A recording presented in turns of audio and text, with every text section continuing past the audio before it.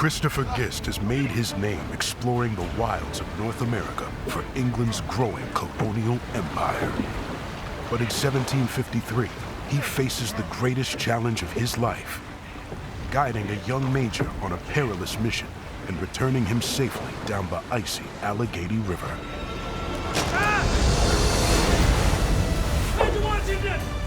Suddenly, Gist's mission becomes not only a matter of life and death, but one that could determine the course of history. Because this isn't just any man. This is George Washington.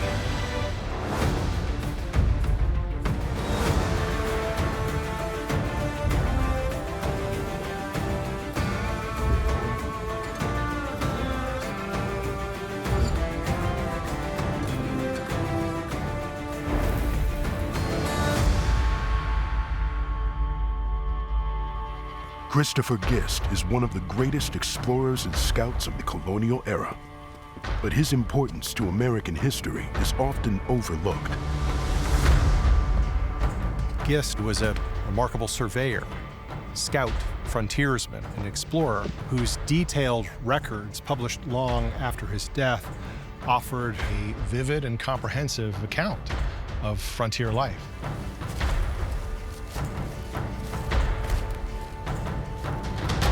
He is really the original frontiersman, going into these Western territories long before any of the people we think of as frontiersmen. Gist is, in many ways, the embodiment of what we tend to think of as the frontier hero.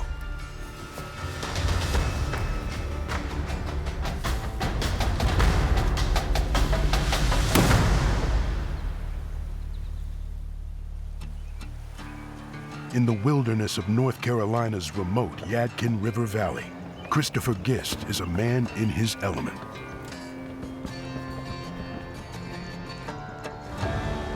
Despite his ease at navigating the wilderness, Gist is not born to the frontier.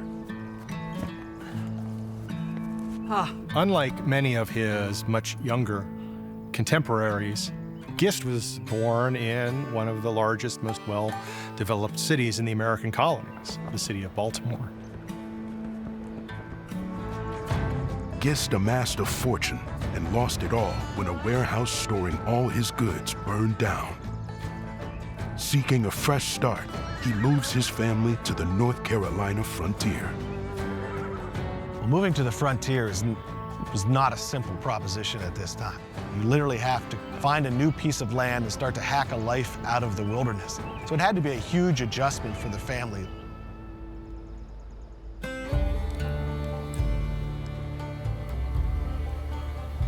Gist quickly establishes himself as a trader, Sirs? dealing with the Cherokee, Catawba, and other local tribes. Blankets I bring you are England's finest. Come, feel. Come winter, they will keep you warm as you sleep.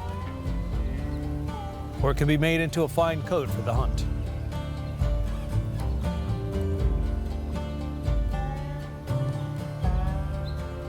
Gist definitely built up a reputation of being one of the white European settlers that different Indian groups could trust. He becomes a kind of respected intermediary. This is yet another skill that will serve him well in the latter stages of his career when he's called upon to lead less experienced men into the wilderness. Gist is soon offered an opportunity that could change his fortunes overnight: to explore and survey the Ohio Territory, an expanse of land west of the Appalachian Mountains. The Ohio Territory comprised all of modern-day Ohio, as well as parts of Indiana, Pennsylvania, and West Virginia. As the cities on the East Coast grow more crowded, colonists are looking to the wide open spaces farther west. The Ohio Company was established in 1748 to explore the Ohio River Valley and to pave the way for settlement.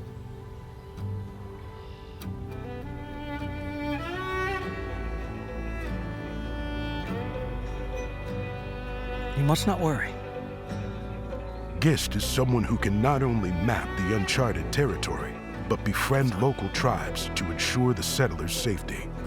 And Gist becomes, in many ways, the perfect candidate. He also has the experience dealing and negotiating with Indians through his trading ventures so that he can approach them sensitively. The journey will not be an easy one, but Gist sees an opportunity to create a better future for his family and for his country.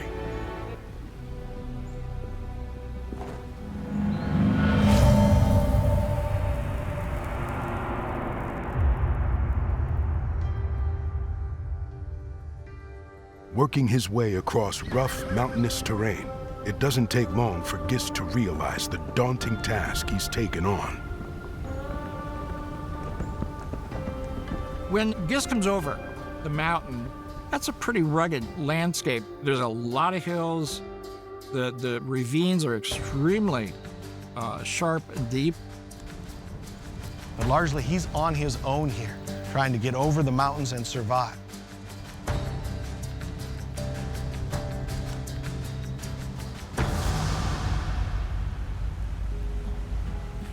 Nearly a month into his journey, Gist finally descends into the Ohio River Valley.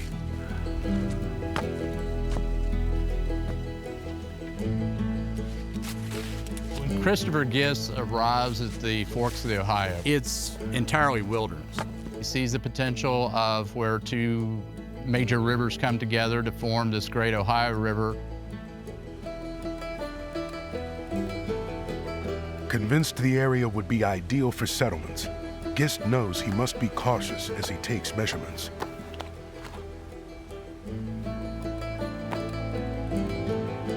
Most of the native groups that occupy the Ohio Territory, they have a long experience with being pushed out of their ancestral lands. And surveyors like Christopher Gist are the first sign that that's going to happen.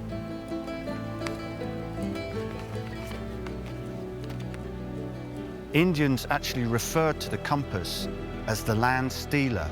Gist had to be far more cautious about his behavior when he was in Indian country. The area Gist is scouted is not far from an important Native American settlement known as Logstown.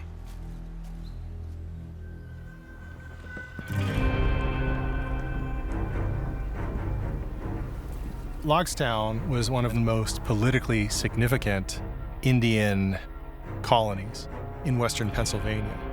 It was a linguistically and culturally diverse community. Of course, there were Native American dwellings, but there were also log cabin dwellings built in the French style. Gist is looking forward to resting himself and his horses, but he also needs to begin reaching out to Native leaders.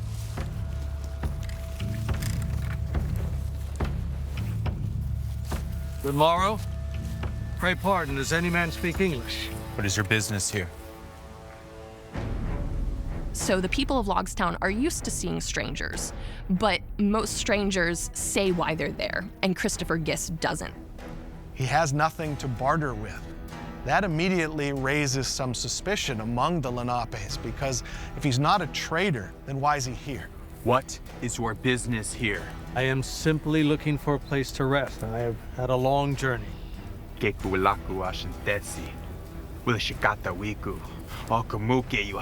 No, I come in peace. I'm a friend. Chief Kakawacheki lives here. May I speak to him? We have heard what you have to say. You must leave this place. Now! If Gist doesn't make the right move now, his mission could end here, in blood. Explorer Christopher Gist is on a mission to survey the Ohio Territory for settlement. You must leave this place. Now! But in the Native American community of Logstown, that mission has taken a potentially deadly turn. I come in peace. I'm a friend. Gist was in a truly desperate situation. So to get out of it, he basically had to tell a lie. George Crowan. He is a friend. He will vouch for my good name. George Crowan was a fur trader. He comes to know, respect, and befriend many American Indian tribes. Luewita na Crowan. he invoked the name of George Crowan as a way of kind of claiming his friendship and almost claiming his protection. Crowan is a good man. If he is your friend, you may stay. Welcome into Logstown, Gist stays overnight, departing the next morning to continue his expedition for the Ohio Company. Over several months, Gist surveys and maps the uncharted Ohio territory. Always wary of further encounters with hostile tribes. Gist is informed that there is a French allied hunting party directly in his path, essentially. And he's told in no uncertain terms that if they capture him, he's very likely to be killed.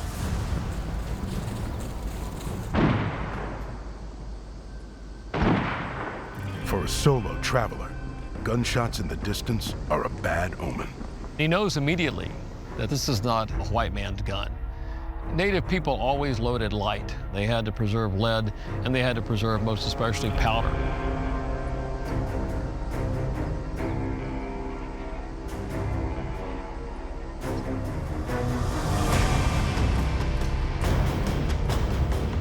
Then he saw the traps that they had set. And then he knew this wasn't a situation where he wanted to hang about.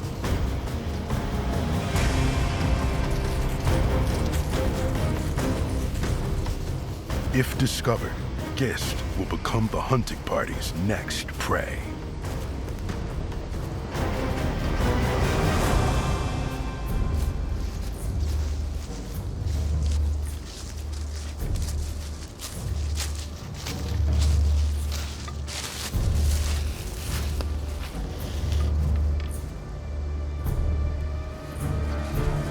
Gist knows that one sound could mean his death.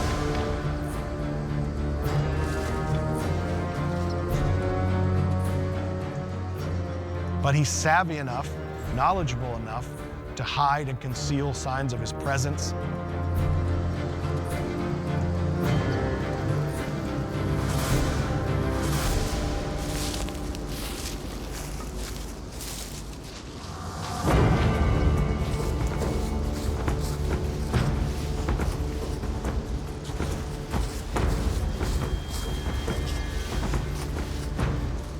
Successfully complete his mission and withdraw without falling into their hands.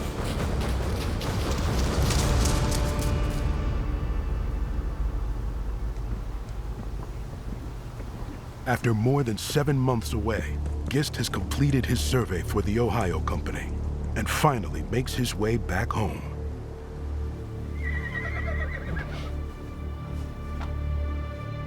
But he realizes immediately that something isn't right. His immediate thought, where's my family? What happened? It must have been gut-wrenching. Fearing the worst, Gist sets off in search of news about the whereabouts or fate of his family. He goes out and he hears that there'd been an Indian attack. 5 people were killed. When you lived on the frontier back then, you couldn't help but think the worst. So I'm sure that's the first thought that went through his mind, is that his family had been killed. Gist gets word that his family may have escaped to Roanoke, Virginia. He can only ride north, hoping that the rumor is true.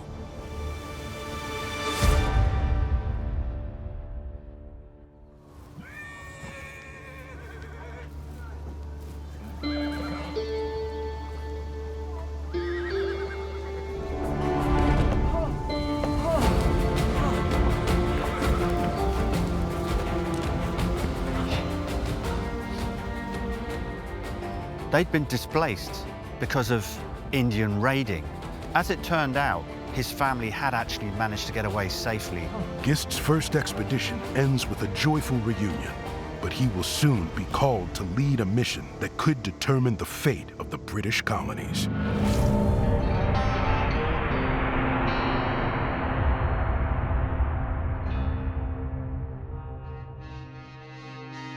With his family safe, Gist returns to present his findings to his employers at the Ohio Company.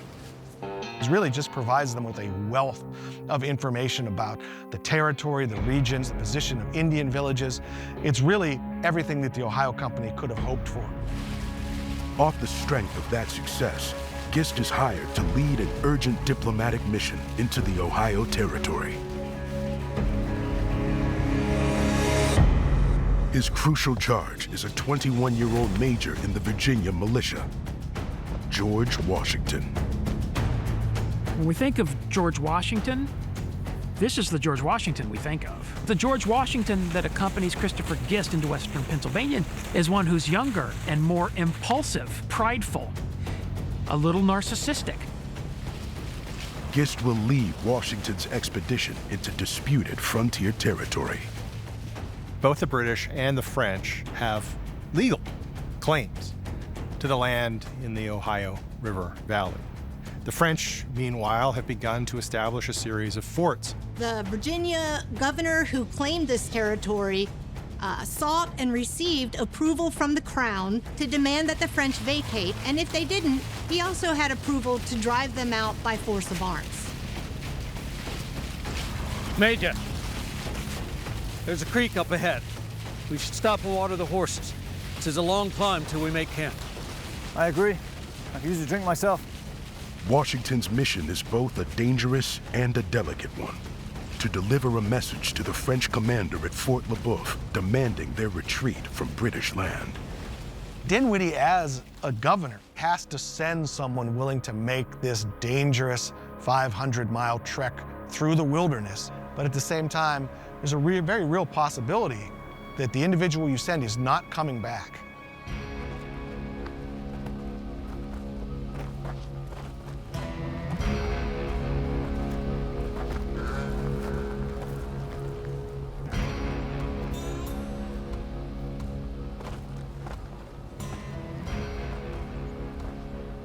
"2 days to Logstown. I had hoped we'd be further along. In this weather, on this terrain, we are making good progress. Yes. But my orders from the governor were clear. Obtain a reply with great haste. I understand. But if we push too hard now, the horses may fail on the return.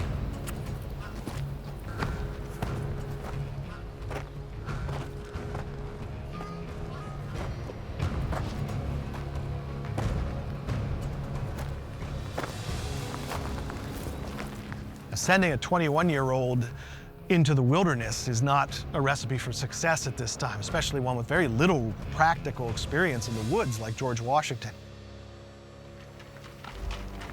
With so much riding on his mission, Gist hopes to reach Fort Le Boeuf as quickly as possible. But the weather soon brings the mission to a halt. It is not passable. That little creek? The rains have had their way with it. Too deep to walk the horses across. Washington's very impatient. It was very heavily pressed upon him to move with all due dispatch to get this mission accomplished as quickly as possible. We'll build a raft and ferry everything across tomorrow morning. Tomorrow? Sorry, we have no choice. I have been riding since I could walk, and I have crossed countless creeks and rivers. Major, I do not doubt your horsemanship. But if a pack horse drowns, it will only delay our progress further. George Washington isn't a man who takes no for an answer. But to be certain, I shall see how deep it is. Major, no. But his overconfidence could spell his doom. Explorer Christopher Gist is guiding a young George Washington to a crucial meeting. But Washington is endangering the mission and his own life with his impulsiveness. Major, no. Major! Gist? Major! I have crossed this creek many times. I have never seen it this high. Our pack horses will drown. Christopher Gist, he was the perfect person to pair up with a 21-year-old, naive, inexperienced George Washington. Christopher Gist comes from a similar class, so he's somebody that Washington will listen to. Major, I understand your impatience, but the wilderness follows its own rhythms. No one man's desire can interfere with it. I have spent my life learning to work with it. but he's also somebody who is going to have a lot of patience with this hot-headed, hard-headed 21-year-old military officer who is determined to prove himself in this situation. Washington needs a steadying hand, and he finds that in Christopher Gist. After a grueling 5-day journey, they finally arrive at Fort Le Boeuf, where Washington delivers his message.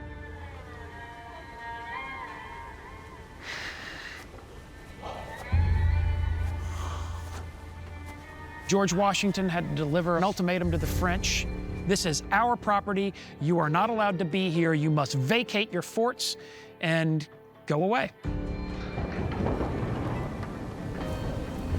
But the French are slow in responding. They're stalling. And Washington had to be well aware that the answer is going to be no, we're not leaving. And so he's eager to just get on with it. Still no word.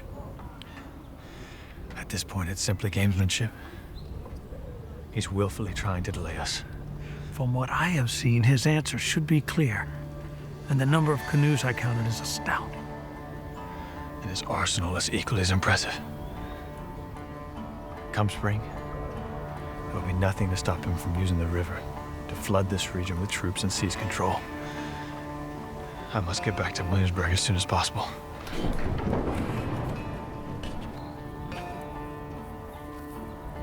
So that the king may have time to mobilize a proper defense. Aye. In those few days, Washington's been going around the fort, essentially spying on what the French have going there. He's been able, along with Gist, to make some notations on the size of the fort, the relative strength of the bastions, right down to counting how many boats they have available to go down the river in the spring. The French commander's response is unequivocal. They will not retreat. That is effectively a declaration of war. It's basically saying, if you want to get rid of us, you're going to have to send troops to do so.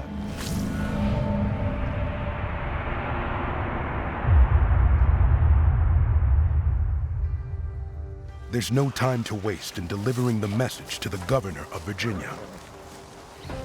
But before they can even leave, the mission is dealt a setback.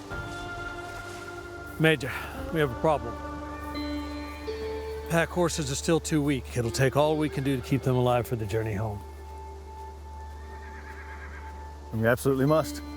The burden on the horses will have to be lightened, of both supplies and riders.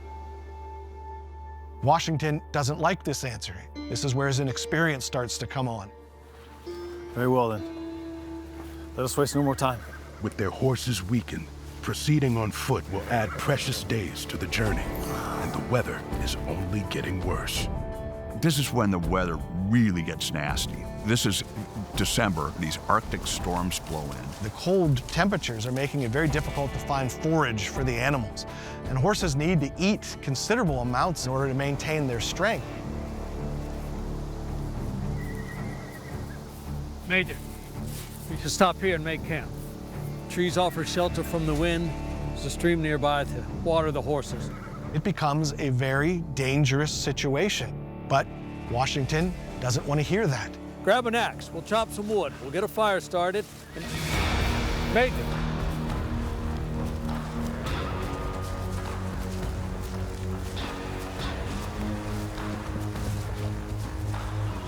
They're not moving fast enough for Washington. His age and inexperience are beginning to show, and his patience finally bubbles over. Major, perhaps you did not hear me. We are stopping to make camp.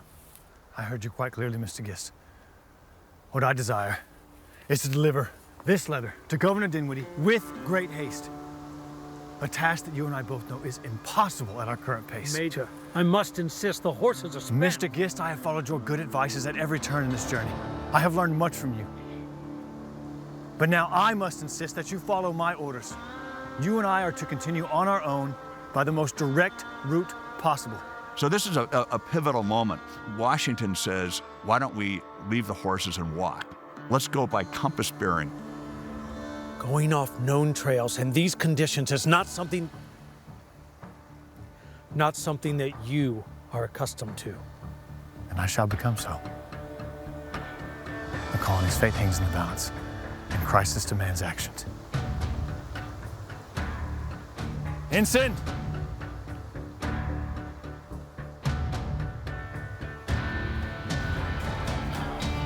Now, at a crucial moment in their perilous expedition, the untried young major is pulling rank.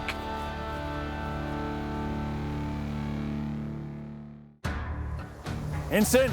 Returning from a diplomatic mission across treacherous wilderness, Major George Washington and frontiersman Christopher Gist are at odds over Washington's insistence to continue their journey alone and on foot. His horses are weak. They're not moving fast enough for Washington. He's not patient, but Christopher Gist understands that George Washington is making a terrible decision with this order. But he is the commanding officer, so Gist does oblige. Deep down, however, he knows this is a perilous mistake.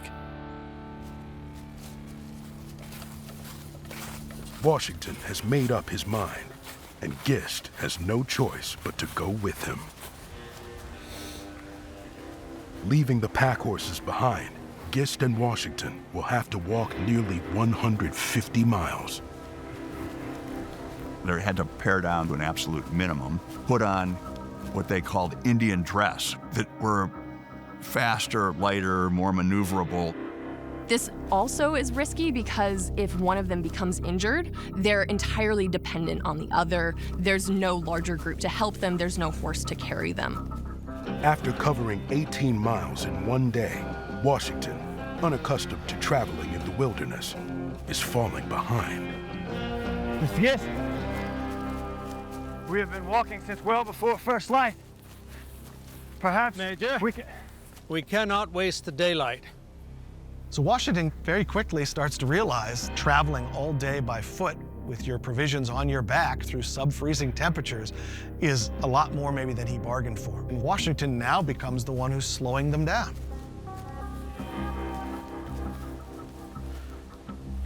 There is a friendly Indian village, not far. Perhaps we can rest there briefly. Ah, that's a relief. What village? Murdering Town. Come. They come across this Indian village, which is called Murdering Town. And it's like, well, that's a bad omen.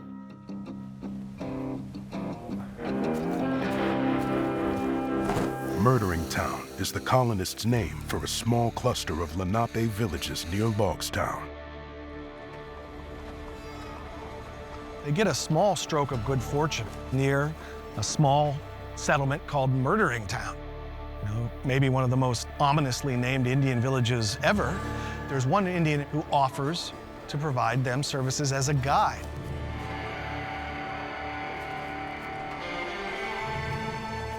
Major, where we be headed, there be an absence of reason.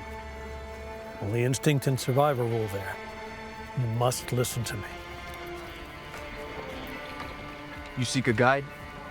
It's a generous offer, but we have no need of your services. What are you doing, Mr. Gist? Our prayers have been answered. Sir, you will eat like kings, and I will carry the Major's pack.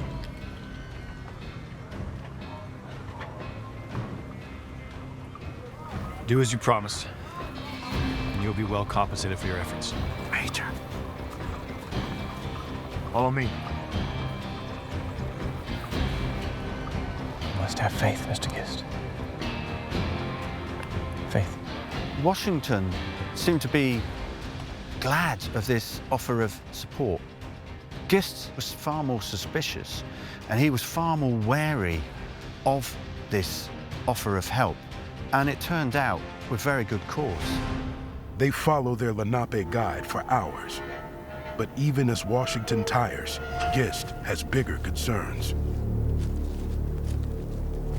Gist became increasingly suspicious because it seemed to him that they were heading in the wrong direction, that they were being led astray. Friend, it is nightfall. We must stop and make camp. We gotta roam these woods hunting for scalps. We must head for my lodge. It is safe there. How much further? Just ahead, only as far as the sound of a gunshot. Well, they keep walking and the lodge doesn't show up. And so Gist starts suspecting that this is a trap. Something is amiss. We've been walking north for 3 miles. North? How would he be taking us north? I do not know, but I most assuredly intend to find out. And it's good, perhaps, that their radar started to become a little bit aware now, because things were going to get progressively worse very quickly. Are you shot? No, are you? He missed, but had that bullet hit 10 inches in either direction, we all have different passports right now. Gist and Washington's guide has turned on them, and he seems intent on finishing them off. How would he be taking us north? I do not know, but I most assuredly intend to find out. On a grueling trek across the wilderness, Christopher Gist and George Washington face an unprovoked attack from their native guide. Are you shot? No, are you?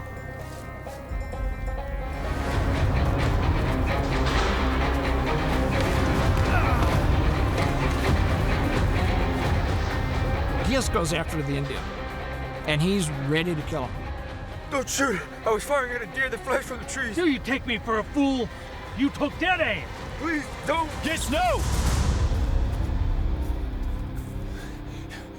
Perhaps he tells the truth. The moonlight plays tricks on the eyes. A man loads a musket ball for one target, another man. Washington had a certain code of honor, a code of behavior, which didn't really sanction the killing of someone who was at your mercy. We'll take him prisoner then. And do what? Drag him all the way to Williamsburg? Now, this puts Gist in a pretty, difficult situation here. How do we resolve this? This guy just tried to kill us, but you want to let him go? Gist has a fateful choice to make. Do as Washington says and let the man go, or follow his own instincts and kill him. You are lucky I am not alone. Major, wait here. Now.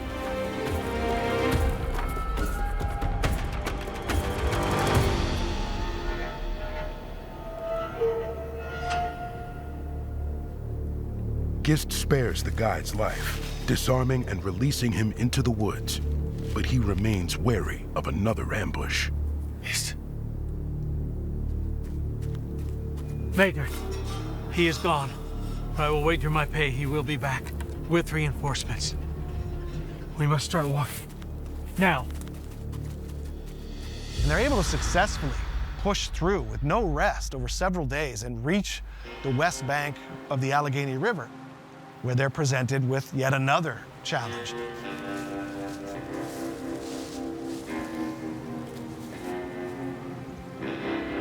My hands be frostbitten, yet the river flows. It's been so cold, they expect the Allegheny to be frozen across solid, and they can just walk across the ice. But when they get there, it's not. Swimming the river was essentially not an option. Hypothermia would have set in, they would have perished.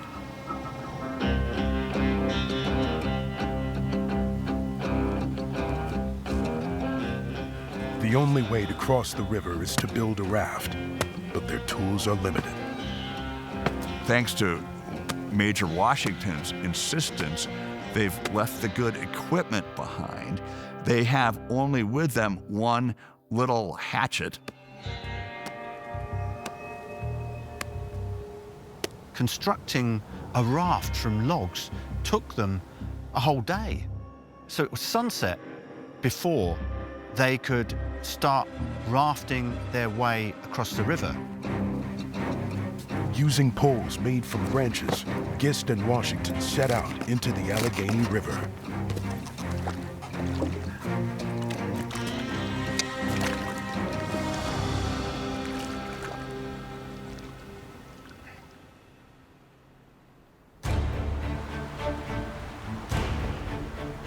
But crossing the river quickly proves difficult as their makeshift raft is caught up in the treacherous downstream current.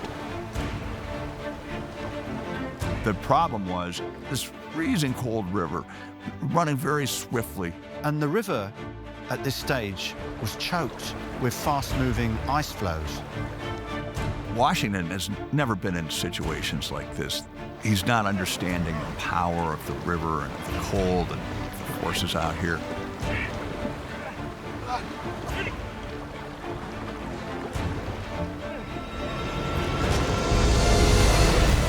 Major Washington! When the ice floe connected with his setting pole, the impact was enough to knock him off balance. Next thing he knows, he's in 10 feet of freezing water.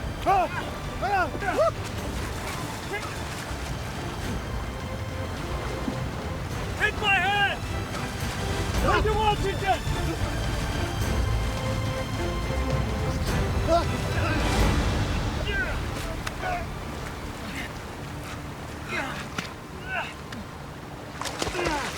Gist pulls Washington from the icy river, saving his life. But the danger isn't over. The raft is being swept downriver. And with their poles washed away, they have no way to control it. There! Fortunately, there was a small island exposed in the middle of the river.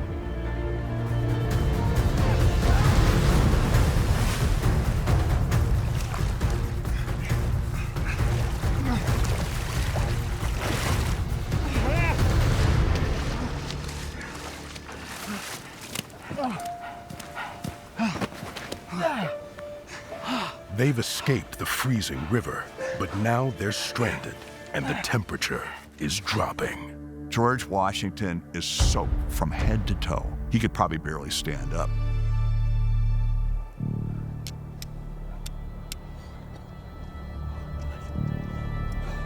The future father of the country is, in fact, in danger of freezing to death.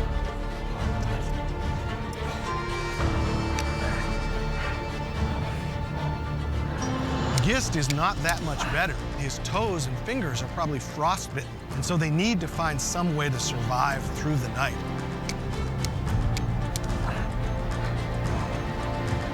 Their hands are frozen, almost useless at that point. Gist tries to start a fire using flint and steel. It's the classic way, but to no avail. His fingers just aren't working the way he needs them to.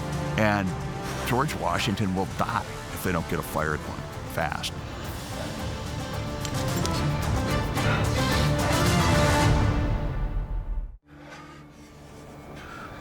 After a disastrous mishap on the icy Allegheny River, Major George Washington and frontiersman Christopher Gist are in danger of freezing to death. For George Washington and Christopher Gist, a fire at that moment was their #1 priority. And if that fire doesn't get started, you can imagine how history changes.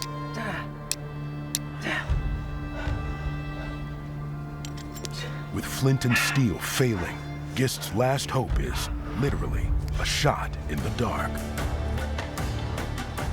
When he's not able to start a fire the traditional way, he resorts to an old frontier trick, using his musket by putting a piece of cloth into the firing pan, so that when you fired the gun, you would get a spark that, instead of igniting the gunpowder, would ignite the cloth, and in turn, boom, fire.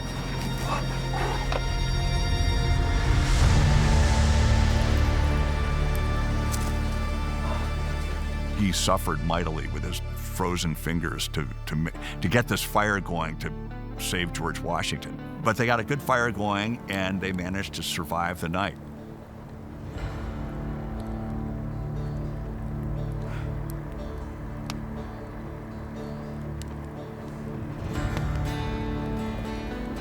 We should get some sleep. Need to build a new raft in the morning. Without the fire, it's likely that Washington probably would have died of hypothermia. I think this is the moment that really cemented their friendship, at least for Washington, because this man saved my life, risking his life.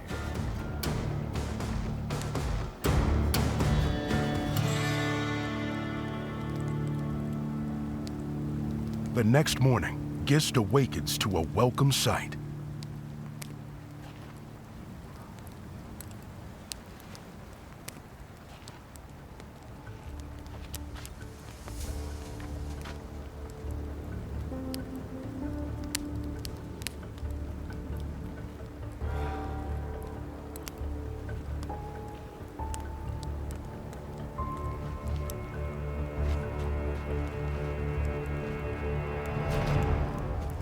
They they saw that the river had frozen across to the far side. And suddenly they realized they were saved. I should think that I was dreaming. If you are, do not open your eyes until we are safely across. They were able to walk off the island, going straight across it. That was one bit of luck they had. 2 months after setting out on their journey, Gist and Washington finally make it back, exhausted but alive. If all goes well, I should make it to Williamsburg in 10 days' time. Perhaps fewer. 4 legs will serve you better than 2. Indeed. Here they separate, Gist to return to his family, and Washington to deliver the message to the governor in Williamsburg. I shall be informing Governor Dinwiddie of your exemplary work on his behalf. England owes you a great debt. It's an honor, Major. I, however, owe you an even greater one. My very life. I shall never forget what you have done. Washington, of course, parting ways with the man who was literally responsible for keeping him alive on multiple occasions. You should ever need me. I'll always be at your service. I suspect that day may be sooner than you think. The hardships that Washington encountered in company with Christopher Gist were a kind of a definitive moment in his life, because by overcoming them, it gave him a sense of what he could achieve. He may not know it yet, but Christopher Gist has played a crucial role in American history, and it won't be his last. Christopher Gist really embodied the expansion of colonial America. It was really, in many ways, the point of a spear of westward expansion into the Ohio River Valley. His time with Washington overshadows so much of who Gist was. But Gist went into the unknown in a way that very few people had done in that era. Gist is the first person to describe the Ohio Territory for British colonists in North America. And these descriptions and surveys are a really critical part of convincing people to move west. While his name may not resonate like Daniel Boone or Davy Crockett, it should. He serves as a doorway to open the region for almost everyone else who comes after him.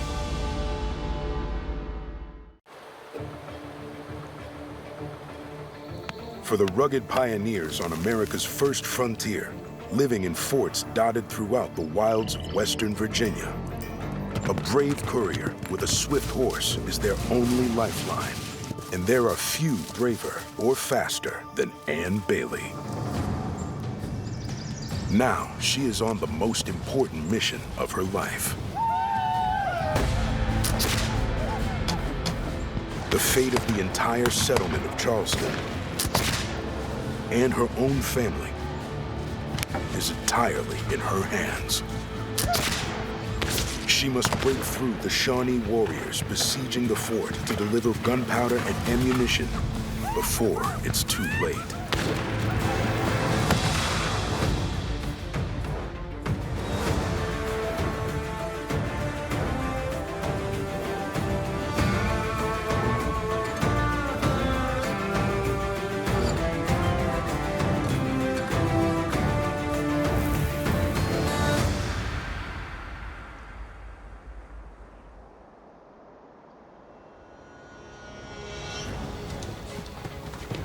Ann Bailey's exploits on the early American frontier have earned her the nickname Mad Ann, but she is much more than that. There are few people who embody the spirit, the tenacity, the stick-to-itiveness, and the gumption that it takes to survive on the frontier than Ann Bailey. To call her mad doesn't do the woman justice. She was the embodiment of that spirit, to survive and fight at all costs. It is amazing how she lived her life and what a patriot she was. She was the very first truly 100-mile endurance rider in the United States. And most of us are unaware that she even existed. A person on the frontier could seize the opportunity to reinvent themselves and to prove themselves. And Anne Bailey did all of that.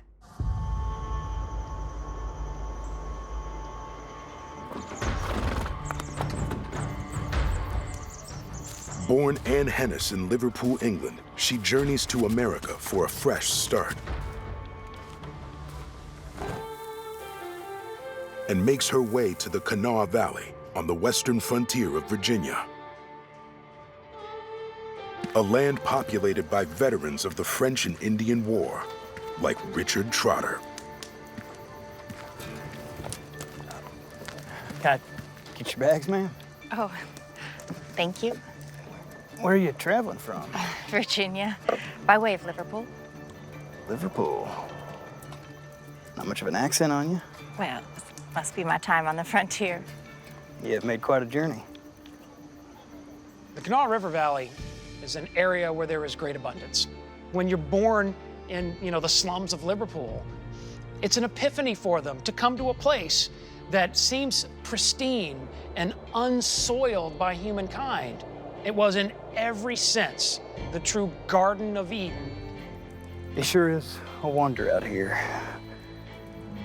but not without its challenges. Oh, I live for challenges. Well, right this way then. In this new, untamed land, Anne finds a home and a husband. I do.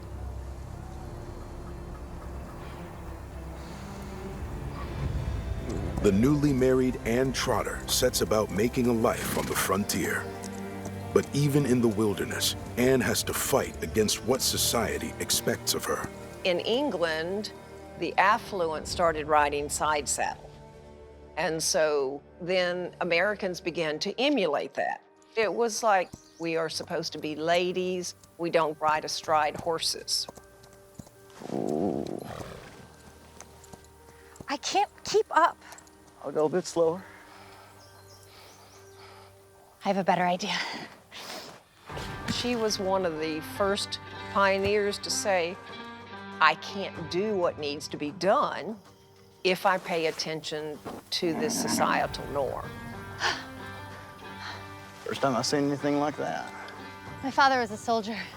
I learned things in a military family.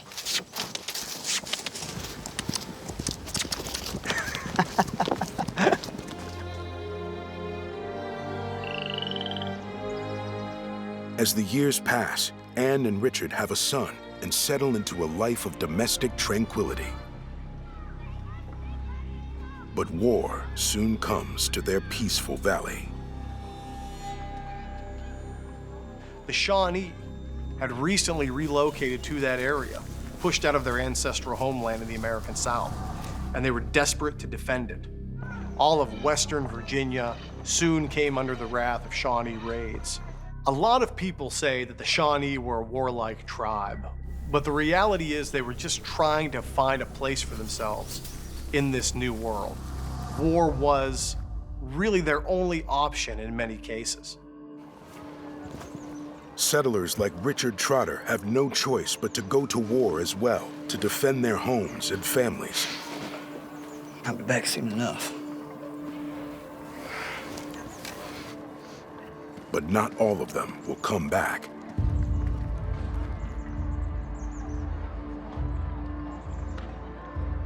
The Shawnee realize these white people are never going to stop coming.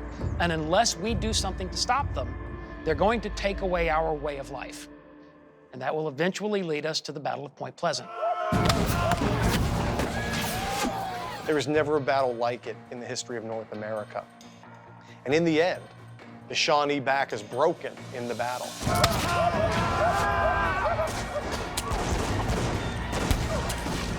But one of the consequences of this battle is that Trotter is killed in action, leaving Anne without a husband.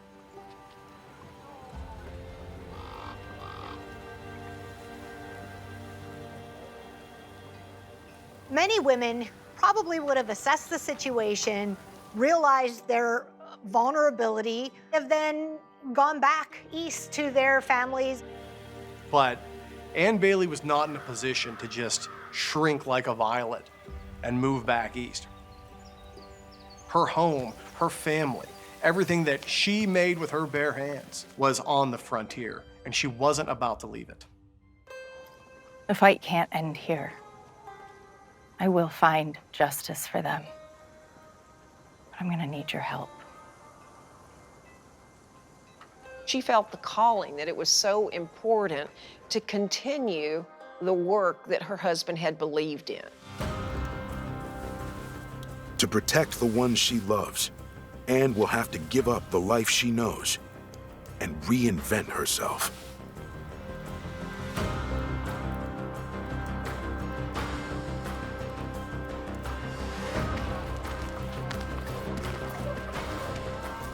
She went rogue. She wore men's clothing, and she was kind of Calamity Jane before Calamity Jane. Anne was a mother, and yet she set aside her family needs and left William with a neighbor that she trusted. Now you be good to Mrs. Mann, okay? She's gonna take care of you while I'm gone. I love you. I'll be back soon. She went forward, and she didn't let her gender stop her. She didn't let stereotypes stop her. She didn't do it to prove anyone wrong. She did it because it was the right thing to do.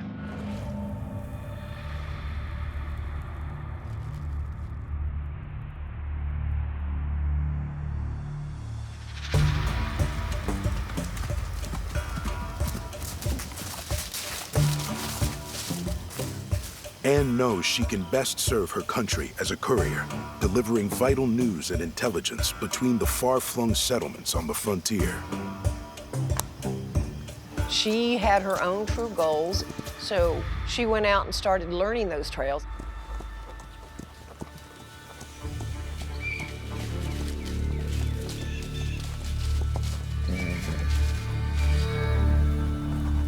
But she still has to get accustomed to the brutal physical demands of the job. When you're doing that kind of long-distance riding, it would be similar to marathon running. At some point, you run into a wall. And a lot of people give up, and they just say, okay, I can't do this. But the really exceptional riders go, okay, I can push through this, and I can get it done. Mile after mile, the unforgiving Kanawha Valley forges Anne into a bold, capable horsewoman.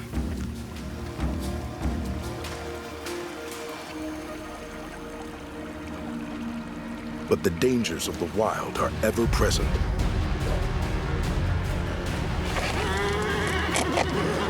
And not all of them are in human form. After the death of her husband, frontierswoman Anne Bailey has reinvented herself as a courier. But now she has come face to face with the dangers of the wilderness. Wolves were very common at this time in the U.S., so if you are riding through the forest, especially by yourself, you're in a lot of danger.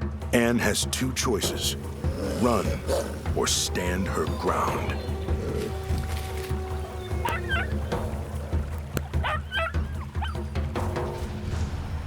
If you're faced with a wolf pack, you don't want to run. What you want to do is stand up and look larger. You want to make noise, possibly throw rocks at them to try to make them understand you're not the meal they're looking for. She had developed the expertise. She knew the best routes and how to avoid the two-legged and the four-legged predators that were in the woods. She ended up being the perfect person for the job. Now one of the best riders on the frontier, Anne gets a chance to deliver a world-changing message. On July 4th, 1776, the Continental Congress ratifies the Declaration of Independence. And it's up to couriers like Anne to spread the news throughout the new United States of America. Paul Revere is only the most famous example of the significance of horse riders during the Revolutionary War. Horseback riders were the most instant form of communication that were available, and so they played a critical role in delivering the latest intelligence, troop movements, and other forms of information.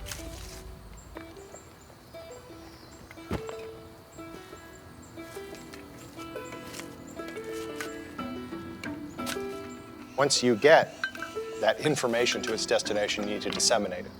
This led to the development of something called the broadsheet, which are rudimentary posters that could be placed somewhere prominent where people could read it.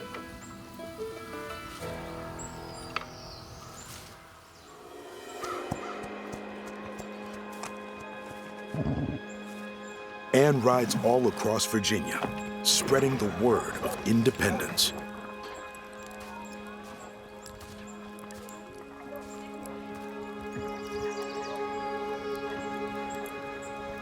We hold these truths to be self-evident that all men are created equal, that they are endowed by their Creator with certain unalienable rights, that among these are life, liberty, and the pursuit of happiness. Anne and other messengers like her were the first recruiters to go out there and say, hey, we need people to join the militia in America is at risk, and we need people to step up and help us. Without your support, the British will suppress and murder us all.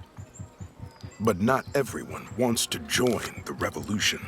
The Revolutionary War completely unsettled the backcountry by the split loyalties on the colonist side, with some being loyalists or Tories and others being Americans or patriots.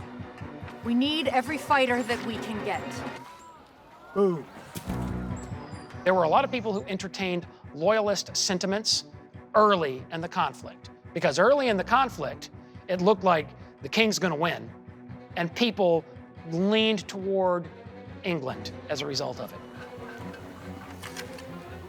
Thank you. Still crispy.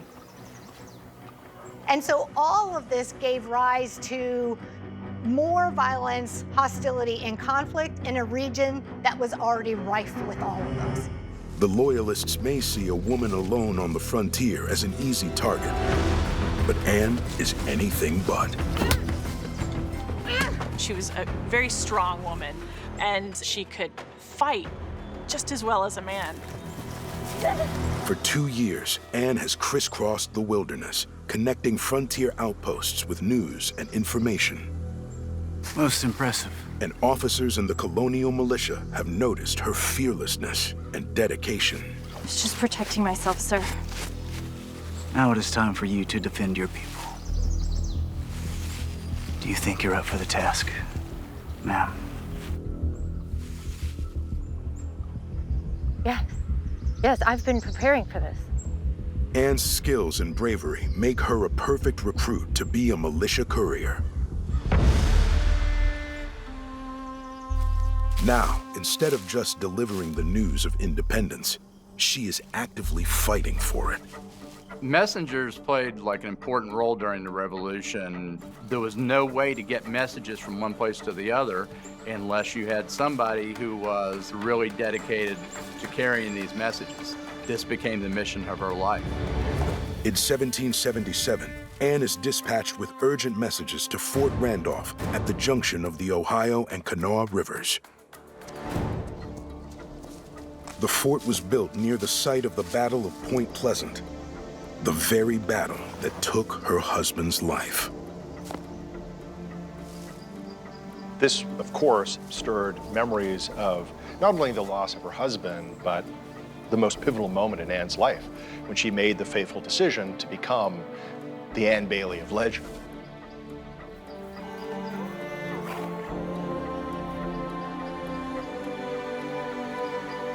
I think Anne Bailey really at that moment realizes that there's really no going back for her. She has given herself completely to this cause.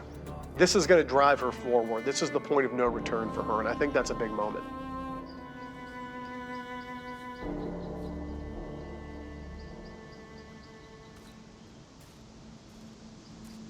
But when Anne reaches Fort Randolph, she learns that the ongoing conflict between the colonists and the Shawnee has claimed another victim. One of the most prominent chiefs and leaders amongst the Shawnee was Cornstalk. He understood and valued peace. When he traveled to Fort Randolph at the beginning of the American Revolution, he was thrown into a jail by patriots and then senselessly murdered. Cornstalk has just been killed. When the Shawnee hear about this, no one is going to be safe. For many of the Shawnee, when they saw Cornstalk treated in such a terrible way, they were convinced that war was the only way to seek revenge. No colonist is now safe from retaliation by vengeful Shawnee warriors, and Anne must now make a 150-mile return ride through hostile Shawnee territory.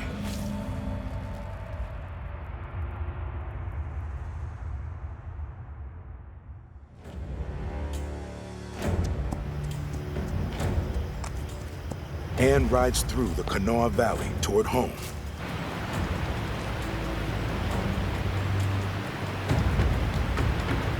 And finds herself in the sights of the Shawnee.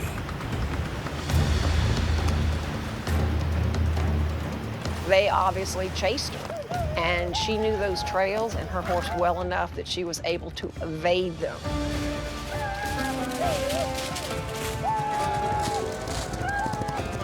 When you're in a situation where you're faced with unsurmountable numbers against you, it's better to run and hide and live to fight another day. For Anne, being smaller in stature, it's easier to get into certain places, use the shadows to your advantage. It's going to be a lot easier for her to avoid being detected. Hiding in plain sight, Anne can only pray that the Shawnee don't find her, because if they do, it will mean certain death.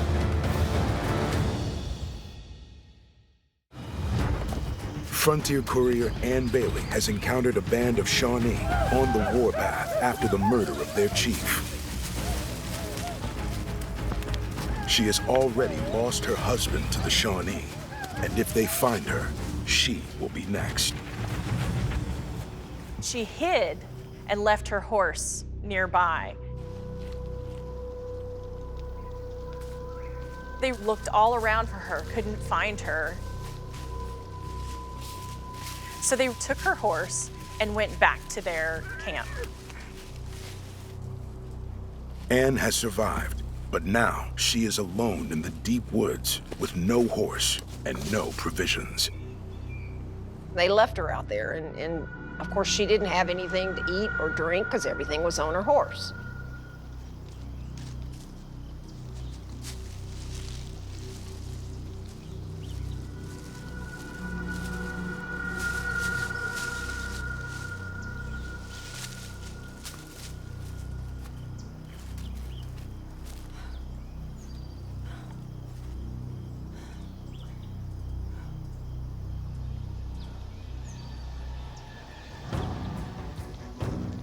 Before long, she figured out, oh, I see tracks. So she followed the horse tracks, and she eventually got to where the Indians were resting.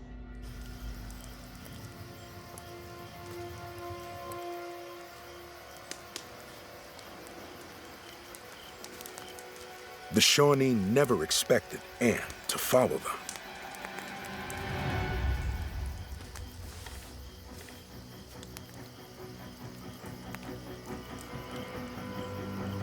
She snuck up to her horse and she kept it quiet, but then it whinnied because it was so happy to see her. The boldness, sneaking into a Shawnee encampment, stealing back your horse, that's something the Shawnee haven't seen before. It's part of why Anne has the reputation she does. And it's not just being crazy, but it's the sheer audacity of doing something that nobody would expect. They really felt like perhaps she was, we might say, touched in the head and maybe guided by the Great Spirit. The Shawnee never forget their encounter with the woman they call Mad Ann, but it won't be their last.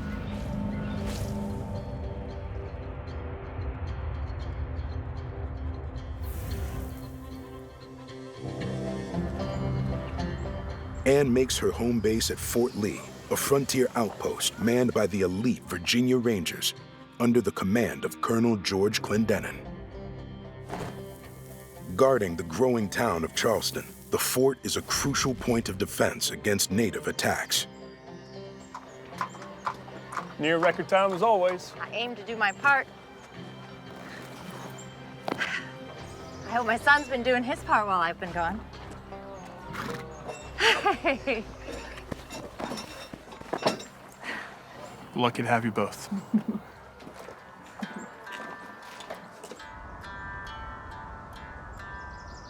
Ann's son, William, now a young man, has rejoined her at the fort.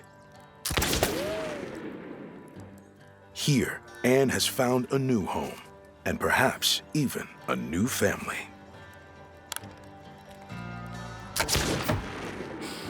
Well, don't feel too bad. I have many years of practice on you.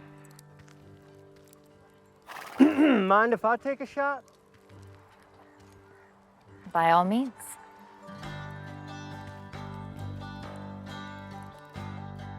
John Bailey was a ranger, and he rode with John Crockett, Davy Crockett's father. There. Beat that. You can see that Ann clearly has a type. Frontiersmen that are fighting hand, tooth, and nail just like she is. Officers in the Revolutionary War used whistles to drill troops, send signals, sound alarms. Bailey uses his officer's whistle to playfully distract Ann just as she's about to fire.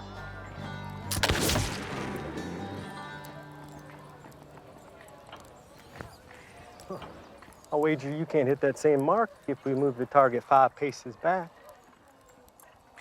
I wager I can at 10 paces back. And if I win, I get that whistle, and you shall not ever whistle at me in that way again. You heard? Move that target back.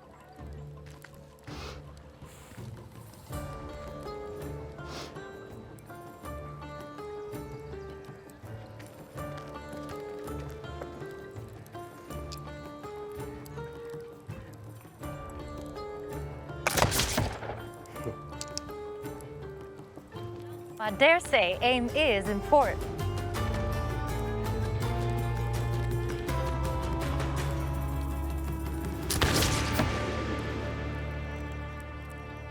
Looks like we got a victor.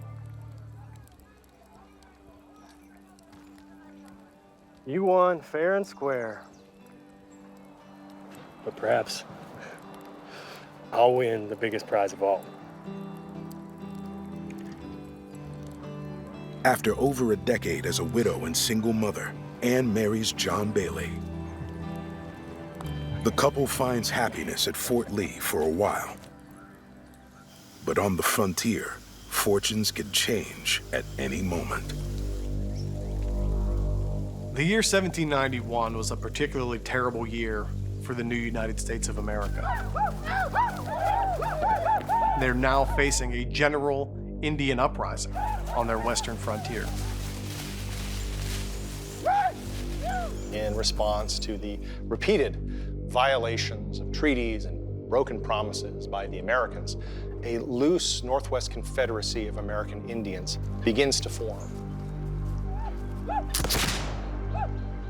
And all of this culminates in the Northwest Indian War. It's sort of the Native Americans' Revolutionary War for independence.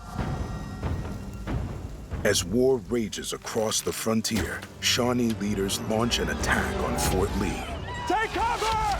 Go, go, go!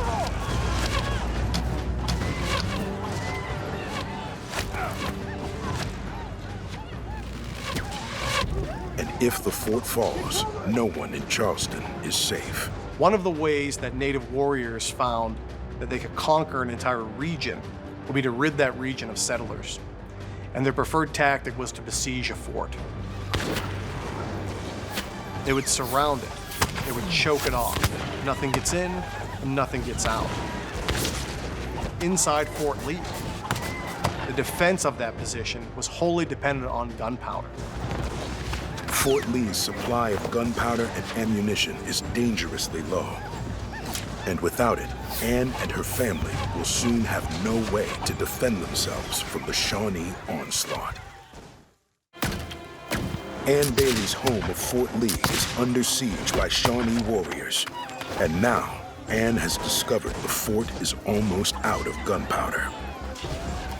If the fort's defenders can't replenish their supply of powder and ammunition, they won't be able to withstand the assault for much longer.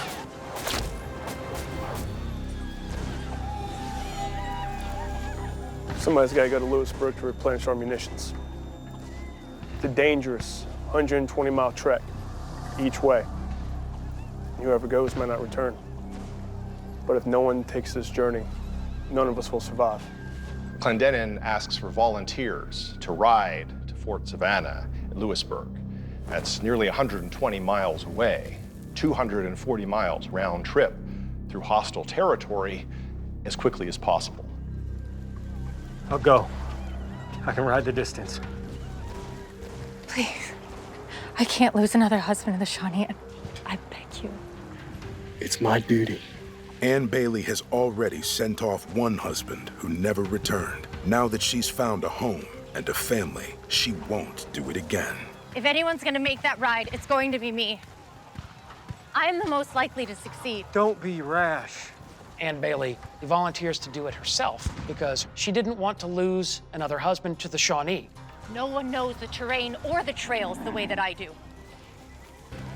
I am the fastest, lightest, most experienced rider of anyone here. I'm the one meant to go. All of your lives depend on it. And without question, Anne Bailey was probably tougher and more reliable than most of the men at Fort Lee. Anne had been riding for about 15 years, so she's an expert rider. And this is significant because riding on horseback at this time with this kind of terrain is no easy feat. But Anne's husband, John, doesn't want to lose her either. If anybody's gonna risk their life, it's going to be me.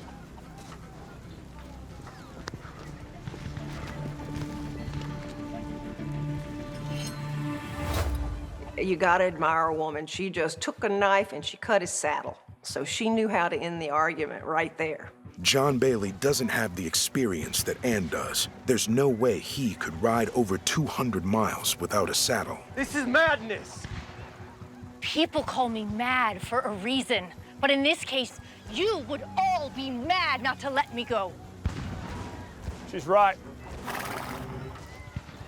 Anne's the best one for this ride, but not on that old mare. It's the best horse we have, maybe in all of Virginia. Colonel Clendenin knows that to be successful, Anne will need all the speed she can get. It's beautiful. She sets out on her mission, knowing that she may never see her family again. So many times she would make choices about what was good for the country rather than what was good for her personally. That was her higher calling that she faced. If you need me, whistle.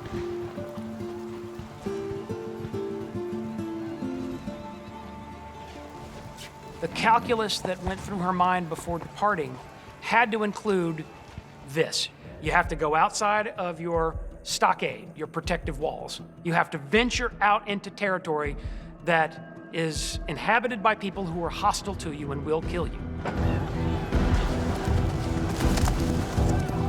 As soon as Anne leaves the fort, the Shawnee spot her, and they now have a chance to take out Bad Anne.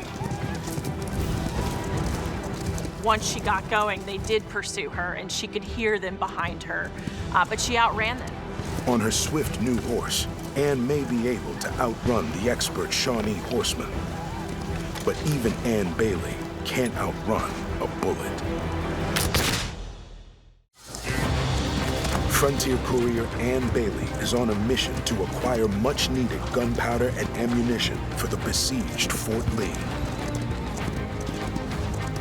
But a Shawnee bullet may end her ride before it even begins.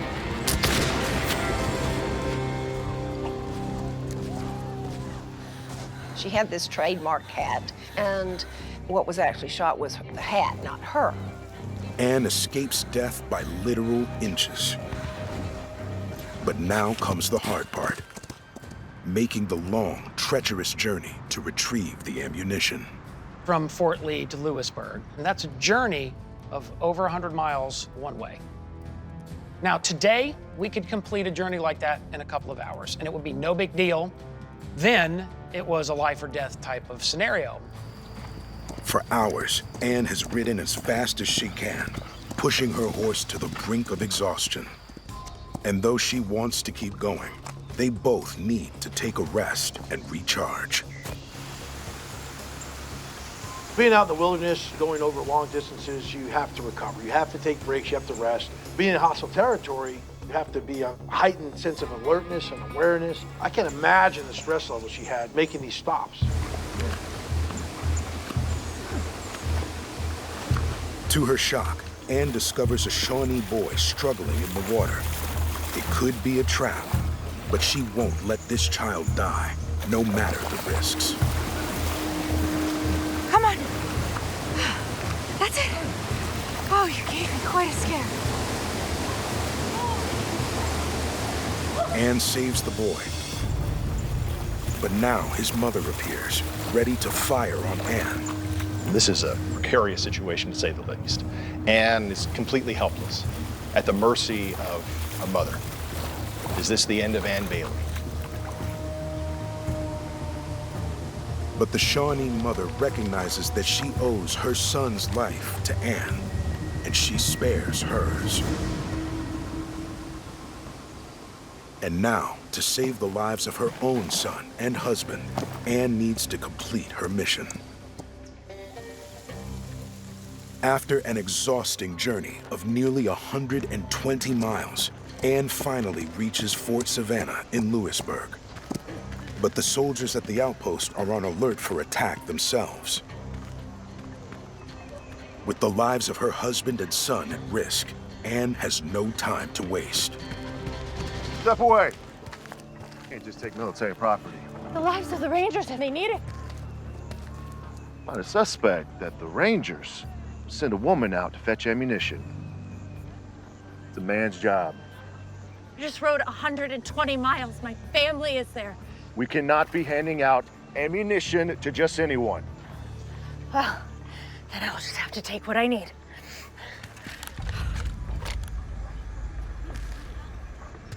At this stage in the expedition for Ann Bailey, she could do anything to save her family. She wasn't going to be stopped. Just leave peacefully. Forget this whole thing ever transpired. I can't do that. I would be sentencing those men, my own husband and son, to death. Sir, with all due respect, I recognize this woman. That's Ann Bailey. I served with her husband, John. She speaks the truth. She can ride as fast as anyone here. She knows these woods. And she can shoot the tick off a deer. Well, if this is true, you should have no problem hitting that flask off of that there ledge. From back there. Shoot that flash from back there and you give me what I came for. Women along the frontier had to defend their homes and their children, so they did know how to use a gun. But she truly excelled at it. And there were times that she would be the best shot out of all the people present.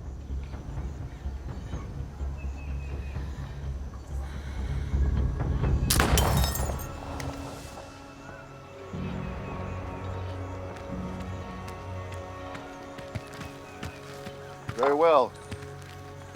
You'll have your munitions.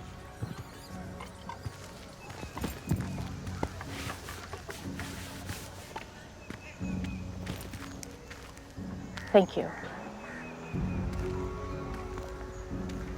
The unwieldy powder kegs will make for an even more difficult ride. So Anne repacks the powder in bags and powder horns that are easier to carry. Anne has secured the gunpowder and musket balls that her people desperately need.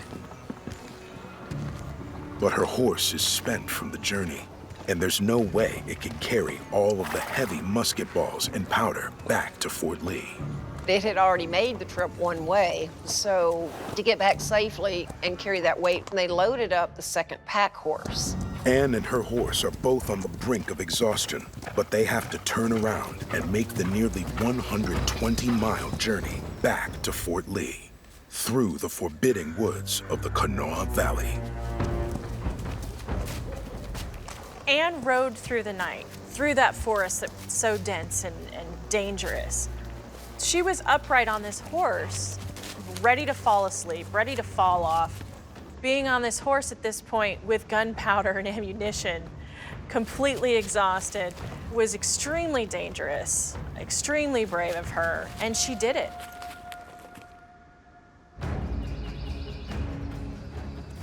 After riding all night, Anne arrives in the woods outside of Fort Lee.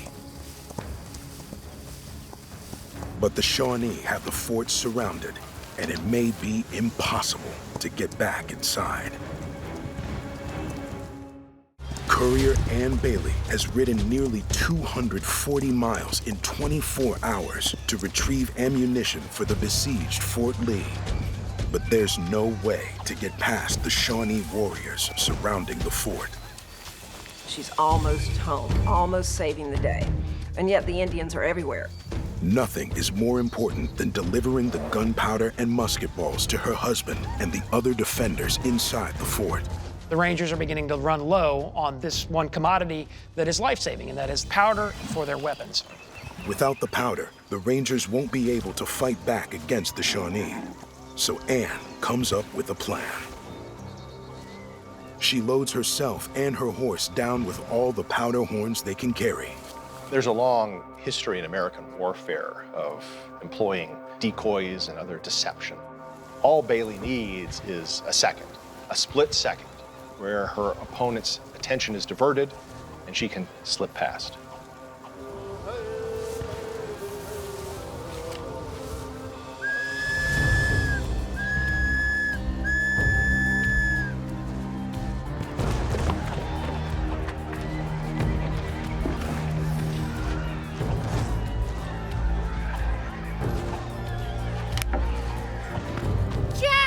Anne can only hope that her ruse will work, because she won't get a second chance.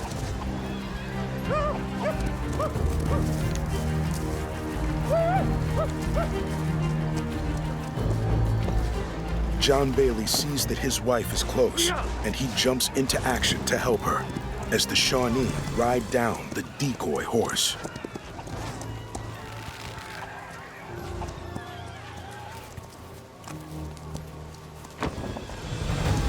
Anne's decoy has deceived the Shawnee for a moment. But it may not be enough time for her to reach safety.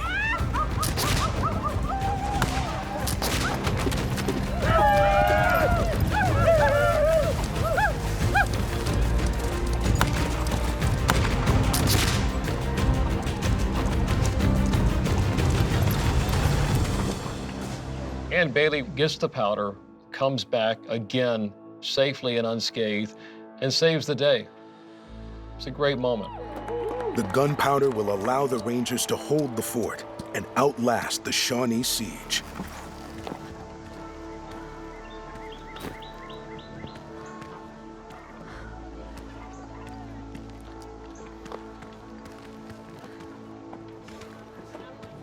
You've saved us. Needless to say, he's yours. Least we can do. I think I know what I'm gonna name him. I'm gonna call him Liverpool.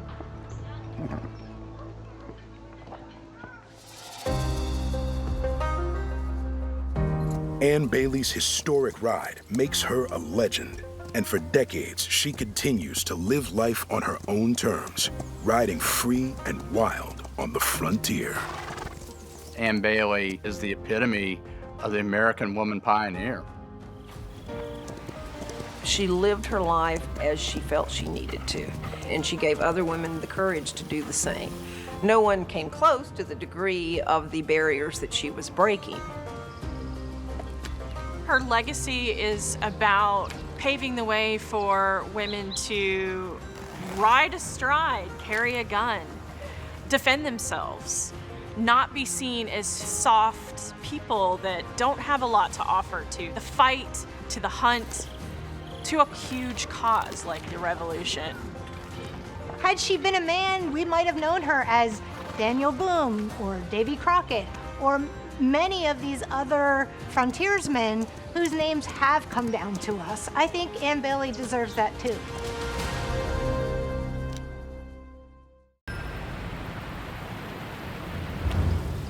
Frontier trader George Crowan has been dispatched on a crucial mission to broker a peace treaty between the British Crown and the warring tribes of the Ohio Valley.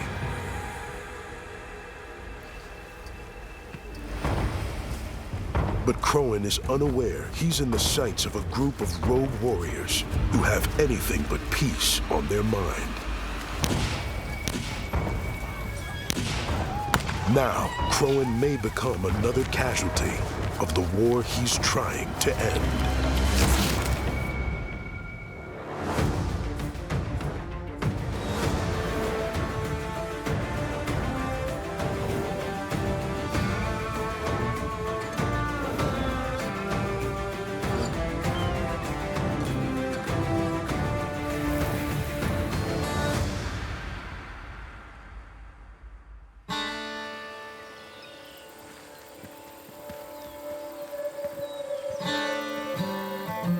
George Crowan comes to North America from Ireland, seeking his fortune, and he becomes one of the most influential men on the early American frontier.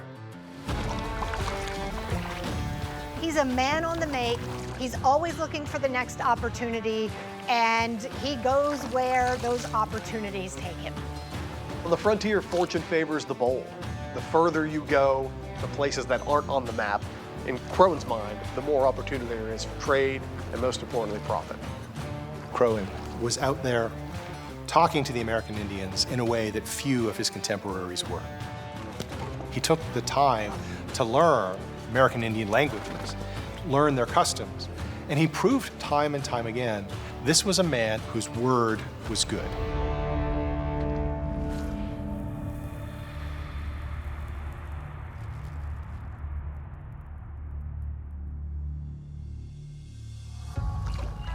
George Crowan was one of the first Anglo fur traders to go over the Ohio River Valley. The region was long dominated by the French.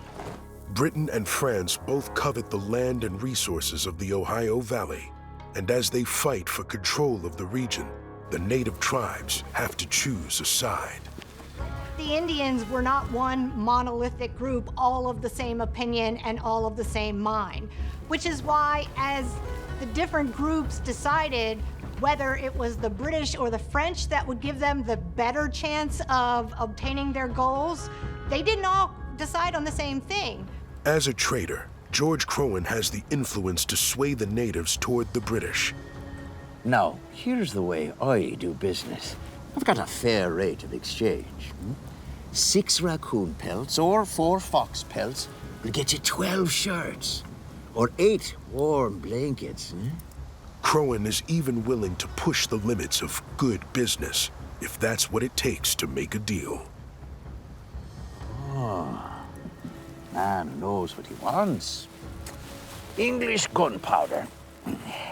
A frowned upon item for some traders, but not for George Crowan. Many traders, especially British traders, are reluctant to trade guns and ammunition with American Indians for fear that those weapons would be used against them. But Crowan has no such qualms.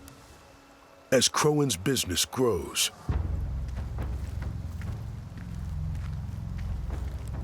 French traders long established in the area see him as unwanted competition. If you and your Ottawa friends wouldn't mind waiting while I finish my business here. You have no business on French land. This here's open territory. Trade on the frontier can quickly turn violent. Crowan is both careful and clever.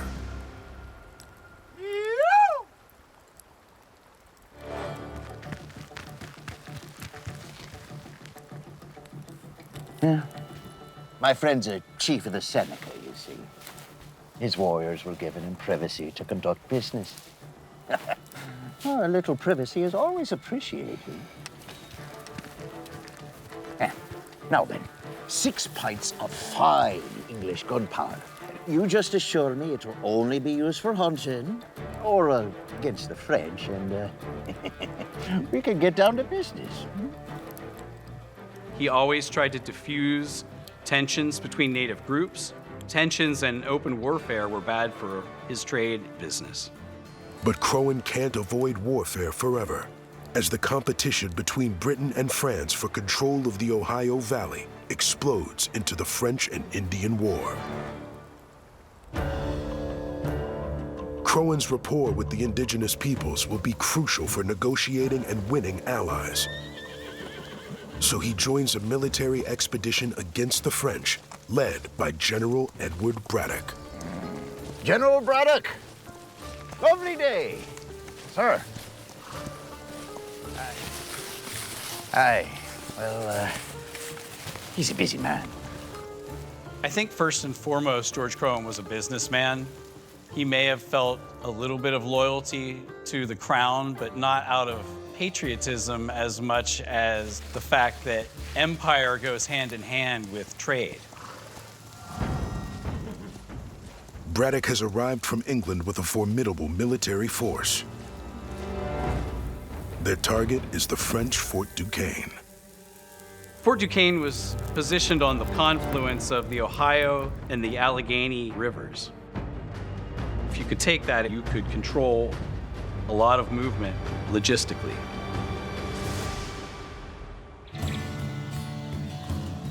One of Braddock's guides is legendary frontiersman Christopher Gist. Ah, Christopher, the beauty of it. This year, the general clears a fine wide road, and next year, it'll be lined with settlers and trading posts. Nice to have the army do your work for you.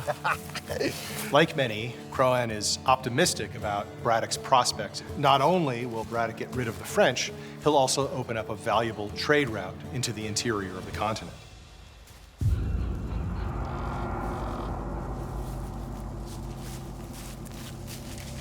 Crowan finds a dead scout, a sure sign that the French and their native allies have learned of Braddock's mission.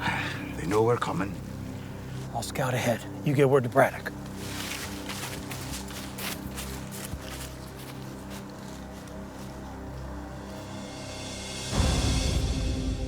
He quickly warns Braddock's 23-year-old aide, George Washington.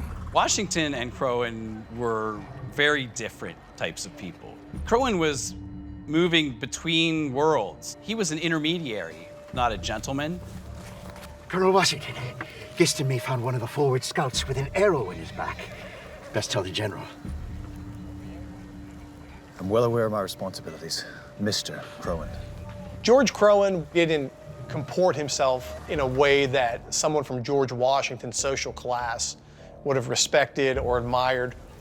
Take it as a suggestion, and a good one. If the general's officers had had more respect for the Iroquois I brought, they might have scouted ahead and prevented this, instead of packing up and going home.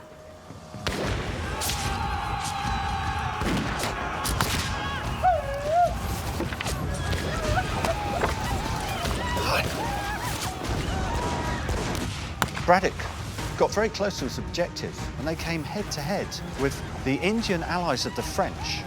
They were ambushed by 700 Great Lakes warriors. Column was getting jammed up and completely attacked. These folks were now sitting ducks. Did you see them, Crowan? can't see anything. Of the close to 1,500 men that Braddock brings into the battle, over 1,000 are killed or wounded.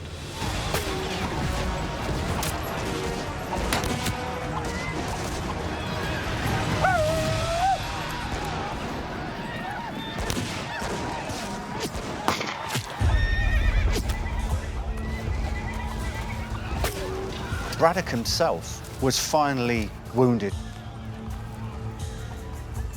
And Washington, with the assistance of George Crowan, managed to bundle the wounded Braddock into a cart so they could get him away from this scene of carnage. Oh, easy now, General. If you're going to die in the field of battle, let's leave that to the enemy, shall we?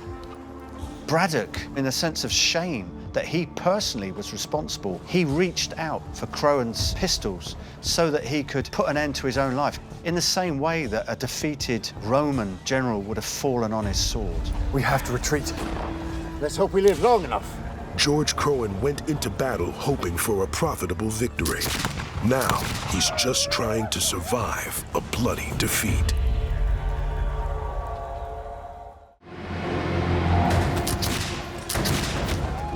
After General Braddock's expedition suffers a vicious assault by French and Indian forces, frontier trader George Crowan and 23-year-old Colonel George Washington are left without a commander. General, looks like the commander's fallen to you, Colonel. It's now up to Washington to take charge and lead a retreat to save what's left of Braddock's army.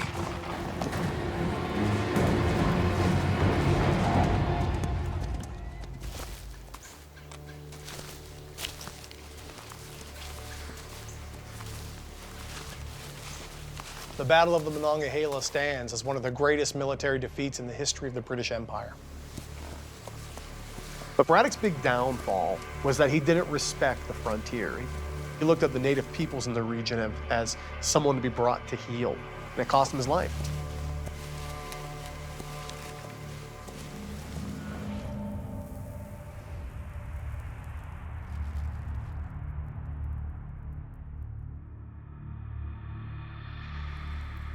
Braddock's defeat is a great victory for the native tribes who sided with the French, and one great warrior will seize this opportunity.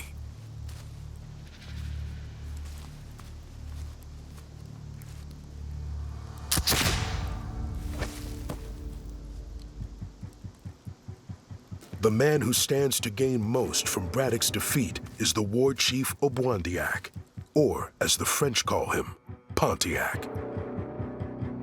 Pontiac was a war chief of the Ottawa, who is most famous today for having instigated what at the time was the largest united uprising of American Indians against Europeans.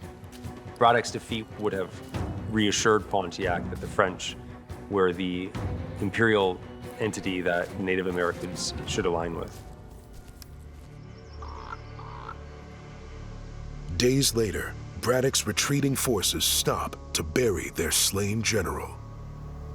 Despite the calamity of Braddock's defeat, the British pour new men and supplies into the French and Indian War, a conflict in which both Pontiac and George Crowan play key roles. Crowan had been spreading all these lies and rumors about the French, all in an attempt to get Ohio Indians to renounce their allegiance to the French. And Pontiac made a speech in which he berated George Crowan as a liar. My French brothers, the man called Crowan has spread lies. He says the English have taken Canada. But I tell you the truth. Canada is unconquered. Crowan is a liar, and the French shall be victorious. But Pontiac has chosen the wrong allies. In 1763, the war ends with a British victory at the site of General Braddock's notorious defeat. But while George Crowan looks forward to the resumption of trade across the frontier, Pontiac wants to take the war to another level. My brothers, when I have asked the English for medicine for our sick, they laugh at me. And you, my brothers, the time has come to exterminate this nation which only seeks to destroy us. Pontiac! Pontiac! Pontiac! Pontiac! Pontiac! The Pontiac Uprising was the first widespread, united uprising of American Indian peoples against colonial powers, stemming the tide of westward migration. The action needed was mass, unified, armed resistance.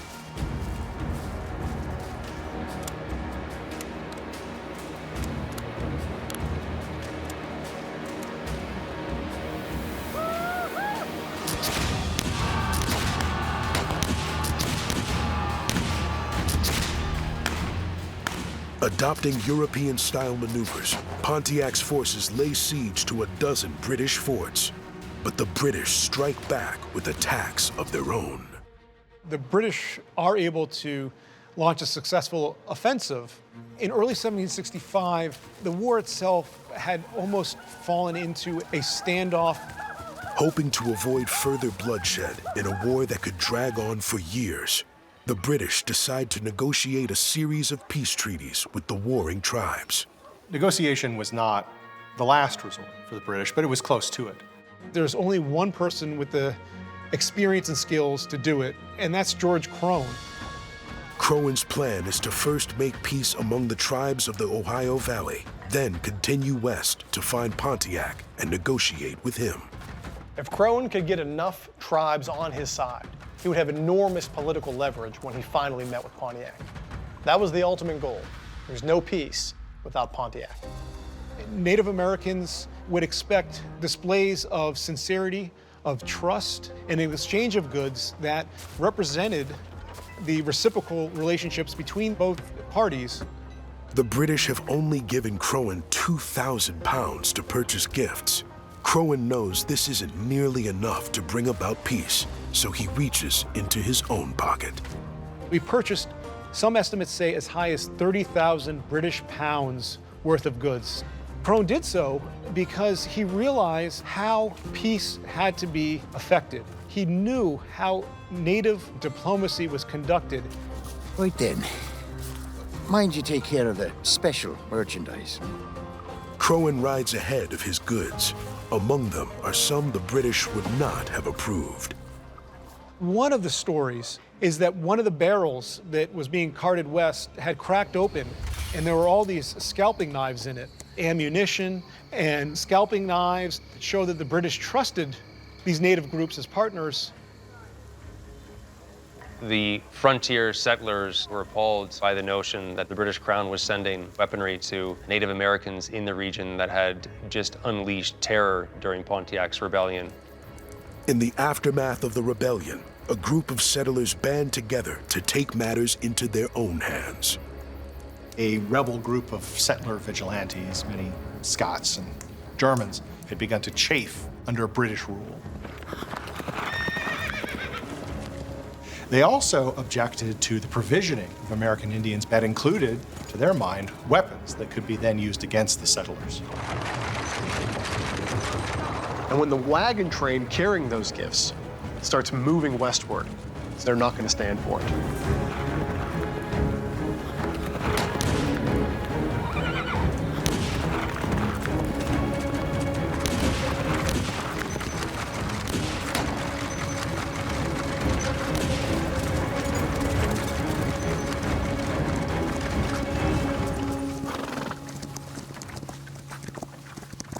Crowen's goods are intercepted before they can reach him. Crowen needs these gifts to succeed in his mission.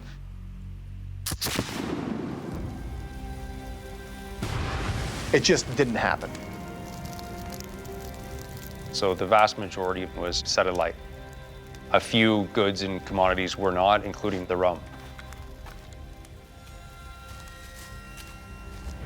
One of Crowan's men manages to commandeer a horse released from the wagon and escape to warn Crowan.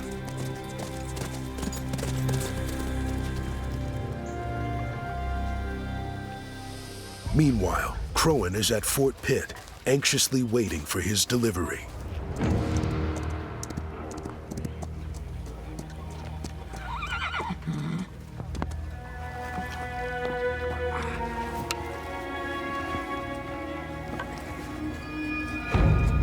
Crowan hears the devastating news that his goods have been destroyed, and now he knows there can be no peace negotiations. The tribes will feel betrayed, and the frontier could erupt in a new wave of bloodshed.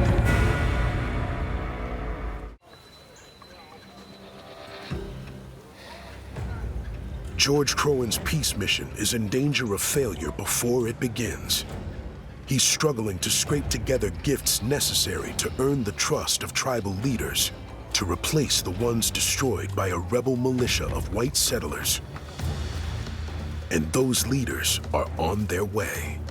The importance of presence in Native American treaties is a sign of respect. The destruction of goods put the peace that he was trying to bring to North America in jeopardy. The Ohio Valley tribes are running out of ammunition, but they'll only stop fighting if they get some respect. And this just isn't enough respect, is it? Why is he beating? Shawnees! Go tell the commander they've come in peace. I hope. Hatito! Huh? Welcome to Fort Pitt, my friends. Crowan always has a backup plan. It's one of his greatest attributes. And he's gonna have to call in favors to procure gifts to succeed in his mission. But it will take more than Crowan's gift of gab to get the Shawnee to agree to a peaceful future. I was bringing more. White men destroyed them. With men like that, how can there ever be peace? You know not all whites are like that. Elsewise you'd not have come. Let me have a word with the fort commander. He needed to supplement lead and powder and went straight to the armory at Fort Pitt to make up for the shortfall in goods. Pretty bold maneuver. There, huh? There. Tokens of good faith from the army itself. The Shawnee leaders can't believe Crowan talked the English into giving them gunpowder. I assured the commander you'd never use the gunpowder against him. That'd be like giving a gift back. Now, let's see what kind of peace we can build on gunpowder and rum. George Crowan has turned potential disaster into victory, building a bridge of trust. Thanks to Crowan's quick thinking and deal-making, the Ohio Valley tribes agreed to peace and the restoration of trade. He brought back the mission from the brink of disaster. They agreed to make peace. Score one for George Crowan. Phase one complete. But phase one is the easy part. There are still resistance pockets among indigenous populations throughout the Illinois and Ohio country. Hundreds of miles to the west, other tribes still wage war, many following the leader of the uprising, Pontiac. Crowan still needs to secure Chief Pontiac's signature on the peace treaty, but that's easier said than done. That is a dangerous task.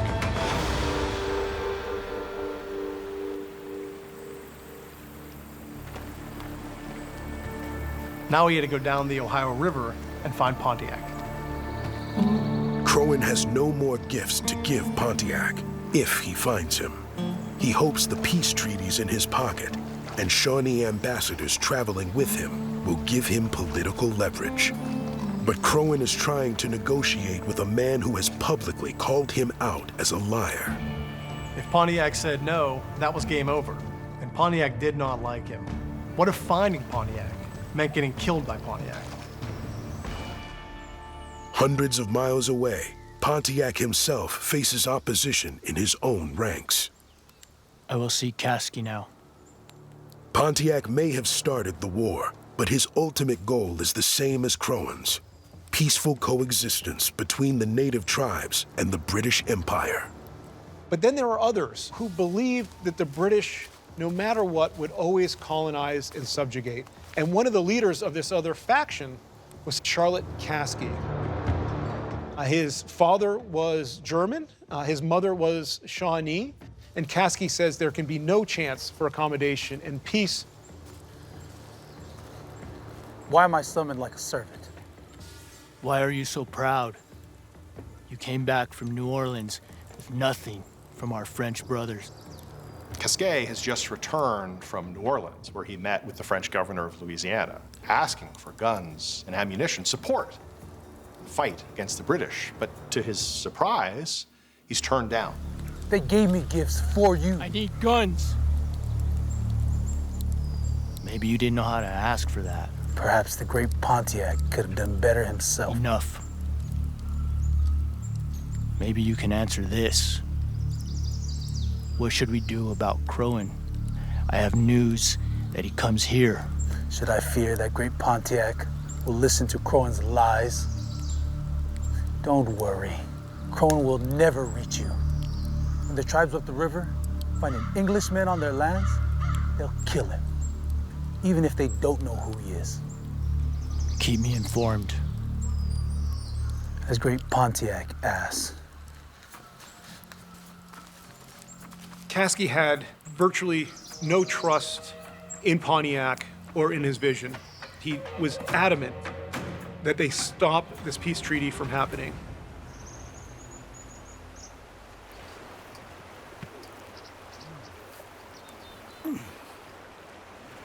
A fine day indeed. Save me a cup. But as Pontiac and Casquet's power struggle plays out, Crowan is unaware of the danger he is walking into. Crowan didn't believe he was in any danger. The journey had been so pleasant, everyone had let down their guard. George Crowan has come to make peace, but now he has been targeted for death.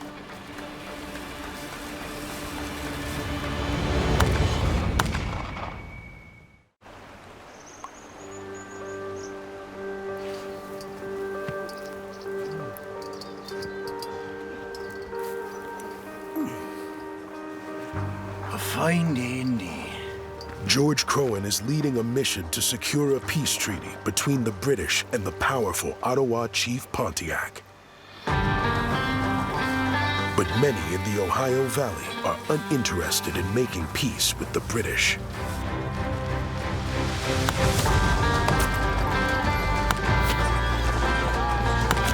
These Kickapoo and Mascoutin warriors aren't following orders from Pontiac or his Shawnee rival, Charlotte Casquet. It wouldn't be atypical for Kickapoo or Mascoutin warriors in the Ohio River Valley to attack a party that looked like Crowan's party at that time. The English are viewed very much as the enemy. The attack on Crowan's camp seemed coordinated, but sometimes warriors just act on their own.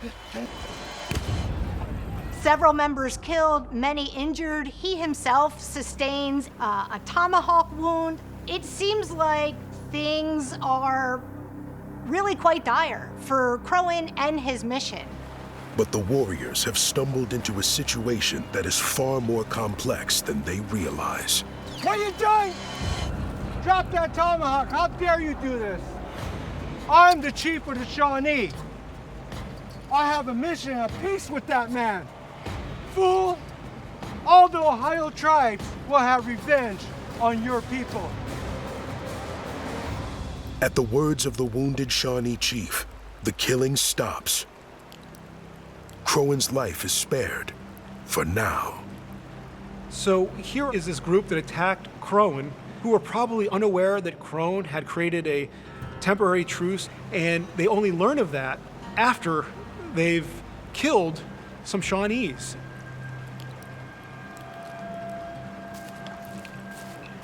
They're young warriors that made a miscalculated judgment and attacked a party that they didn't know the significance it held. The warriors' mistake has made Crowan's peace mission even more complicated. Pontiac wants to force the British to make peace. Charlotte Casquet wants to continue the war. And the Kickapoo now have in their hands the one man who could decide the fate of the Ohio Valley. So the question now is, what do we do with this guy?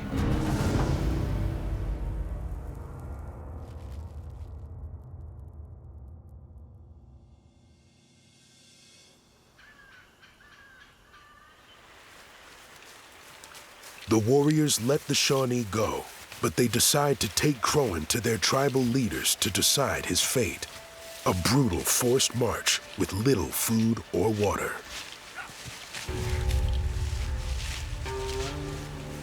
Despite Crowan having a fancy townhouse in Philadelphia, he really was someone who could be quite tough. Fur traders really had to learn to be comfortable with the uncomfortable.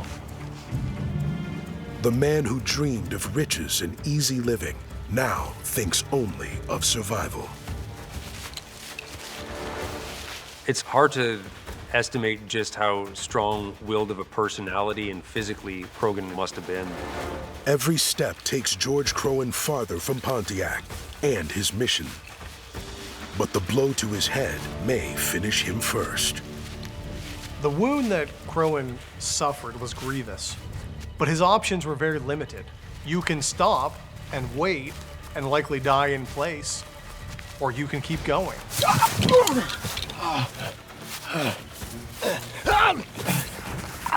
Peace on the frontier depends on the survival of one man, a man whose time may have run out.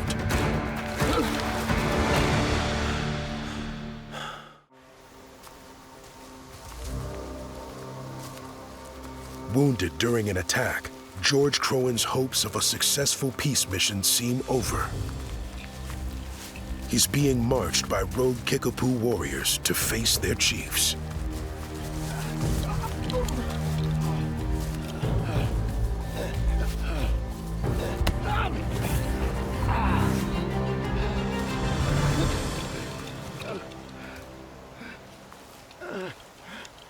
And yet, there may still be a slim ray of hope for Crowan.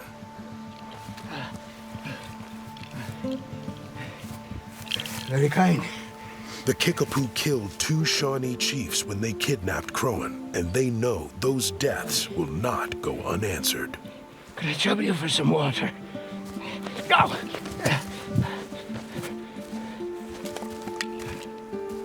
The threat to the Kickapoo is Shawnee retaliation. They could have a war on their hands.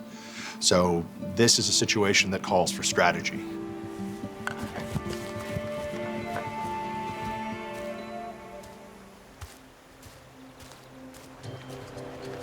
Crowan realizes that his survival depends on convincing the Kickapoo that he is their only hope for getting out of this situation alive.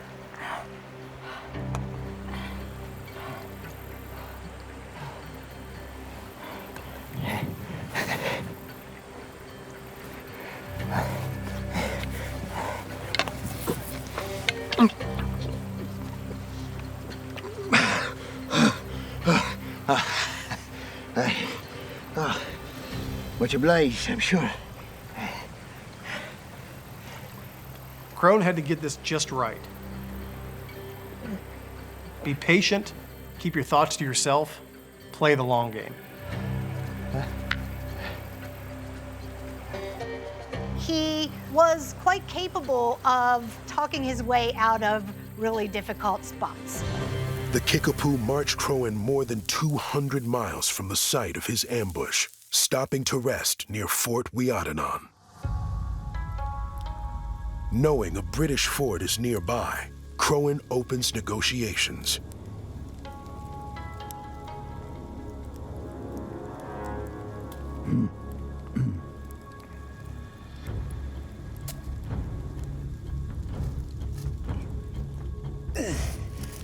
He presses his only advantage, the warriors' fear of reprisal by other tribes for their impulsive attack. Thank you. They ended up killing at least 2 or 3 of the Shawnee chiefs that accompanied Crowan, and Crowan would have leveraged his position to gain the best outcome for himself. I know you're worried about what the Shawnee chief said. A tribal war is a fearful thing. But you also know I can help. That's why you've been good to me. Crowan is essentially trying to talk his way to freedom. And the plan actually begins to make sense to his captors. I can take her side. Say you and your friend just made a mistake. If I'm alive. No, there's a fort just over that way. You take me inside the gate, and I'll tell the soldiers we're all friends. How's that sound? When his Indian attackers realize that Crowan promises his intercession with the Shawnee, he's already sort of turned them around. But just when freedom seems within reach, a hidden enemy makes his move.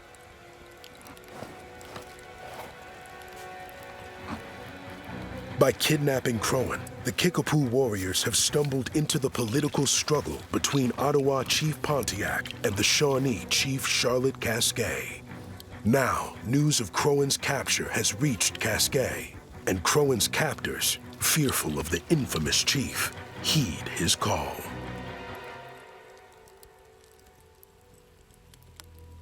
I am Charlotte Casquet. You've heard of me, and you will listen now. You will not take Crowan to your elders or to Pontiac. You will bring Crowan to me now.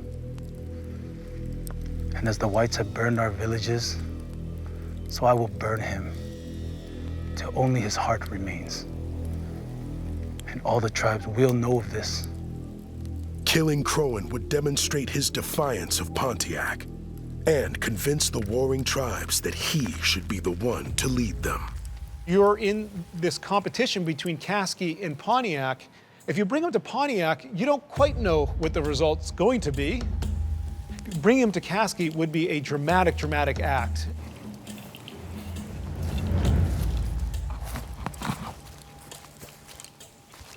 Well, it's good to see my friends again.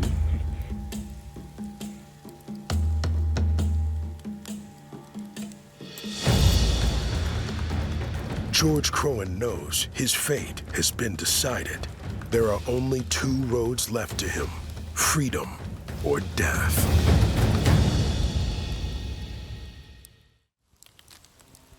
Captured during a mission of peace, George Crowan has almost convinced his captors to set him free.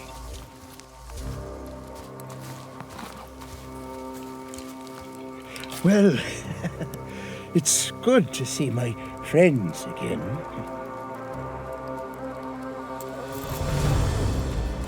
But they've been ordered by Charlotte Casquet to hand Crowan over to be killed.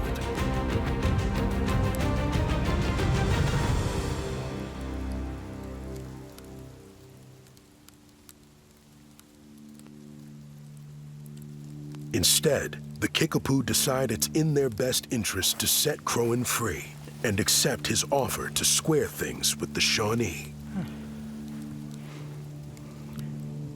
On to the fort, then. It's a quintessential George Crowan story. Only he could be tomahawked, detained, and end up friends with those Indians by the time they got where they're going. Crowan's liberation is a humiliation for Charlotte Casquet.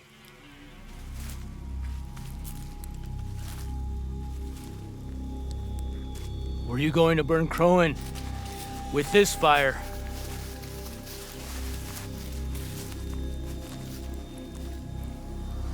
It's too little, like you. But how can you command the tribes when you can't even command 2 warriors with the minds of dogs? Your authority is broken. Whether Crowan lives or dies will be my decision.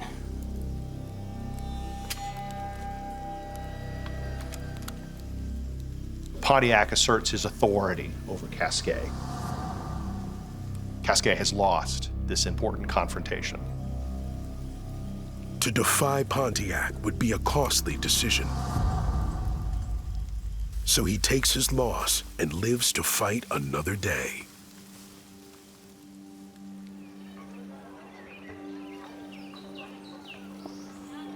As he promised, Crowan agrees to make peace between the Shawnee and his former captors. I told you the commander was a good host, didn't I? A generous man with his food and his drink. Now then, about where we might be able to find Chief Pontiac. George Crowan. And his dogs. But it's Pontiac who finds Crowan.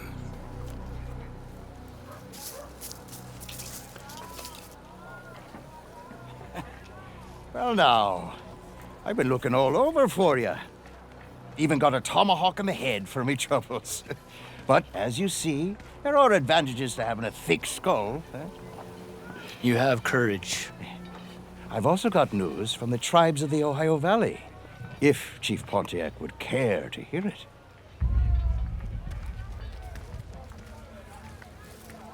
By the time Crowan meets Pontiac, Pontiac's well aware of the precarious situation he would face if he continued to fight the British Crown. Your battles with the English have forced them to respect you. They know you're a great chief. Great enough to make peace. I think you want peace, so you can get rich and there's trade again. And what's wrong with that? We can all be rich and alive.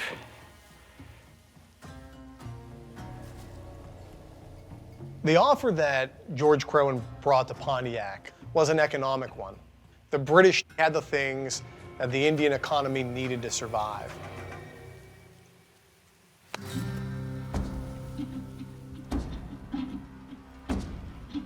For Pontiac, the new world was going to be a British world, and he believed that offered the best deal to his people. Finally, the promise made between two fiercely independent men becomes a treaty between two nations. What I think Pontiac sees is an opportunity to establish a foundation for a future. I do believe this was a moment of hope for Pontiac. It is a decisive moment for George Crowan as well. The man who came to these shores seeking riches is now shaping the future of a nation. George Crowan was able to operate among the most elite in North America, but he could also operate with the average frontiersman. And then, of course, he was extremely adept at navigating different Native American cultures. What made Crowan so successful was his ability to cross so many of these boundaries. Crowan really stood at the precipice of establishing himself as one of the lead historical figures from colonial America. He led people into a vision of the future that had yet to be determined. George Crowan led one of the most adventurous lives and brokered so many deals. And you can't really tell the story of westward expansion in the Ohio country without centering the story on George Crowan.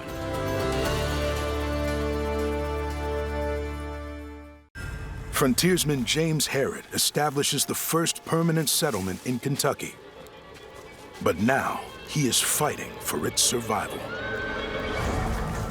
The Shawnee have come to kill or drive out the settlers at Harrodsburg, and they flee back to their camp with a prize: the daughters of a slain settler.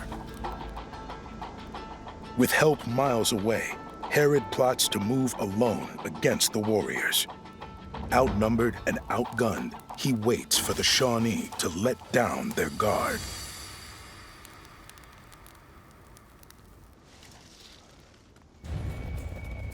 Finally, he sees his chance. It's okay. It's okay. Go on. You know the way home. Go. Herod risks everything to save the captive girls. And now the fate of Kentucky hangs in the balance.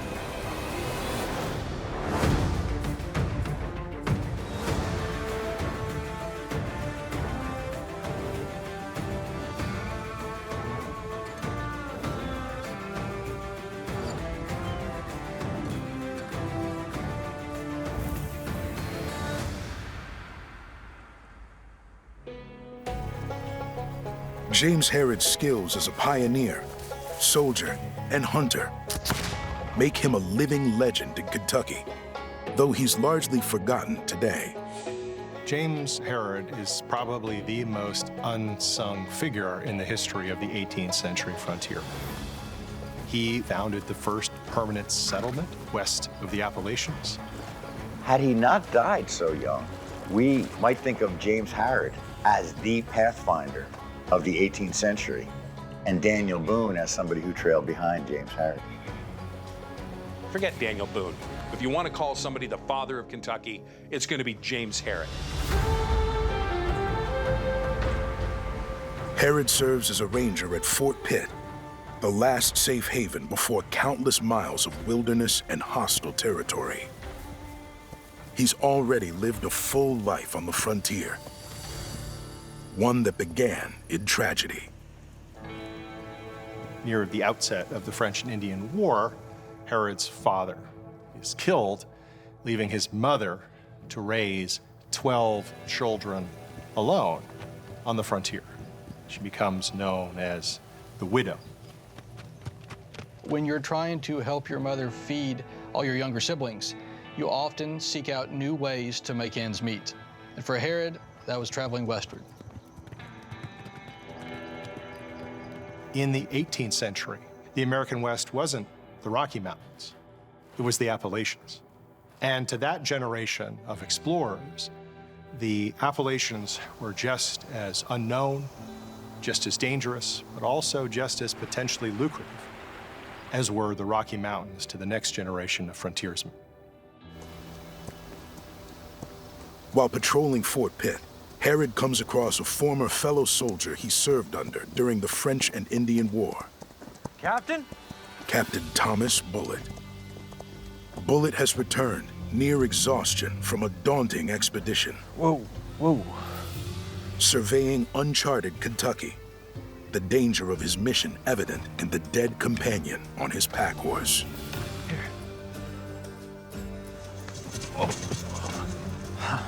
I'm all right. I'm fine. Sure, Captain. Here, come on. You're not far now. Bullitt has been tasked with finding other brave men willing to venture into the dangerous, unexplored wilderness of Kentucky. Thomas Bullitt is the man who was in charge of finding the people like James Herod to lead expeditions down the Ohio and into the Kentucky territory. Come on. By this point, Herod has a reputation as a skilled frontiersman, so he's a natural person that Captain Bullitt is going to seek out to help him explore the Kentucky wilderness.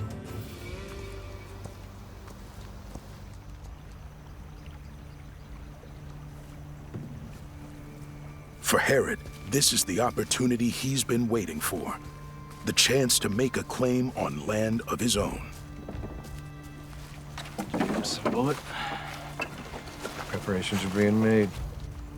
The lands of Kentucky represent the future of the American colonies, a place where many Americans who had been locked out of property acquisition in the colonies could see themselves having a prosperous future. It's a hazardous opportunity, one filled with uncertainty and danger. They were traveling to do something no one else had done before, and that was settle in Kentucky, which was the equivalent in those days of trying to settle the moon. You're at the very edge of everything that's familiar to you. Herod and his partner, Hugh Wilson, set off down the Ohio River, into the seemingly pristine Kentucky wilderness.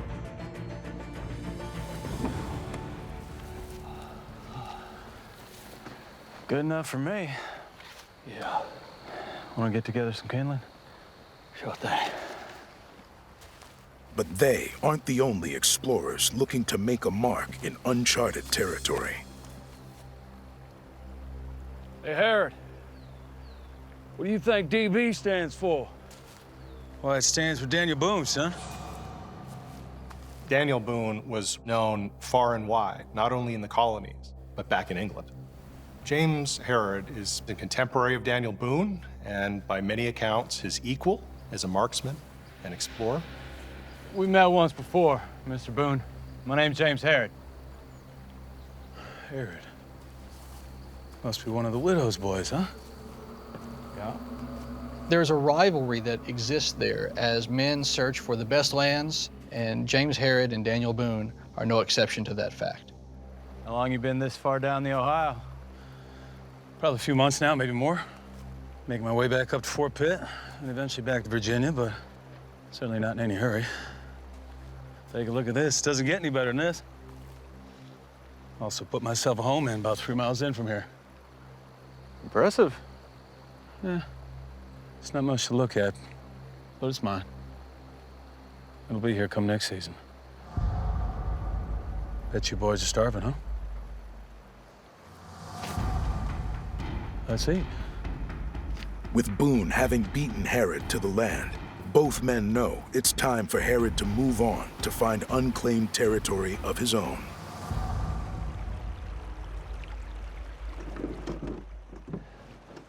Trying to get to Licking River by month's end. I'd say pretty much everything from here north is well covered. So you have to go a bit further on to get clear of what I've seen already, at least. Shouldn't be a problem. It's a lot of country yet. That there is.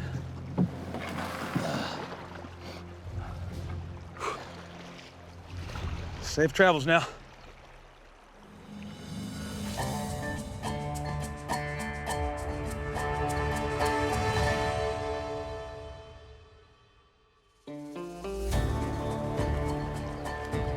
Herod's encounter with Daniel Boone spurs him to redouble his efforts to find land worth claiming.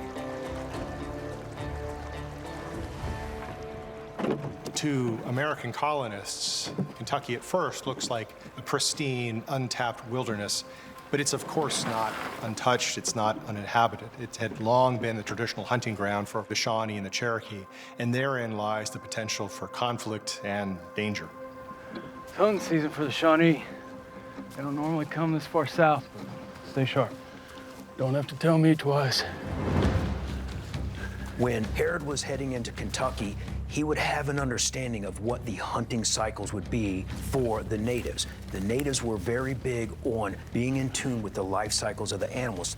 So there'd be a primary season that they would use for hunting, and he would have had some knowledge of that. But for men like Herod, the rewards of the land are worth the risk. You hear that?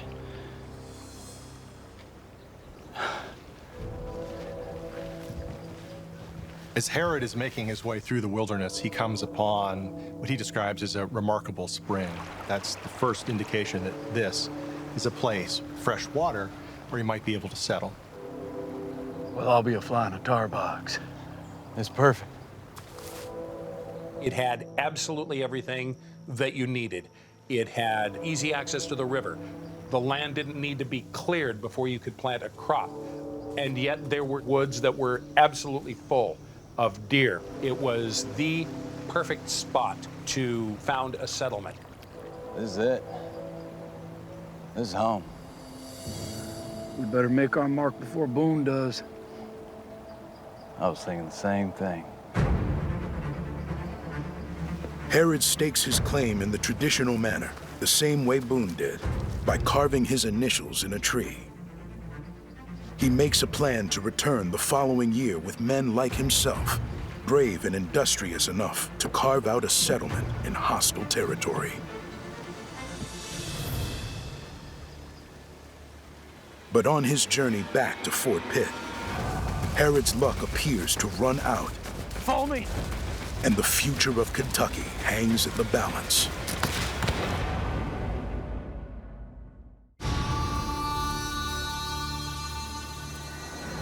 While returning from his first trip into unsettled Kentucky, Follow me. James Herod encounters what could be a fatal setback. On his way back home to Pennsylvania, he encounters a Shawnee warrior party. They begin to chase him.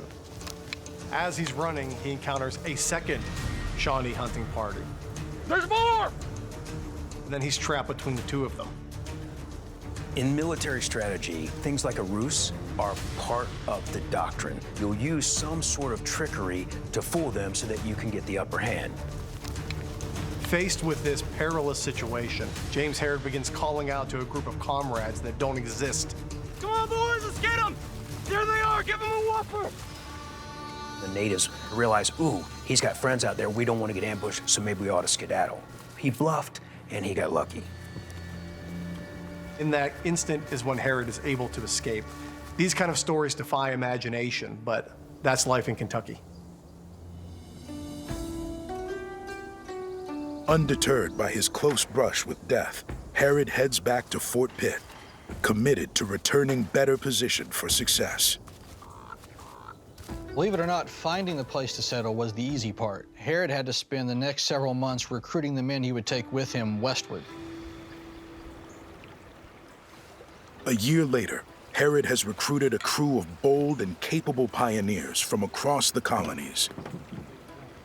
Together, they'll return to the Kentucky territories to carve out the first settlement west of the Appalachian Mountains. You needed people with specific talents, people who knew how to hunt, people who knew how to work metal, people who were good shots, and people who knew how to survey land.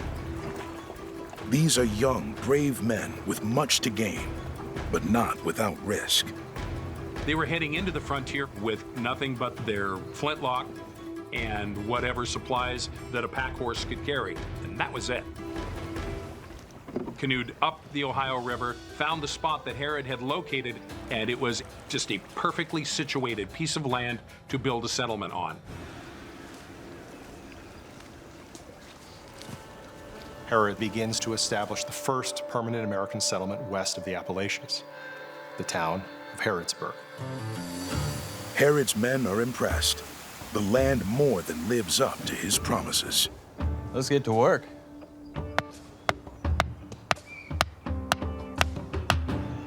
The men don't waste a moment and soon begin staking out markers for a new town. There were a group of French and Indian War veterans, frontiersmen, most of them, men whose credo in life is, you can't tell me what to do.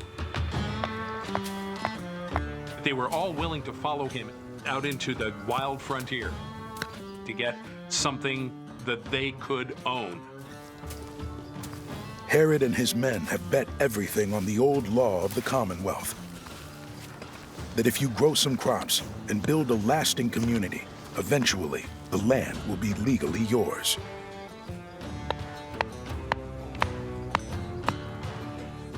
Life on the frontier required community. You could live by yourself and hunt, but you couldn't do that forever. To truly live on the frontier, you had to work together. You shared food. You helped one another and took care of one another. And when the time came, you fought to defend one another. Harrodsburg will become the first settlement west of the Appalachian Mountains.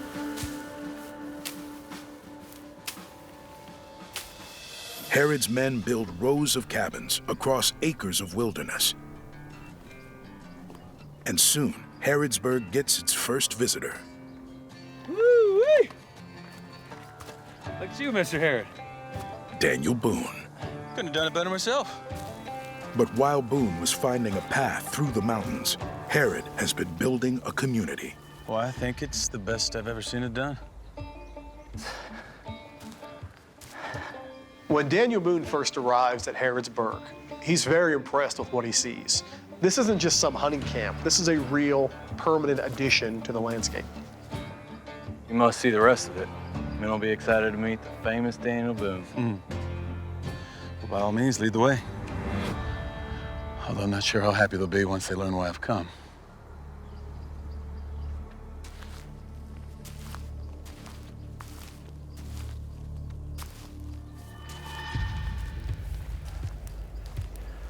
Look who's found us.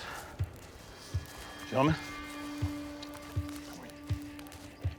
But this is no social visit. Boone has come with a dire warning. Real reason I came over here, James, is give you warning. War is coming. I've been given direct orders to warn everyone this side of the mountain to pack it in. We're not too interested in orders around here. I'm not saying for good, just for the season. In 1774, the Shawnee rose up in rebellion against the colony of Virginia. And the governor of Virginia sent Daniel Boone to Harrodsburg. He tried to impress upon Herod just how much danger there was. Herod didn't take the threat seriously. These Shawnee, they're not interested in just hunting these parts. They're here to drive everyone out. I'm not playing tricks on you. No, you've got your own claims in these parts, Boone. And you're enthralled to that fancy Virginian finance here. No, that's not it. Not today, James. I'm delivering a message. A warning from the governor of Virginia. Nothing more. All right? Okay. I got a few more miles ahead of me, so, yeah. Hey, take these words to heart. You don't have a lot more time. Herod ignores Boone's warning, but he doesn't have to wait long to discover that the danger they face is real.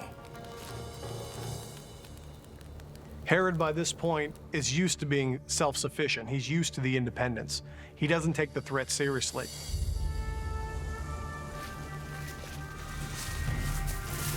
Until 2 days later, when his men are killed by a Shawnee raiding party. At that moment, he realized the gravity of Boone's warning. The Shawnee have come to kill or drive out any settlers they find.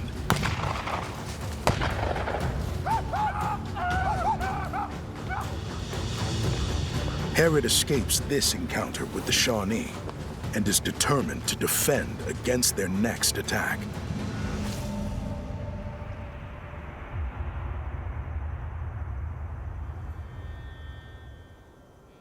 James Herod very commonly would go out and reconnoiter.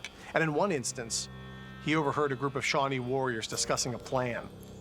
The Shawnee tribe has been stirred to action by Chief Blackfish. In 1774, the settlers are able to extract an agreement from the Shawnee chief Cornstalk that there will be no attacks by any Shawnee. This is an agreement that does not sit well with other members of the Shawnee, like Chief Blackfish, who refused to acknowledge it. What Blackfish was doing was to get even and to try to drive people out of Kentucky. Chief Blackfish vows to rid the land of colonial invaders. Now is not the time. We must wait for larger numbers. Then we can strike next season. Herod had spent extensive time in the Illinois Territory and other places where he encountered native languages and culture. In many cases, he could communicate with them, and he knew exactly what these sorts of warnings meant. They were dire harbingers of what was to come. You're not allowed! Herod is discovered, but Hugh Wilson is there to back him up. Herod, run! Get out of here! I'll meet you back at the homestead! Just days after Daniel Boone's ominous warning, Herod is fleeing for his life. Kentucky pioneer James Herod has encountered a party of Shawnee warriors determined to rid the land of unwanted settlers. You're not allowed! Herod, run! Get out of here! I'll meet you back at the homestead! With the Shawnee's swiftest warriors in pursuit, Herod sees the river as his only chance to escape.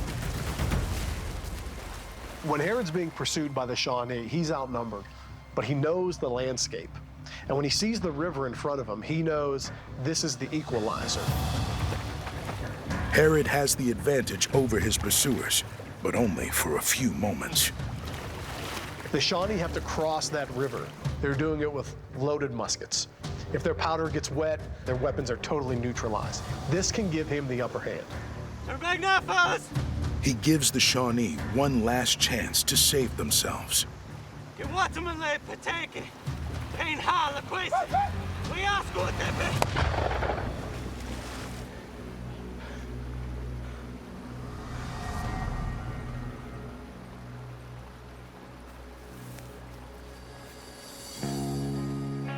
Later, while out hunting, Herod is stunned to find the warrior he shot washed ashore. In the unforgiving world of the frontier, few men would do what Herod does next.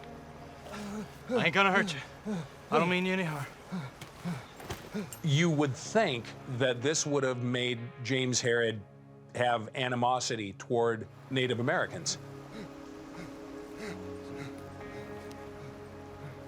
But he is rare among the frontiersmen who pushed into that area at the time.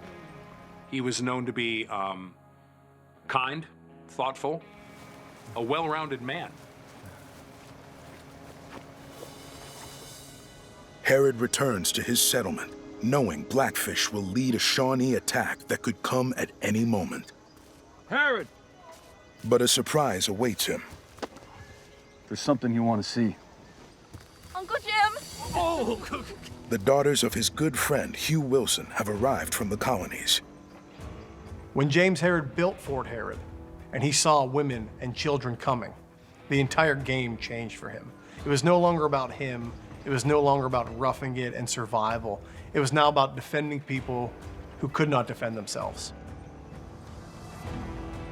Protecting the newly arrived families is now Herod's top priority. This is a time of constant danger for the settlement at Harrodsburg. And that's because, of course, back east, the Revolutionary War has begun. Encouraged and, in many cases, equipped by the British, the Shawnee launch a series of attacks against settlers in Kentucky, hoping to drive them back from their lands.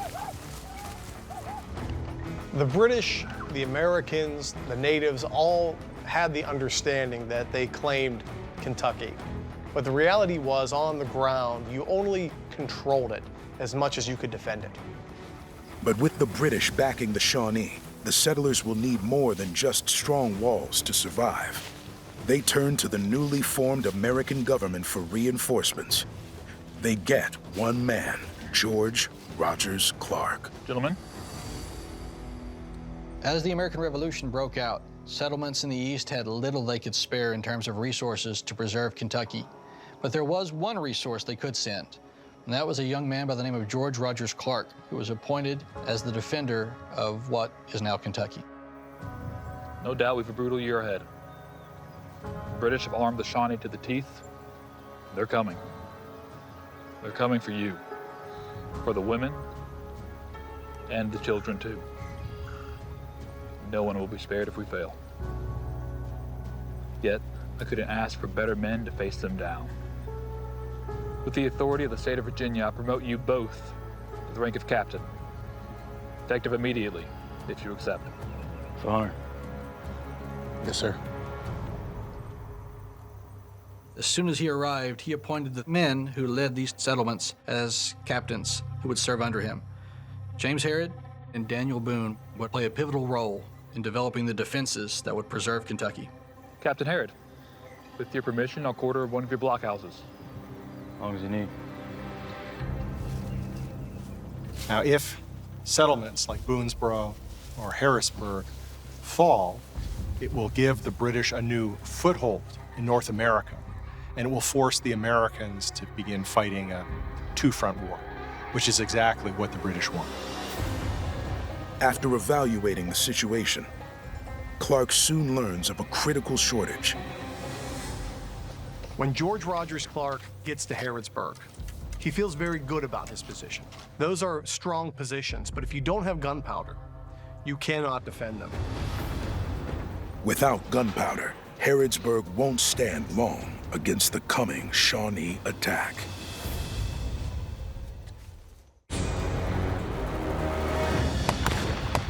A Shawnee uprising has put the settlement of Harrodsburg in constant danger. With precious supplies running low, Herod finds himself out of gunpowder in the heat of battle.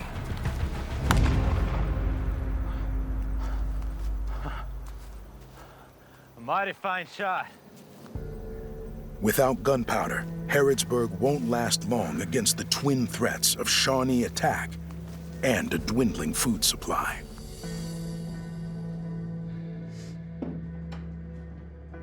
They were getting down to a point where not only did they not have anything to eat, they didn't have any way to defend themselves, they didn't have any way to obtain anything to eat. How can you go hunting if you don't have any gunpowder, much less defend yourself from attack? This is it. This is the last of it. With few options, Harrod dispatches George Rogers Clark to Virginia to make a case for support and supplies. George Rogers Clark headed east. They arrive in the fall of 1776, and they explain the value of Kentucky's settlements. Rogers Clark convinces the governor of Virginia, we need something to fill our rifles. We need your lead. We need your shot. We need your powder. After making his case for Kentucky, Clark is given precious gunpowder. But getting it back to Harrodsburg won't be so easy.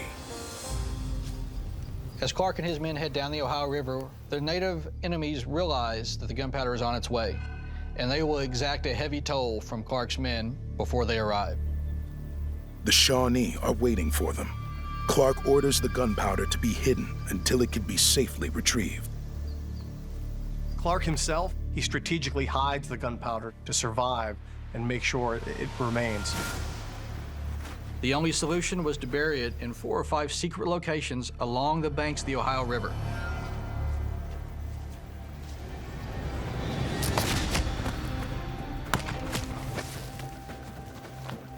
Clark's traveling companion, who had made it all the way from Fort Harrod, is killed. Several men give their lives. Clark has traveled hundreds of miles through a hostile wilderness and returns empty-handed. Yeah. The governor granted us over 500 pounds of gunpowder. Well, that's just fine, Major, but where is it?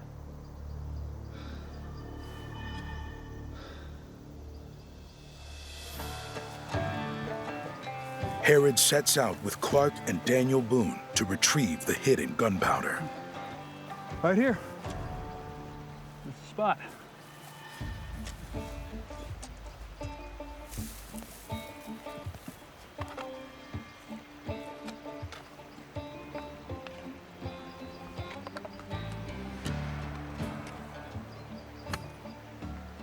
The barrels have remained undiscovered, buried in the soft bank of the Ohio River. Now, all they have to do is get it back to the fort at Harrodsburg without getting caught or killed.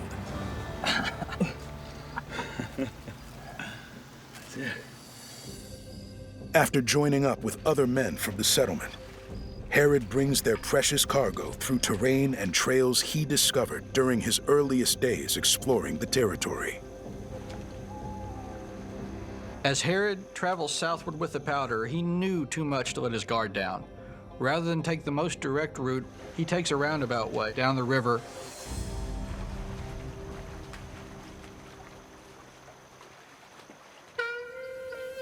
Against all odds, Harrod brings the gunpowder through, undetected by the Shawnee. Harrod was really the only person who could have made this happen. He not only knew how to get from the Ohio River to Fort Harrod, he understood the terrain, but he also understood what it meant to bring supplies safely from the river all the way to central Kentucky. Harrod has greatly improved the settlement's chances of survival, but the worst is still ahead. Winter and the Shawnee are coming.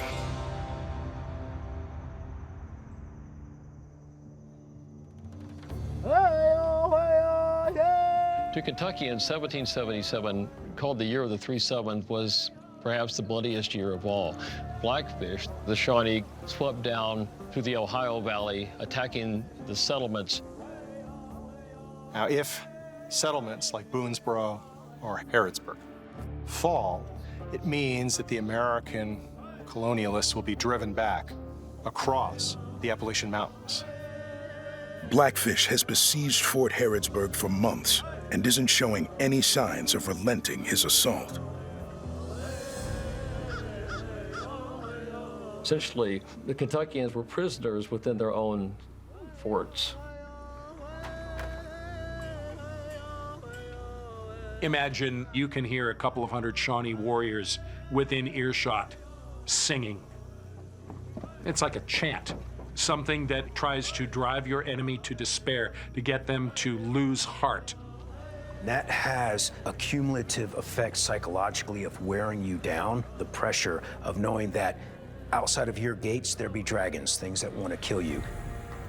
With no end in sight, families are beginning to leave, and Harrodsburg's population is slowly dwindling.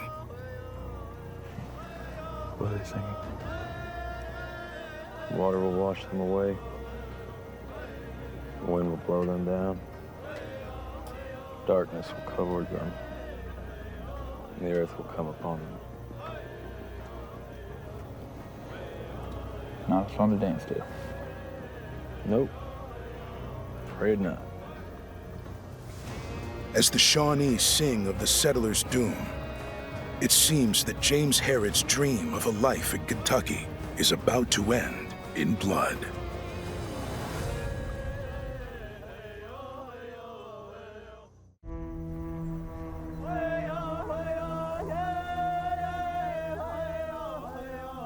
The American Revolution has begun, and on the Kentucky frontier, James Herrod and the settlers of Harrodsburg are on their own. It was a time of constant threat of raids, Indian warfare of all manner. You never knew when the attacks were coming and who would survive to see the next day. Blackfish doesn't believe in the possibility of any kind of peace with the Europeans. To him, the only option is to repel the settlers by any means necessary. After weeks of uncertainty and dread, the fort holds strong and the Shawnee withdraw. But they remain close, watching and waiting for an opportunity. And the settlers can't hide behind the walls forever. If Herod is unable to protect and provide for the community of Harrodsburg, he stands to lose everything that he's built. As crucial as the fort itself was, it was impossible for everyone to stay inside all the time. Livestock had to be tended, homesteads had to be built. People trying to raise their crops, if they left the fort to go out and work in the fields, frequently were shot and killed or captured. How long? Less than a week, maybe 2. After months of being virtual prisoners inside their own fort, unable to harvest fields, unable to hunt, the deer had turned skittish and had moved off. Cattle were slaughtered, fields were burned, and houses were destroyed. The siege has decimated their food supply. So Herod and a few brave men sneak out of the fort to hunt and bring back what they can. Herod was known for going on these hunts that would take a week at a time sometimes. But when he was successful, he would return to the settlement with enough meat to sustain everyone in it. Entering the woods where the Shawnee lie in wait is an incredible risk. But the only other option is starvation. James Herod would travel to the distant hinterlands of Kentucky. He and his men would gather game. They'd shoot elk and deer and bison. It was not ideal, but you have to change the rules if you want to survive. He would then dress the animal right there on the scene, right after he killed it. He would then portage up the meat from the animal and bring it back to the settlement. But before he can return with food, Herod hears a chilling sound. Inside the fort itself was a large cedar horn that could be blown to recall settlers to the fort to ensure that they were safely inside before any opposition arrived. Out of the game. We're close enough. The warning clarion isn't just a call to action, but a reminder of what matters most: the lives of the families who call Harrodsburg home. Have you seen Wilson? No. Have you seen the girls? Has Wilson come in yet? I fear the worst, James. We blew the horn when we saw the smoke rise. The smoke! You can still see it. The Shawnee were not idle. They were determined to root out these settlers in one way or another, and if they couldn't reach them, they could reach their homesteads. Heedless of the danger, Herod rushes forward, praying he isn't too late. His friend, Hugh Wilson, is dead, but there's no time to grieve. One of the realities for these settlers in Kentucky was that during a raid, if you had daughters, if you had sons or wives, if you were man hunting, you may not come home, but you may be taken to a place that will become your home. Herod still has a chance to save Wilson's daughters, but he's alone and outnumbered. As Herod begins his pursuit, he realizes that there are too many of them. He can't take them all on at one time. Herod knows a direct attack is futile. Rather than attacking all at once, coming in strong with a tomahawk in one hand and a rifled musket in the other, Herod realizes now's the time to move in close. Herod proceeds with caution, knowing one misstep risks everything. If he is discovered, it will mean his death and the girls lost forever.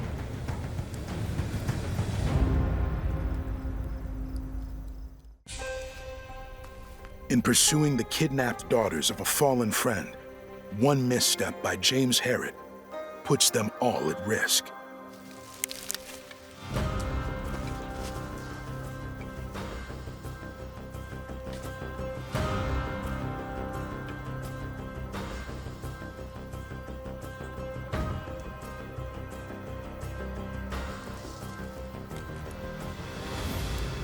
Alone against impossible odds, all he can do is watch and wait for the warriors to let down their guard. Over and over again through these frontier accounts, Herod is placed in circumstances where he has to take cover and wait. Patience is as much of an important skill as the use of the musket or the use of the tomahawk. He sees that some of the warriors are asleep by the fire, but that one of them is awake, the sentry. So he pulls back, he leans up against a tree and falls asleep, but literally with one eye open. The rising sun brings Herod's last, best chance to rescue the girls. The warriors in their encampment, several of them are asleep. The sentry then ultimately lays down by the fire alongside the other warriors. That's the point at which Herod realizes it's time to strike. It's okay, it's okay. Go on. You know the way home. Herod then releases the two girls who have been bound up, and they flee into the wilderness. Herod has saved the Wilson girls, but he may have sacrificed himself. He knows he needs to act quickly or join his friend in death. You never know what you're capable of until you have your back absolutely up against the wall. And you're not only trying to save yourself, you have several hundred people who are relying on you to keep them safe. Herod's only chance? To trick the Shawnee into believing he isn't alone. A gambit he's tried before. Come on, boys! They're right here! Give them a whopper! Herod using that ruse to kind of get out of trouble successfully. Of course, if he's done it once and made the Indians go away because of, hey, yo, come on over and get these guys, then it makes sense he's going to try to do it again. Herod's ruse works a second time, and he is able to escape. But he and the girls won't be safe until they make it back behind the walls of Fort Harrodsburg.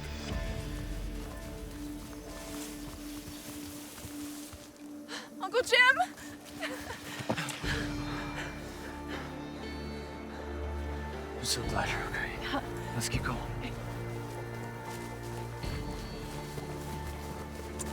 He frees the two girls and then returns them safely to the settlement.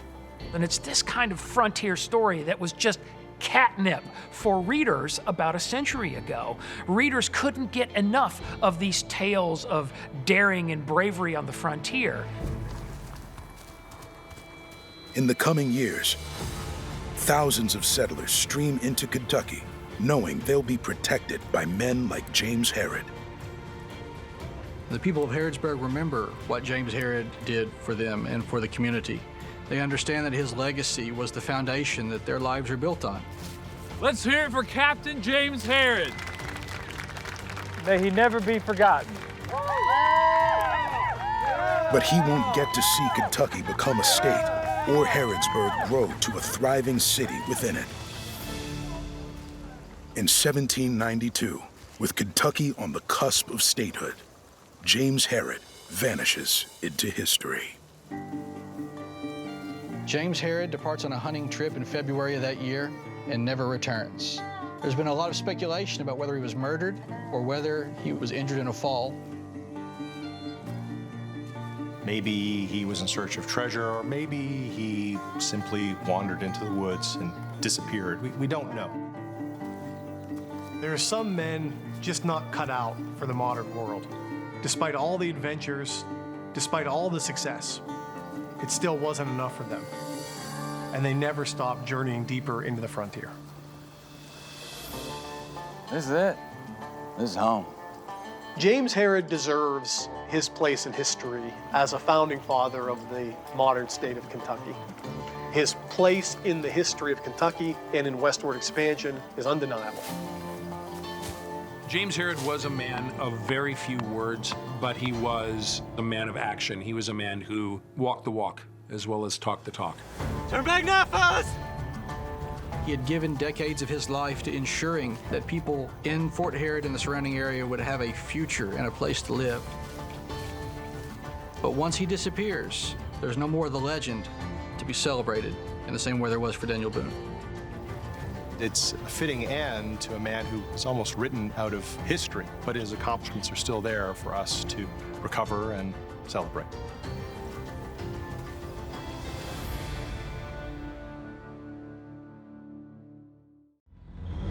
Guided by the stars, Charles Mason and Jeremiah Dixon have spent 4 years charting a boundary line through hundreds of miles of unforgiving wilderness.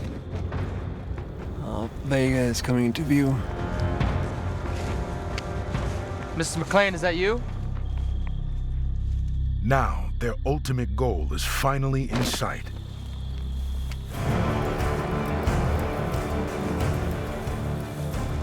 But they have ventured deep into the territory of the Lenni Lenape tribe, and they are not welcome. These lands are our lands, and we will defend them with our lives. Face to face with a band of angry Lenape warriors. Sir, there's no need to make threats. Mason and Dixon may have reached the end of the line.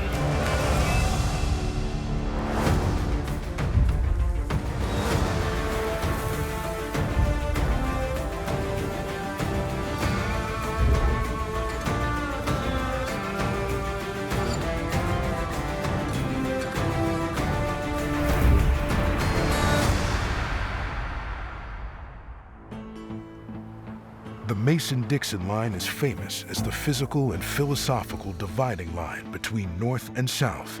But the epic story of the men who drew that line remains largely untold. Charles Mason and Jeremiah Dixon were unlikely frontiersmen, and that's because the two of them were 18th century nerds.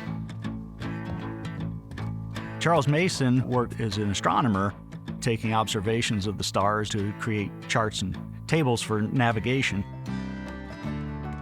Dixon, on the other hand, was more of a practical, on-the-ground surveyor. Sending astronomers and mathematicians into the wilderness may seem improbable to us today, but there was a job to be done. It took men of great skill, knowledge, and learning to do them. Mason and Dixon had no experience with the grind of the frontier before they came to North America. It had broken many men much tougher than they were. But as time would show, they were up to the task. Charles Mason and Jeremiah Dixon come to North America from Great Britain with their heads literally in the stars. Not a cloud in the sky. Don't speak too soon, my friend. The wind could shift, and we have a long night ahead. Can't put a wager on that. Why would we want to profit from something that would make our job more difficult? Mason and Dixon had just returned from a voyage nearly halfway around the world to observe where Venus would pass between the Earth and the Sun. And they are hailed almost as celebrities amongst the kind of scientific community at the time. Ready. A little to your left. A little to your right. Yeah, perfect. We don't normally imagine people like this becoming the heroes of the frontier, but that's precisely what happens with the two of them. And that's because of a major territorial boundary dispute. Pennsylvania and Maryland have been arguing over their borders for over 80 years, with each laying claim to a huge swath of territory. For the people living in this disputed territory, it becomes a little more serious when you have tax collectors from Pennsylvania knocking on your door, and then tax collectors from Maryland the next week asking for money too. So there are very real consequences here. People have died because of this conflict. And if it isn't settled, it's only going to get worse.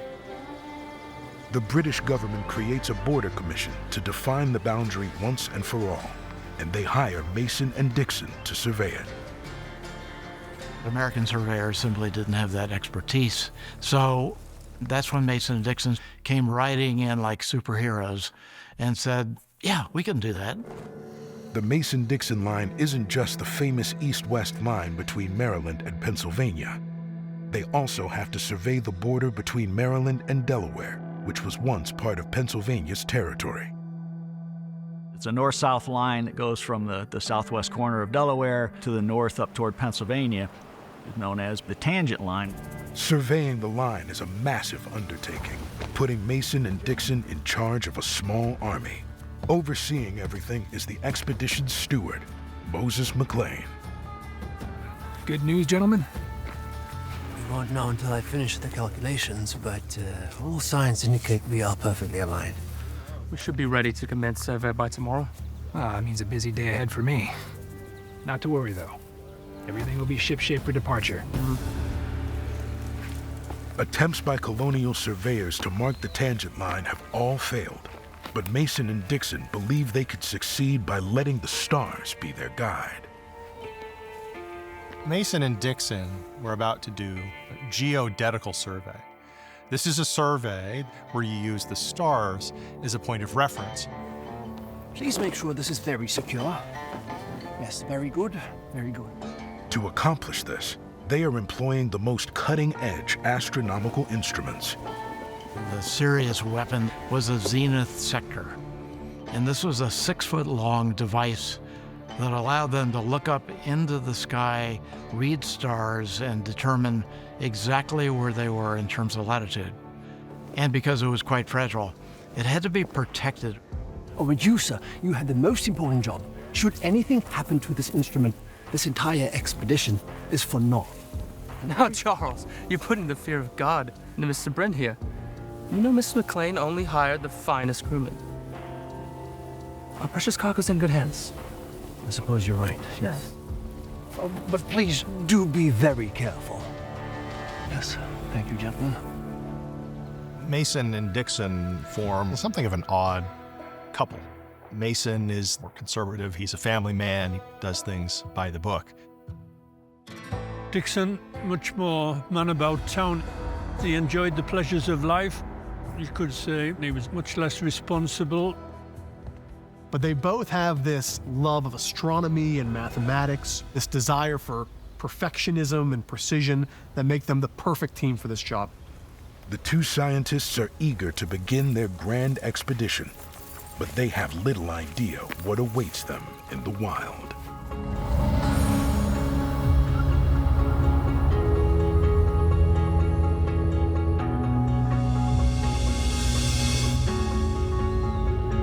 Bit more. Right there. Using a star in the constellation Ursa Minor as a reference point, astronomer Mason sets the course for each day's work.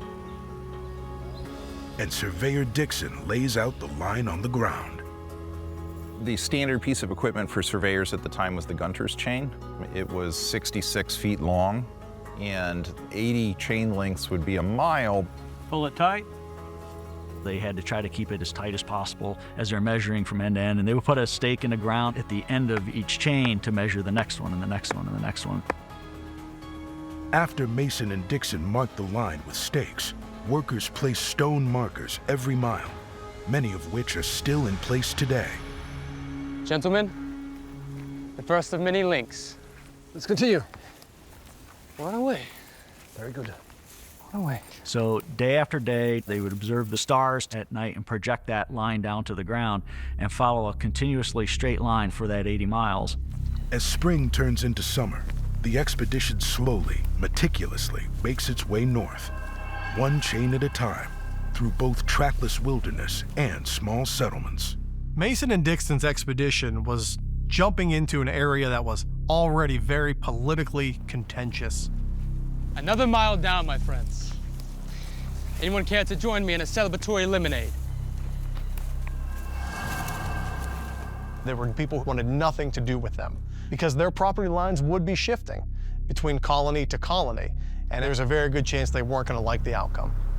Those gentlemen do not seem in the mood to celebrate. Do you think they have some sort of grievance to being moved to Pennsylvania? It wasn't long ago surveyors coming through here were lucky to escape with their lives. Surely they must know we're impartial servants to the king. Good morrow, sir. Jeremiah Dixon at your service. So impartial as Mason and Dixon were supposed to be, you have a kind of skepticism about the ability to ever resolve this. Perhaps it'd be best we'd be on our way. All right, let's move forward.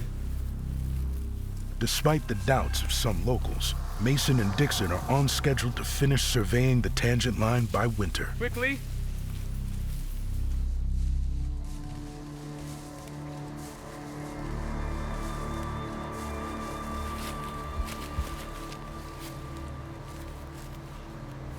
It's clearly too far for the chain.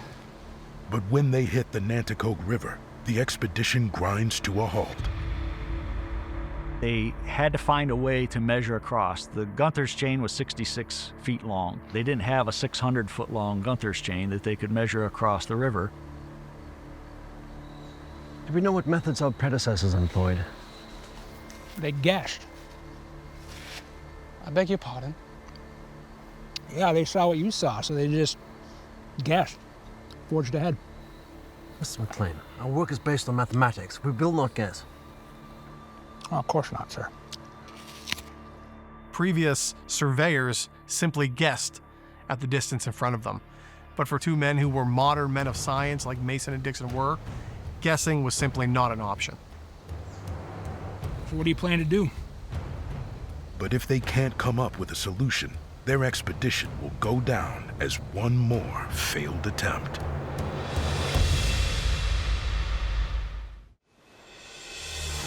Astronomer Charles Mason and surveyor Jeremiah Dixon have undertaken a task that has proven impossible for everyone who's attempted it. It's clearly too far for the chain. Marking the border between Maryland and Delaware, known as the Tangent Line. But they've already hit an obstacle that could stop them in their tracks, the Nanticoke River.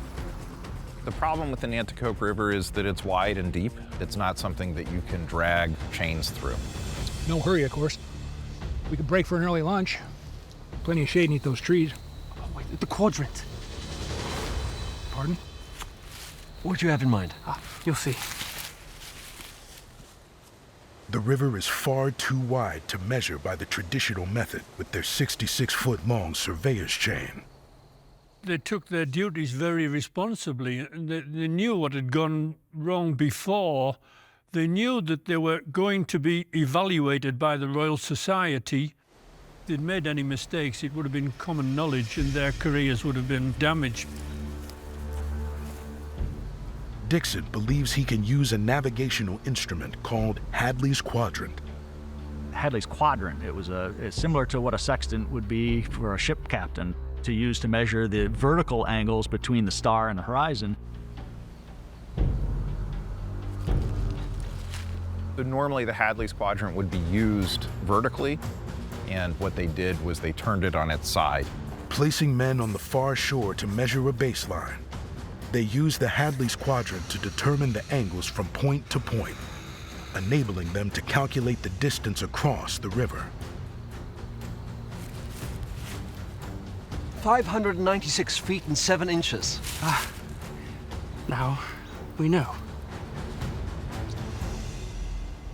It was an ingenious breakthrough which allowed them to move along through swamps and over rivers in terrain that otherwise other surveyors would have looked at and gone, well, it looks like about 230 feet. Mason and Dixon's advanced methods are proving themselves so far. But as they push north through the summer and fall, the pressure to hit the bullseye only grows. Charting the line to reach the tangent point, something that all previous attempts had failed at, is the first real test for Mason and Dixon. It's a test of their methods, and it puts their commitment to perfectionism into play. If they don't do this, there is no Mason-Dixon line to follow.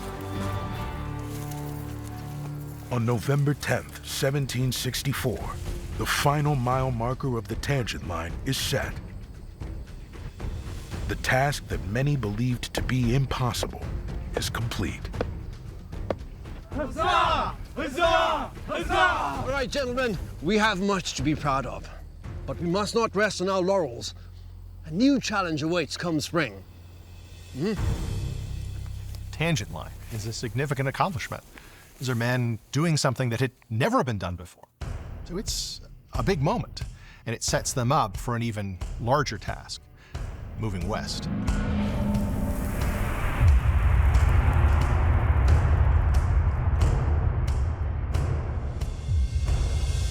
In 1765, Mason and Dixon begin stage 2 of their survey, marking the over 200-mile-long border between Pennsylvania and Maryland.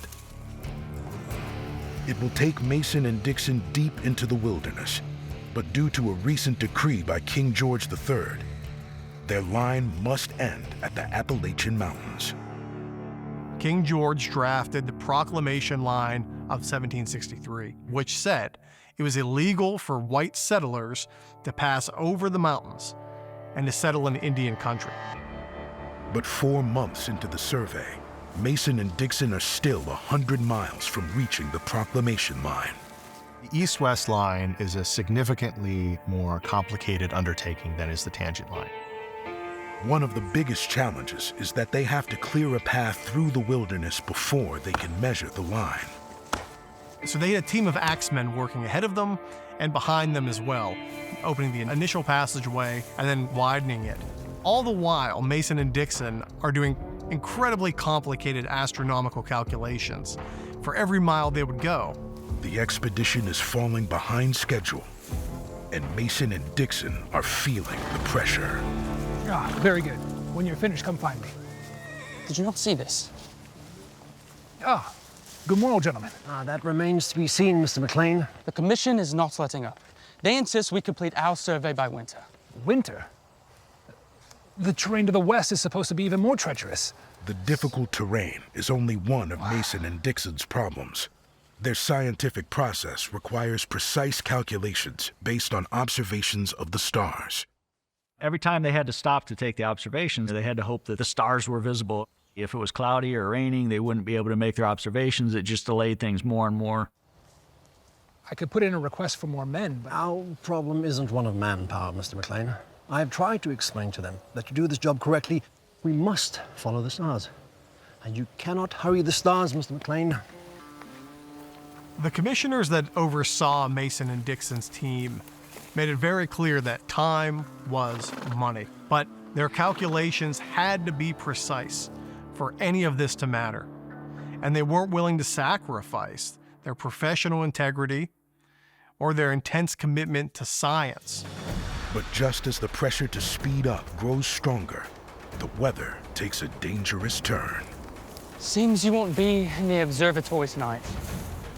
Alas, it's as if the clouds are conspiring against us.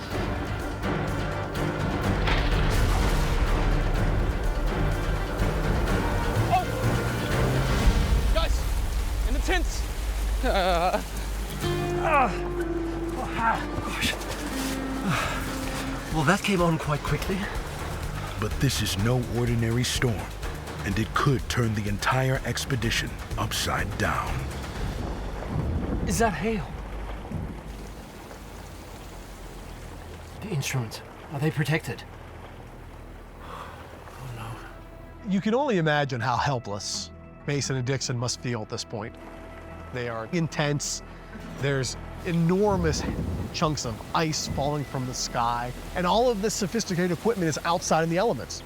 As we all know, hail, glass, not a good combination.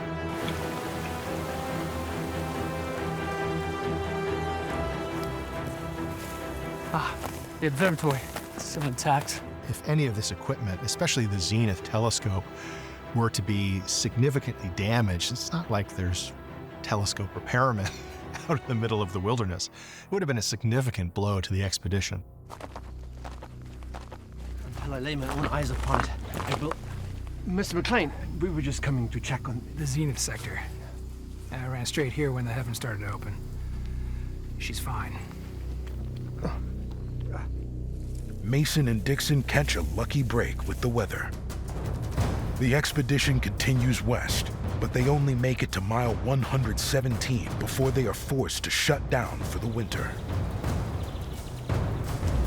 This task is larger than even they could have anticipated.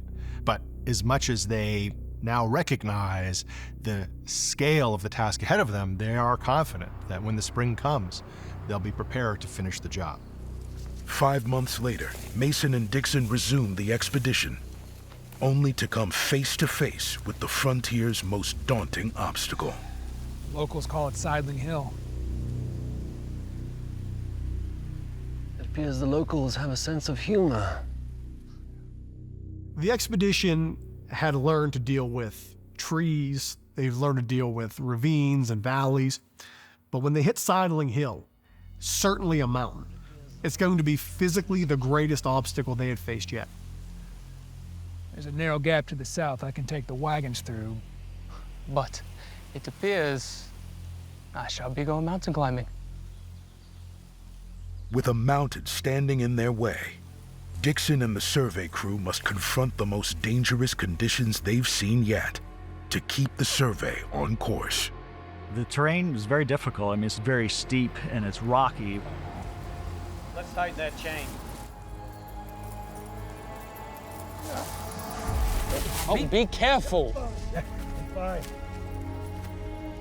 Everything that was a challenge previously was quadrupled, and all the while they had to maintain this astounding accuracy, which was very difficult to do so while maintaining your footing. On the steep slopes of Sidling Hill, an expedition that began with high hopes seems destined to end in tragedy. Morgan! Help me! Hey, look out below! While trying to survey the daunting mountain known as Sidling Hill, the Mason and Dixon expedition may suffer its first casualty. Whoa! Morgan! Help me! Help. Stay still, we're coming down! Coming on! Hold on. Pull me! Pull me!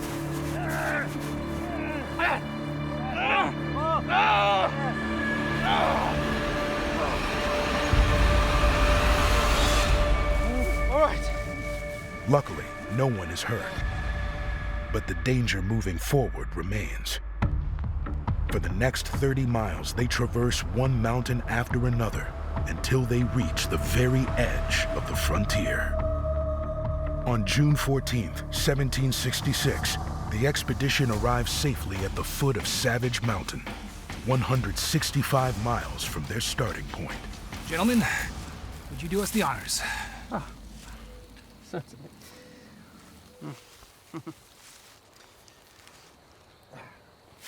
Ready? Perhaps I should ask that of you. Oh, please, Charles. I am a surveyor.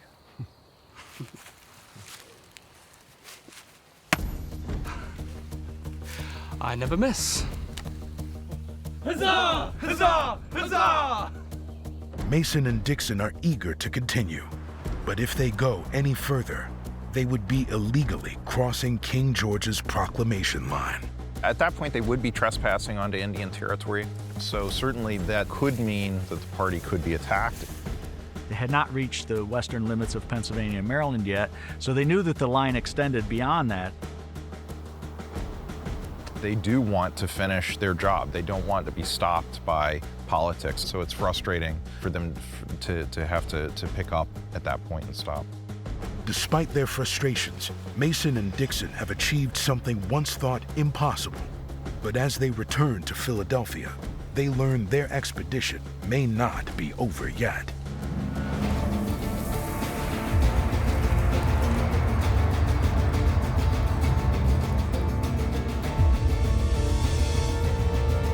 After months of negotiations, Mason and Dixon received permission from the Iroquois Confederacy, also known as the Six Nations, to cross the proclamation line. The Six Nations are extremely powerful. They are large in number and they claim a lot of territory. Gentlemen, my name is Charles Mason, and this is my partner, Jeremiah Dixon. And on behalf of His Majesty the King and the colonies of Pennsylvania and Maryland, we welcome you and thank you for allowing us to continue our work. We are tired from our journey. We must rest. Of course, of course. Mr. McLean here will send you to your tents.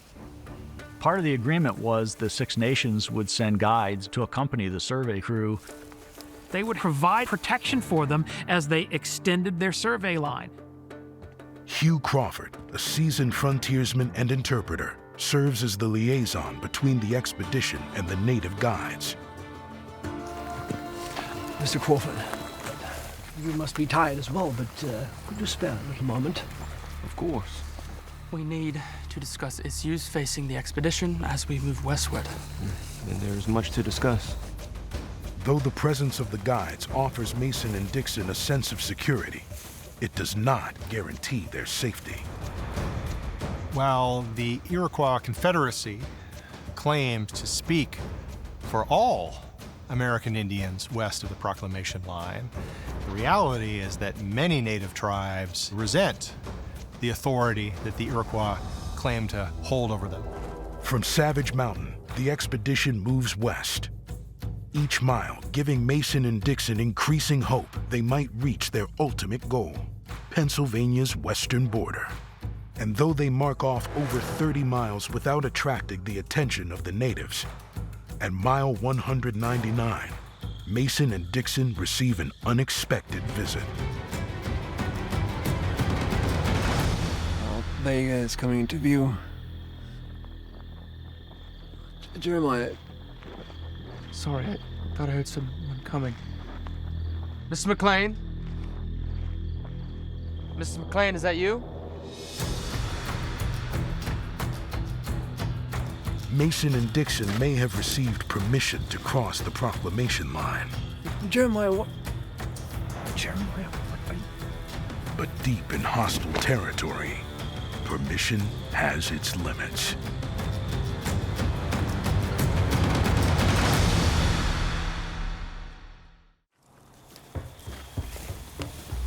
Charles Mason and Jeremiah Dixon have led their surveying expedition into the territory of the Lenni Lenape people. But their welcome is anything but warm. Does this belong to you? Yes. Yes, it belongs to us. I found this while I was hunting. You measure this land, you cut down the trees, but it's not your land.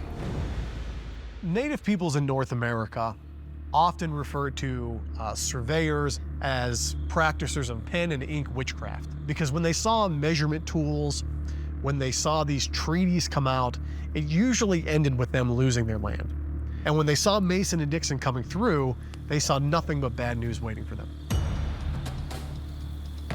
King crossed the big water, sent those men to mark things.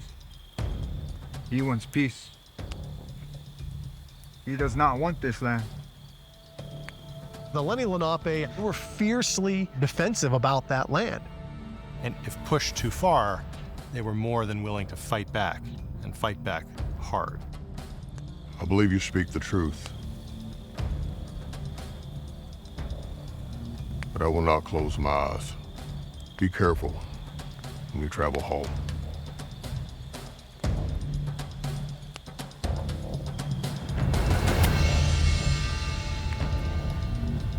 Mason and Dixon's first encounter with the Lenni Lenape ends with just a warning, but it's a chilling portent for their expedition. Now we know we're being watched. The local tribes were not willing to give us free rein. They were a bit suspicious of our motives. We had to respect those things, and if we didn't, it could be at our peril. And tensions rise even further when Mason and Dixon decide to split the party in two to keep the expedition on schedule. Half the crew goes back to clear all the trees along the surveyed line, while the rest push deeper into Lenni Lenape territory. The advantage of a smaller group is just that you can potentially move faster through the wilderness, but it also leaves you more vulnerable to attack with fewer men to defend your party. The departure of half the crew brings a growing sense of foreboding to camp, but no one expects what happens next.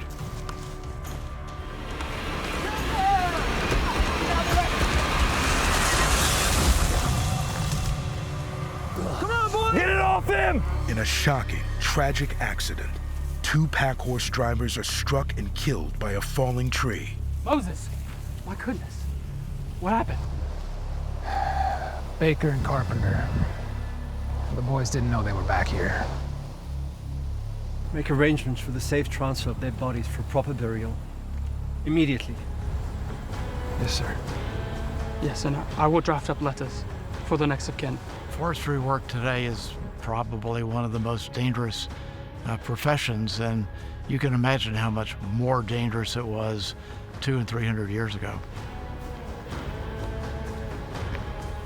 The tragedy pushes a crew already on edge to the breaking point. At this point, it's compounding the nerves and anxiety that many people are feeling. They're at the very end of their tether. Never have I been more relieved to be breaking camp. The men are getting restless. Indeed. Getting back to work will occupy everyone's minds. And we are so close. We have a problem. After the victims' bodies are sent home for burial, Mason and Dixon prepare to continue westward. But their men have had enough of this job, and they won't take one step further.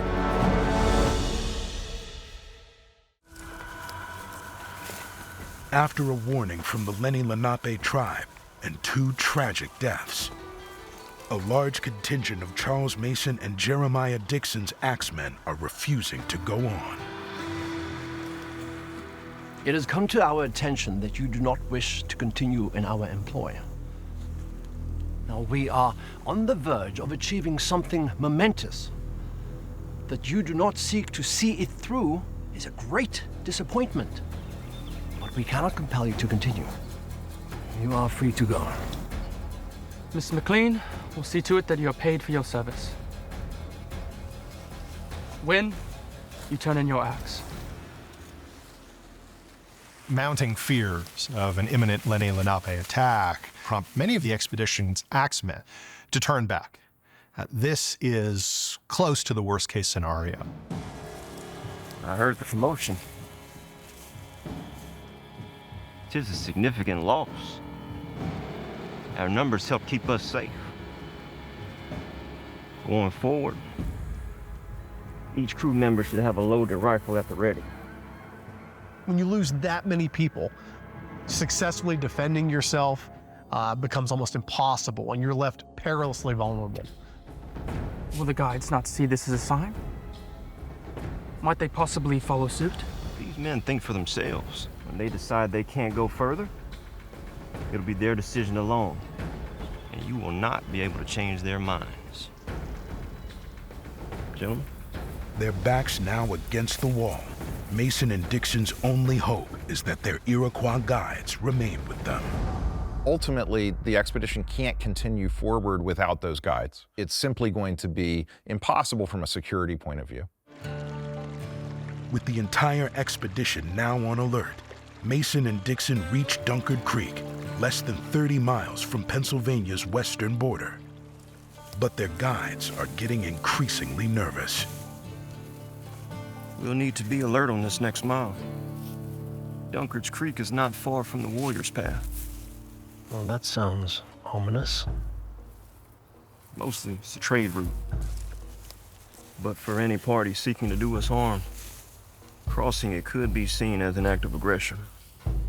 As they get closer to the Warrior's Path, their guides become more and more anxious about the fact that they are moving into territory that is very hostile. We'll follow your lead then.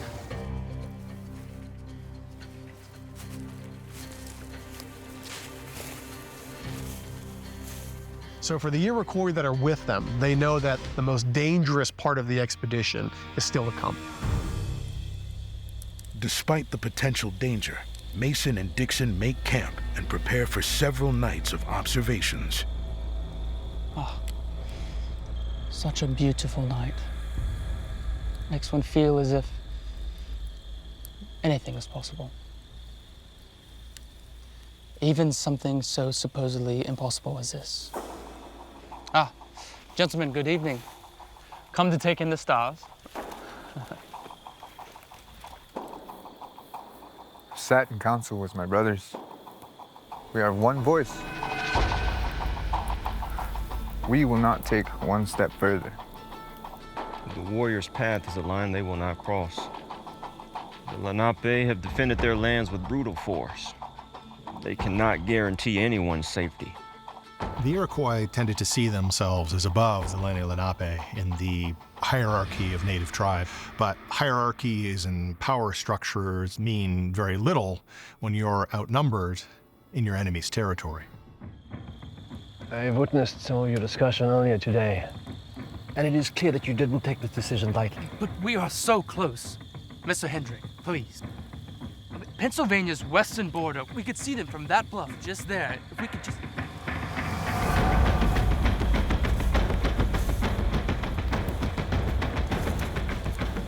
As the expedition nears the finish line, once again, the Lenni Lenape appear with a warning. Good evening. What brings you here? I am brother to the king of the Lenape people. I have heard stories of your movement through these lands. Our lands. Prince Piscatawmen is an individual with high standing amongst the Lenni Lenape who has had many, many interactions with the British. And this is going to make him extremely suspicious of what's happening during Mason and Dixon's expedition. This expedition has an agreement with the Six Nations. Mr. Hendrick can explain. I know about the agreement. The Six Nations do not speak for me. These lands are not theirs, no, not yours. These lands are ours, and we will defend them with our lives. After years of struggle, Mason and Dixon have almost reached their goal. Sir, there's no need to make threats. But continuing their mission could mean their deaths.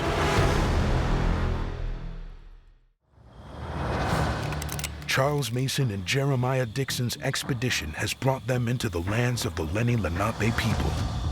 Sir, there's no need to make threats. But now, the Lenape Prince Piscatawmen has come to them with a warning. Go no further. It is you who threatens us. So you are warned. We are here only to mark a border between two colonies on orders from our king. We are not here to take your lands.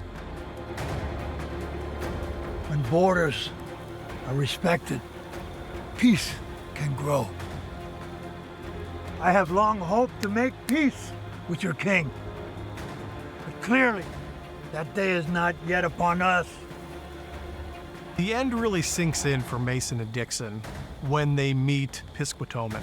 The pain in that man's eyes, the sincerity of his statement, really convinces Mason and Dixon that this situation is still very raw. I thank you for respecting this boundary. Understood.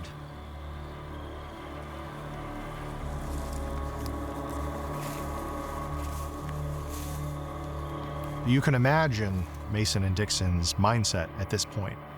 So close, yet so far. What sacrifice are you willing to make to achieve your goal? Science is important, but they do want to get out of there with their lives. Confronted with the words of Pisquatoman, Mason and Dixon know their mission has finally come to an end. With one final marker, Mason and Dixon bring an endpoint to their historic line and their own epic journey.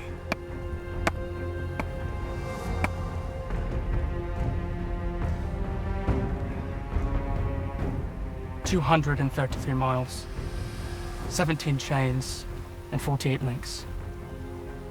Not a single link was easy, especially these final few.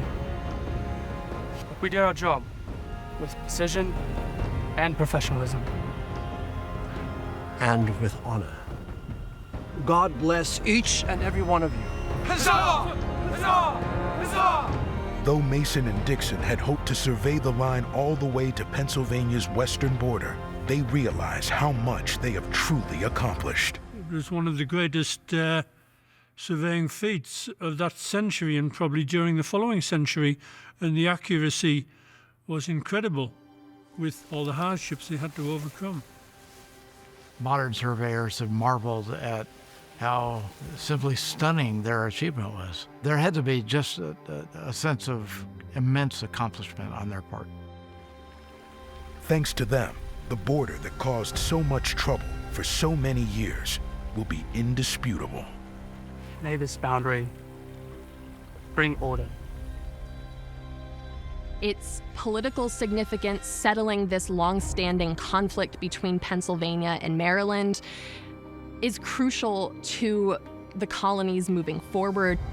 We did good work, Charles. And live to tell the tale. The winds could shift, and we have a long journey ahead of us.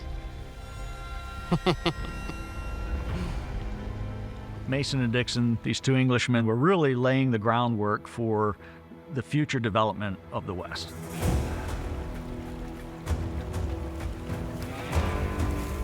In 1768, 5 years after they arrived in America, Mason and Dixon set out to return home to England.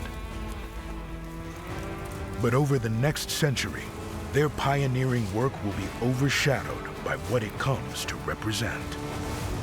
From the mid-1800s up to the present day, the Mason-Dixon line means something very different. It's not simply the boundary between two American colonies. It's the boundary between North and South.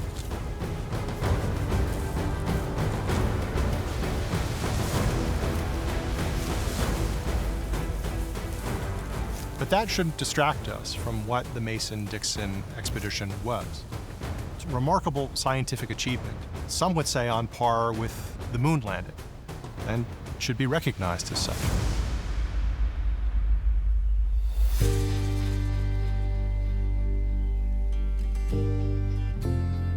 In the end, the Mason and Dixon story was really a story of perseverance. There's never been anything like it in the history of North America. Vega is coming into view. Our technology that we have today is built on the work that Mason and Dixon did. Their understanding and accomplishments helped us to understand the shape of the Earth, and we built upon that work that they did. Not only are they making a scientific achievement, it was also a social achievement. They were doing a technical job, but that job affected people's lives in a real way. They created a story that had not been told before. They created this benchmark for what was possible. And that, I think, was probably the most amazing thing that they had accomplished.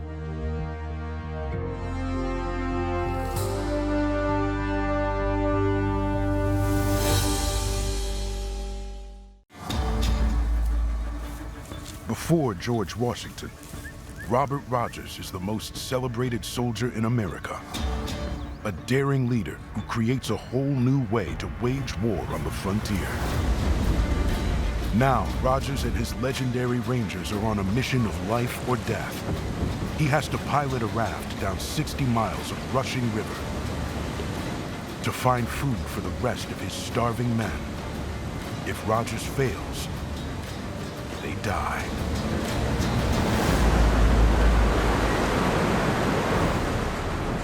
But the wild Connecticut River thunders the raft into powerful rapids. We have to get to shore.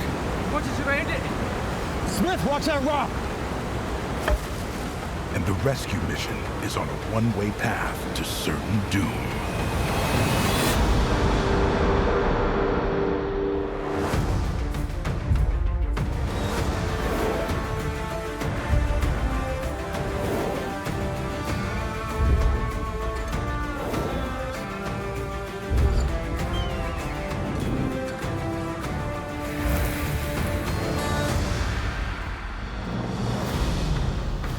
The dense forests of the American colonies require a new kind of warfare and a new kind of soldier. And Robert Rogers is the prototype. Robert Rogers is the godfather of American Special Forces as we understand it. In North America, you had different enemies who fought in a different way. You needed people who were capable of fighting them on their own terms. Rogers was at that unique point in time in history when it's the evolution from one way of fighting to a new way of fighting. A lot of the things that he actually wrote down and made as the guiding rules and principles for his soldiers then, we still do today. Robert Rogers introduced the idea of redefining what was possible. And if you look at the Marines, the SEALs, the Rangers today, the cutting-edge guys, they don't accept what other people think is possible. They redefine what is possible.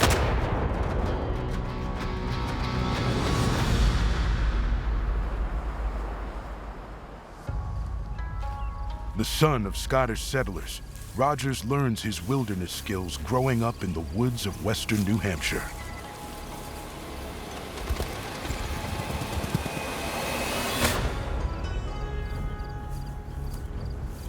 He had friends who were Native Americans in that area, and he learned to hunt with them, how to hide behind trees and camouflage.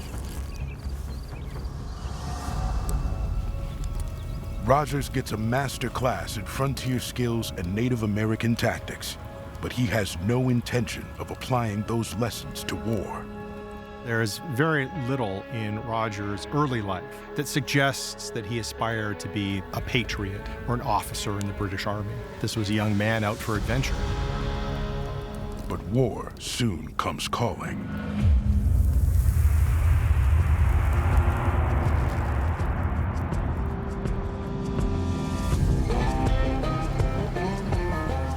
Robert Rogers, 23, he has developed extraordinary wood skills, Indian skills of hunting, and then the French and Indian War really blows up and the British are really in need of men. Thanks to his superior ability, Rogers is made a captain in a wilderness-based fighting unit, the Rangers. I'll clear up ahead, Captain. Frenchie's got no idea we're anywhere close. That's the idea.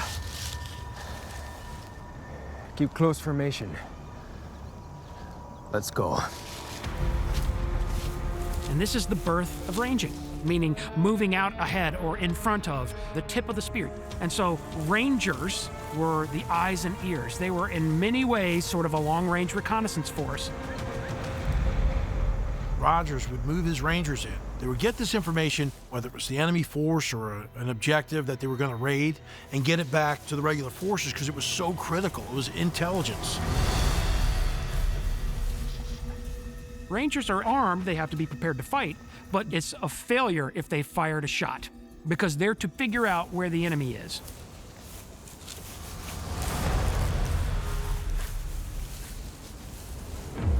In the fall of 1755, Rogers' Rangers are tasked with reporting on troop positions at a French fort in northern New York. Success all depends on remaining unseen and unheard by the French soldiers. They are right within seeing the walls of this great French fort where militia could pour out in any second and they would be done.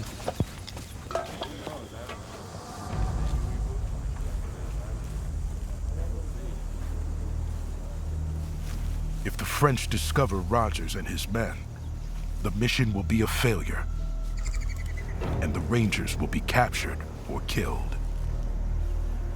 One of the guys walks right towards him. He's going to stumble right over them. Robert Rogers could see only one course of action. Surrender. Make a sound and I'll shoot. Comprenez-vous? The French soldier knows that if Rogers shoots, he will alert all the troops in the fort. But he wants the glory of killing the American Ranger himself. It will be his final mistake.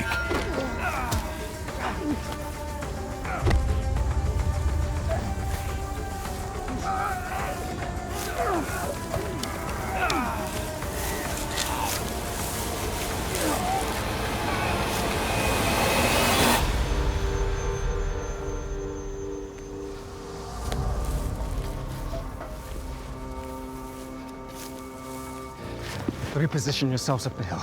Frenchies couldn't have heard. He died real quiet. Come on. Rogers' boldness and quick thinking saves the mission. He is able to deliver the valuable intel back to his commanders, and he begins to earn a reputation as a warrior who thinks like few others. And it's in this environment, mixed with Robert Rogers' background of long hunting as a boy, learning how the Indians lived and dealt with their environment, he began to develop a whole new way of warfare. We know as its special operations.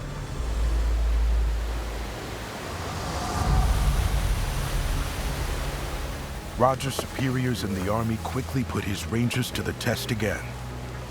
Right then. The French fortification is 1 mile due north. I need 2 scouts.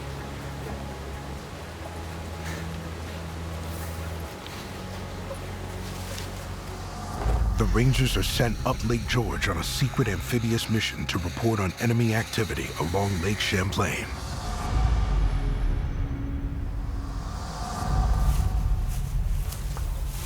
The French have allied with the Abenaki people, who have been pushed out of their ancestral homes by the British. The Abenaki are a people who have long-standing grievances against the English settlers, so their natural affiliation is towards the French. But things seem to go wrong almost immediately.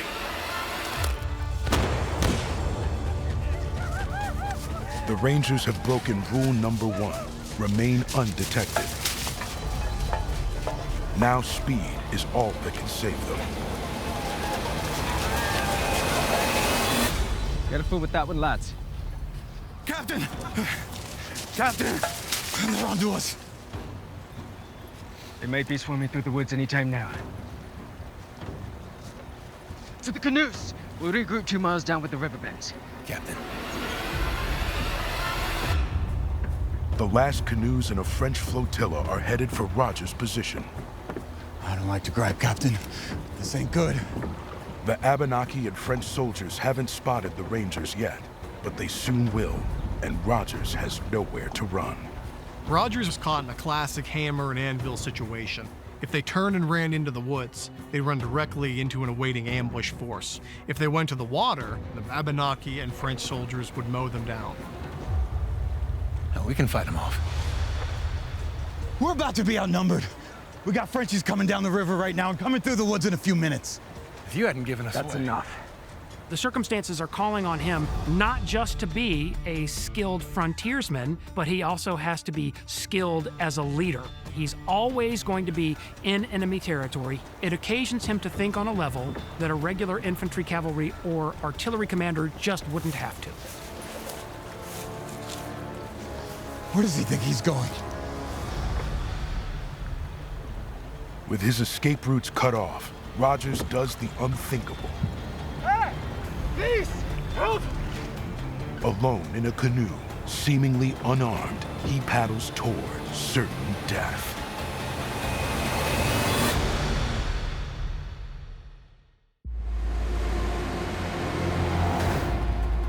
French and Abenaki forces are closing in on Captain Robert Rogers and his team of Rangers.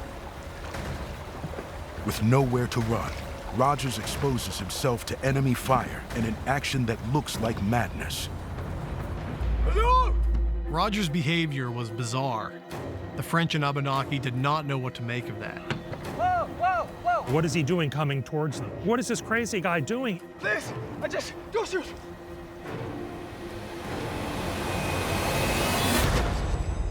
And then bango!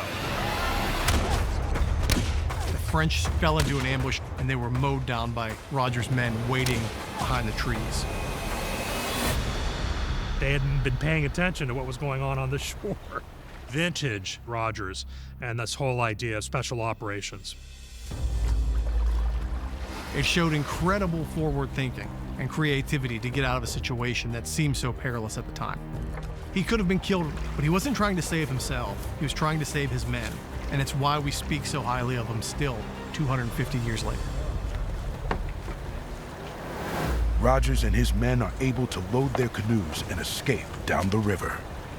Thanks to daring deeds like this, Captain Rogers soon gets promoted to Major, and he becomes one of America's first media celebrities. So when the peaceful citizens of Philadelphia or Boston or even London or Edinburgh pick up their newspaper and read these kind of gripping accounts of brutal frontier warfare, they think, well, this Rogers fellow seems to be going out there and giving the French and Indians a good licking. So by 1759, Rogers is one of the most celebrated men, not only in North America, where he's far more famous than George Washington, but also back in London. But on the front lines, fame means little. As the war drags on, the British expand the Ranger forces, even if they have to recruit men with no experience. All right, let's see you load this.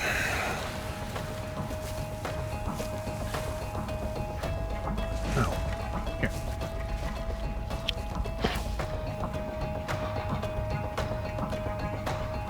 Close it.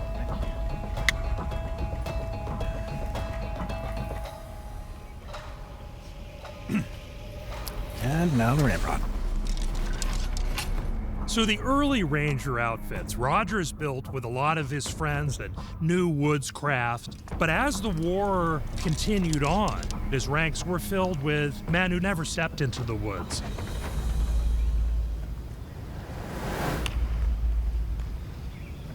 Put your musket at full cock, son. Lieutenant Stevens, show him, please.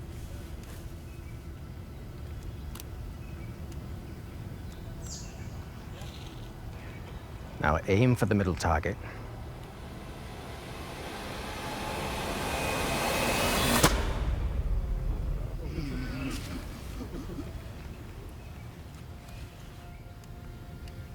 Where are you from, son? Boston, sir. I load cargo at the docks. And why do you want to be a ranger? Well, to be honest, sir, I didn't. The soldiers came and conscripted you. They conscripted a friend of mine, and he didn't want to do it, so he paid me 3 shillings to take his place. I see. But my girl, she's real proud that I became a ranger. No doubt she read all about us in the Gazette and the Evening Post. All right, at ease. Well, I'm glad you're here. Now, we have a big mission coming up, and I need men I can count on. Ranger Smith, can I borrow your musket?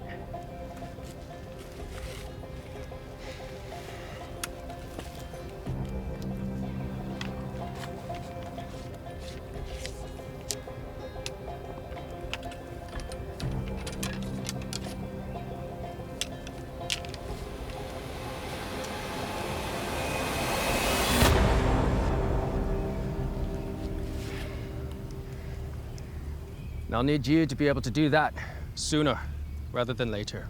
I'll do my best, sir. Lieutenant Stevens, what do you say to that? It's the Ranger's way, sir. Aye, so it is. Keep practicing. Rogers has to do all he can to bring his new Rangers up to snuff, because their next mission is their biggest yet.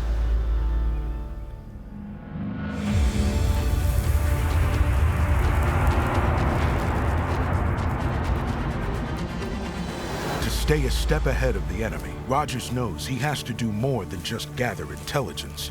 He has to go on the offensive. Robert Rogers came up with a bold plan that no one had ever considered before, to strike right into the heart of French territory. On October 4th, 1759, a large contingent of Rogers' Rangers execute a ruthless surprise attack on the French and Abenaki village of St. Francis. But now comes the hard part. Already exhausted from the long march to St. Francis, the Rangers now face a nearly 200-mile trek to a rendezvous point, where Rogers' trusted officer Samuel Stevens will meet them with food and supplies. The Rangers are already starving. They expected to commandeer provisions from St. Francis, but all they found was dried corn. If you eat it immediately, it goes right through your system. So you end up packing some in your canteen, some in your cheek, trying to break it down. To make matters worse, Captain Amos Ogden is wounded in the attack, slowing their retreat. And Rogers has taken a hostage, 14-year-old Antoine Gill, called Sabatus, the son of an Abenaki woman and a Frenchman. Rogers took him hostage because if they were attacked or surrounded, he'd be a valuable negotiating piece. More solid ground for those trees. That'll help hide our tracks. That way. But the sullen teenager has no desire to help Rogers escape vengeance. That means you too. Cochon. I understand French, and you'll get through there tout de suite. My people will find you and kill you all. Don't waste your spit. Save it to moisten your corn. They're in a race for not only their lives, but to escape starvation. With no game to ease their hunger, the Rangers have to resort to desperate measures. There was something crazy going on with the wildlife. There was an incredible dearth of deer, squirrels, of bear, partridges, anything. Major, some of the men think the group's so big we're scaring away the game. They want to split into smaller units for better hunting. That's an ill notion. I know. They want to vote. Rogers felt more comfortable keeping his men together. If you split up, you're far more vulnerable. But I think hunger pangs were paramount and had outweighed the fear of pursuit.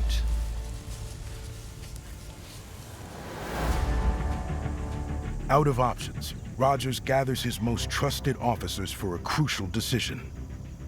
The motion is divide our forces and try to reach Stevens at the rendezvous point by separate routes.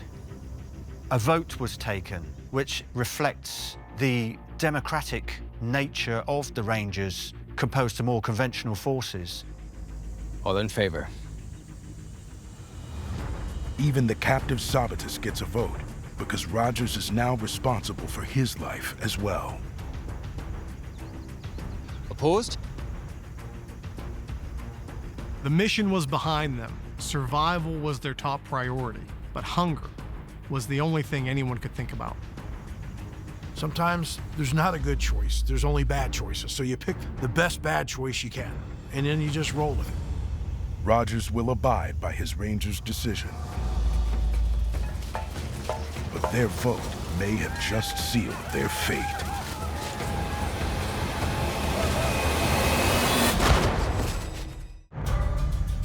To survive a brutal march on no food, Major Robert Rogers splits his Rangers into smaller groups. But over the next few days, Rogers loses many of his men to the enemy, and even more to starvation. Dividing your force can, on the one hand, be salvation, and on the other hand, it can be your doom. Rogers' own group has managed to survive, even though he's taken all the weakest and the wounded with him.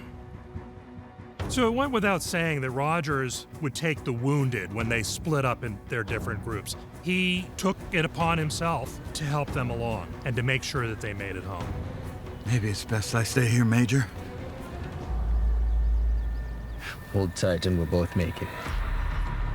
Ranger Amos Ogden is still recovering from a battle wound.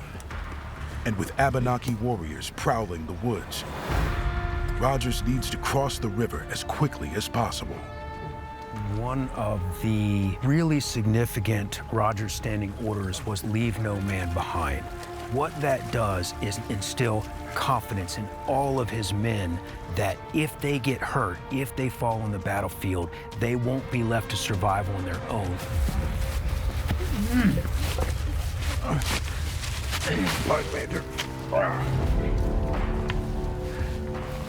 Even Rogers' hostage, 14-year-old Sabatis, can't help but be impressed by Rogers' resilience and dedication to his men. Men know when their leader cares for them, and I think a very similar thing would be happening with Rogers and this young boy that he's taken captive. If he's treated with decency and respect, and then he learns from them that they're also great warriors, that would be something that he can believe in and become a part of. The good thing about traveling along the river is we can fill our canteens.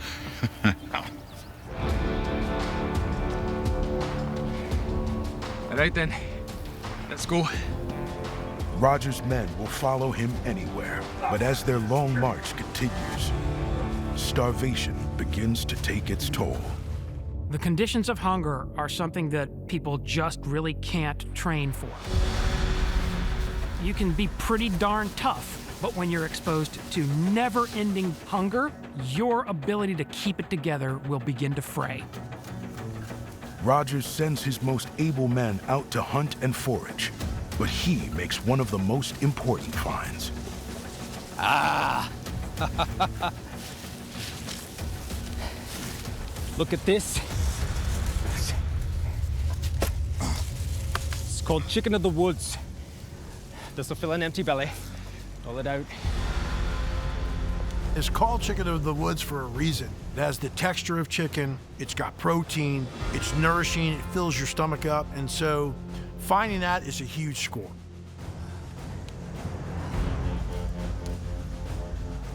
What did you find? Please. Those are beech tree leaves, and they've gone brown. That's no good for you now. Eat the mushroom. Chew it slowly.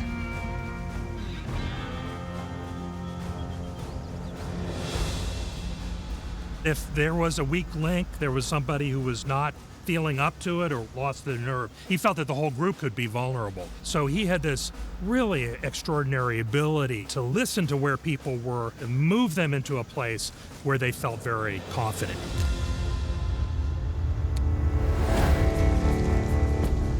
When Rogers judges they've put enough distance between themselves and their pursuers, he allows his exhausted men to rest for the night. Sentry duty. 2-hour shifts. I can stand sentry. I'm feeling much better. With some mushrooms in my belly. And this is a good vantage point. I don't know why there's no game. You have been cursed. We've done well so far. I figure more than halfway to the rendezvous point. You know what that means? Salt beef, salt pork, biscuits with white flour. In a week, maybe less. My people will not have to find you Rangers to kill you. You will all just starve to death. I judge that foolish talk to you being a hungry young man. Well, there'll be meat and biscuits for you too. Get some rest. We're on our feet come sun up. At this point, the only thing keeping the Rangers going is Rogers' leadership and the promise of food at the rendezvous point. The Rangers have to be thinking, even though there is help waiting for them, will they even survive in time to get there?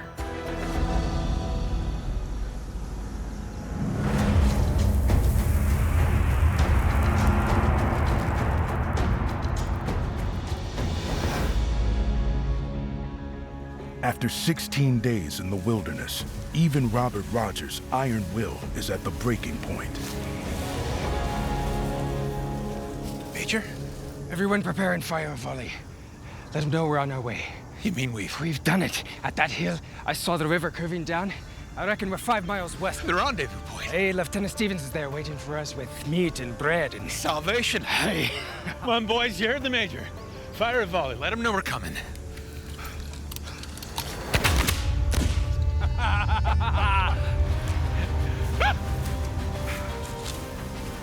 At last, the Rangers have reached the rendezvous point, where Samuel Stevens will be waiting with food and supplies. You all stuck together. Didn't give up. I knew you could do it. And now you'll eat. Tonight, you'll feast like kings. But as they get closer, they are devastated by what they find. When the Rangers finally do reach the rendezvous point, there's no one there.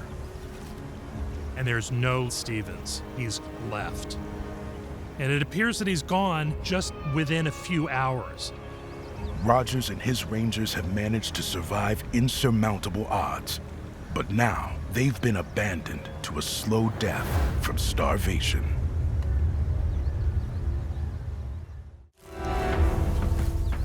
For 16 harrowing days, Robert Rogers has kept his starving team alive with the promise of food at the rendezvous point. But the brutal reality is a deserted campsite. Rogers had personally requested that Samuel Stevens be there with the supplies. He knew him and he trusted him, but he was gone.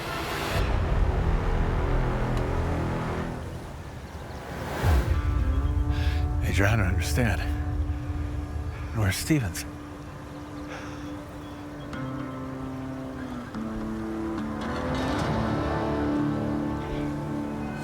Rogers can't believe that one of his own men would have abandoned them. But just 2 hours earlier, Samuel Stevens had been waiting at the rendezvous point. He waited for a certain amount of time, but he didn't wait long enough. Stevens heard the shots that Rogers fired to signal him that they were close, but mistook them for the enemy. Stevens fled 60 miles down the river, back to the British Fort Number 4.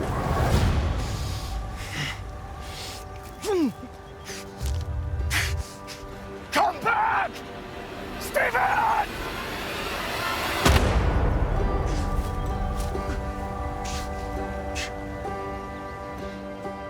Stevens was a Ranger. He should have known you never leave. If Stevens had waited at the rendezvous for even just 2 hours, it would have made all the difference. To get there and find it abandoned must have been a hurt, a depression that we just, as modern people, cannot fathom.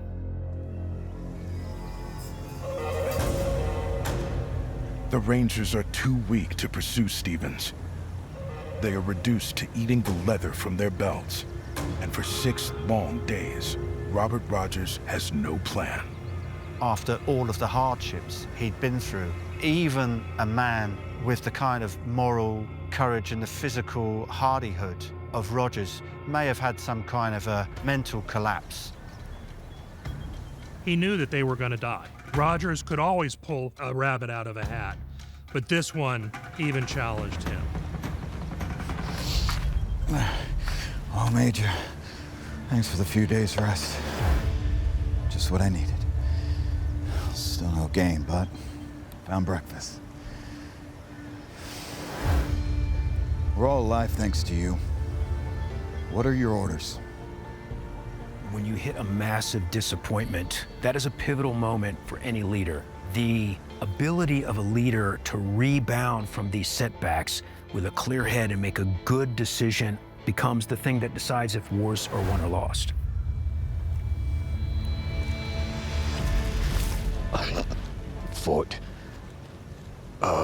Fort number 4. Sir. There's food and medicine. It's just 60 miles. Easy hike on a full stomach. In our condition, we'd never make it. On foot.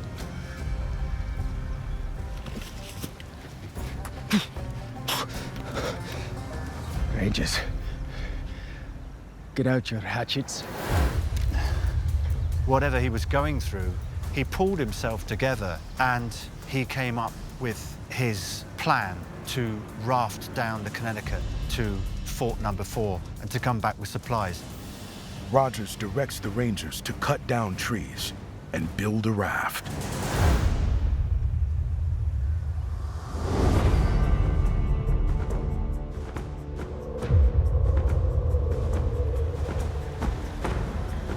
It looks like a miracle, but the raft can't carry everybody. I'm afraid I can only take the 3 strongest this time. Ogden, you and Smith will steer. And me. You? You don't think I can do it? Help secure the guns and supplies, s'il vous plaît. It's possible that in undergoing these shared hardships, the fortitude shown by Rogers impressed Sabattis sufficiently that it overrode any lingering animosity he might have had towards Rogers. It should take us 4 days to reach the fort. 5 at the most. I will return with food in 10 days. You have my word. Good luck, Major. Robert Rogers promised, and his word was his vow, that he would be back in 10 days.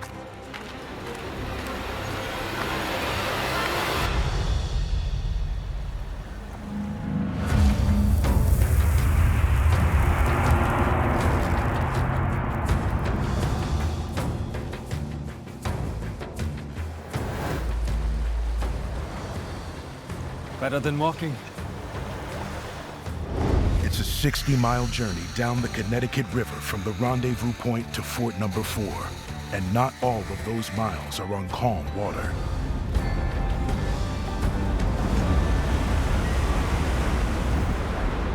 Rafts are notoriously difficult to point, and that was just in the calm water. When they hit whitewater, that was a different order of magnitude.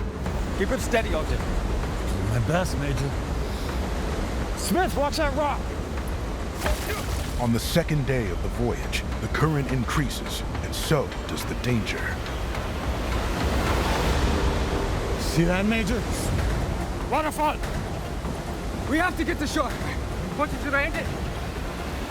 Careening toward a waterfall, Rogers' desperate rescue mission The river ain't in your opinion, Major! is headed for catastrophe.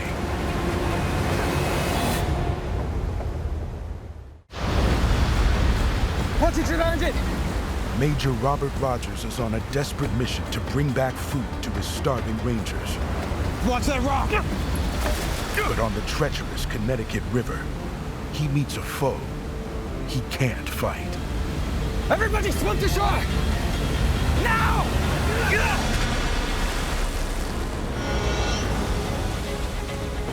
The Connecticut River has some pretty significant falls in it. For instance, one that they hit first was White Falls, and the rapids and the falls come very quickly. With their raft destroyed, Rogers' men regroup at the bottom of the falls.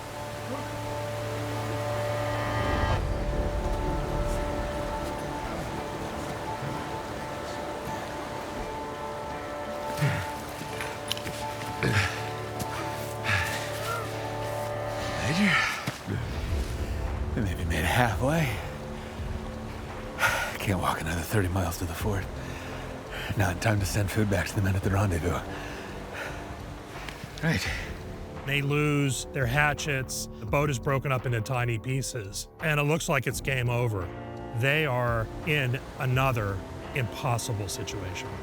But Robert Rogers is at his best when things seem impossible. Hey, we need to make another raft. What? Those look like some good trees there. Major, every hatchet, every knife we had went over this fault. Got me, Flint. Let's find a good tree. There's only one other option. Make another raft. This time, their tools are gone as well. But on the frontier, necessity is always the mother of invention. He has a flint, which he kept on his person. So he comes up with this extraordinary plan. Rogers uses the only tool he has to make logs for the raft: fire. Burning the base of the trees, using fire for breaking wood. I've done that many times. It takes a lot of time. It's ugly, but it is doable. But in warfare, you have to come up with extreme solutions for extreme problems.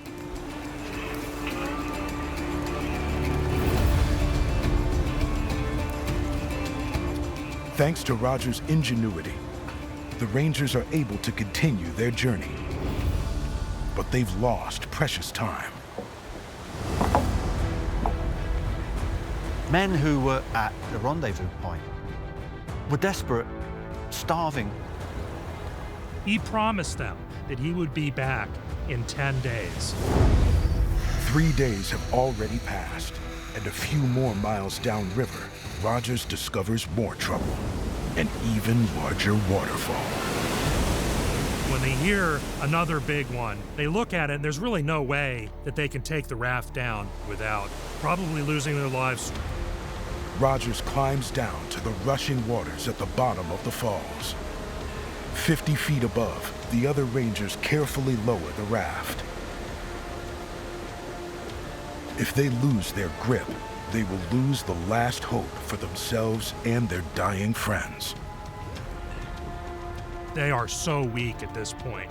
This is do or die.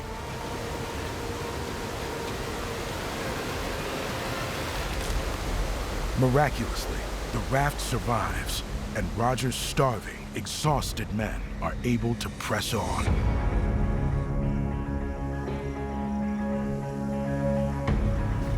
On the 6th day, 4 haggard, weary men stagger out of the wilderness toward Fort Number 4. Major Robert Rogers and Company! Our raft has been moored by your canoes. I must see your commanding officer on a matter of great urgency.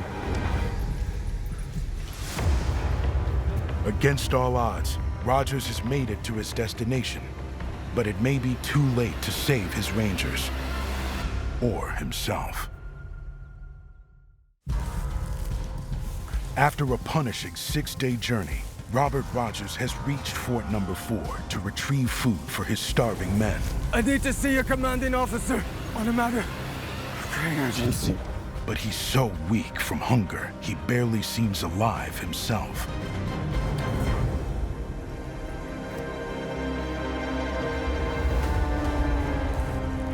The soldiers at the fort quickly get to work loading supplies for the Rangers 60 miles upriver. And despite his condition, Rogers is determined to make sure the food reaches his men in time. Remember, to purchase the canoes at 2 separate points, Artikichi and White Falls. You understand? Yeah. Now, I promised my men they'd have food in 10 days. That leaves you 4 days to reach them. Don't you dare make me a liar. Get in. Almost immediately after reaching Fort Number 4, Rogers sends canoes upriver with provisions, hoping it's not too late. Godspeed.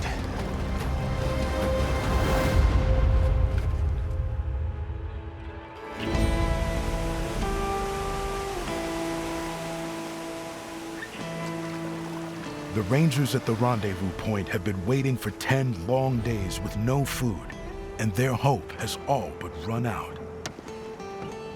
They are so weak at this point. Exactly 10 days later, provisions reached where the remnants of Rogers' men lay. Course of my military career, I've had a handful of times where things got really dire and someone has to go out to get help and come back. You don't believe that they're ever going to get there. So when you actually see them coming in, the elation, the joy, it almost seems unbelievable. The rescue team saves most of Rogers' Rangers, but for some men, 10 days has been too long. The Rangers had only really been kept going by this promise of the food they would get at the rendezvous point. And some of them couldn't take anymore, they died. And this was something which, of course, Rogers himself was incandescent with rage about when he finally got in.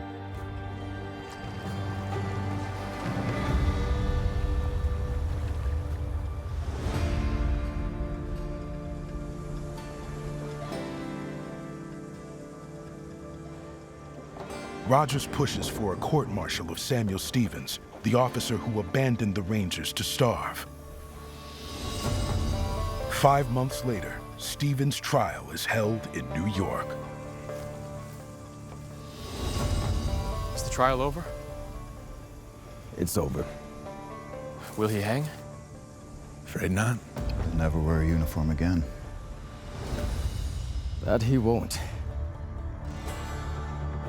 Stevens was indeed court-martialed and drummed out of the Corps. Rogers felt that Stevens had escaped very lightly for what was basically a gross dereliction of duty. When he dies, the priests have told me where his soul will go.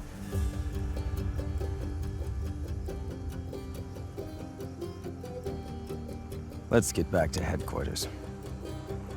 Raise a glass to the dead. As well the living. And to the next mission.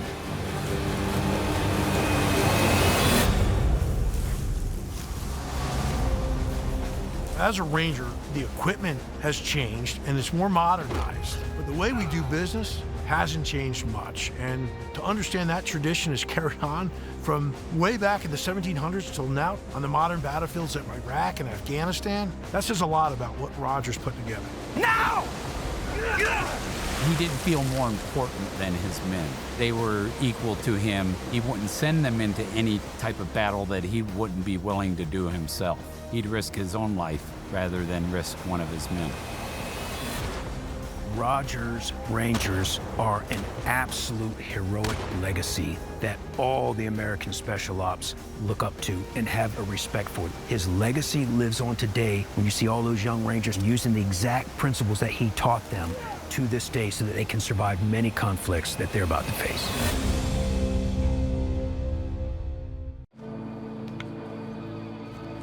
William Bartram is one of America's first naturalists, and he's determined to explore, chart, and record the very edge of the southeastern frontier.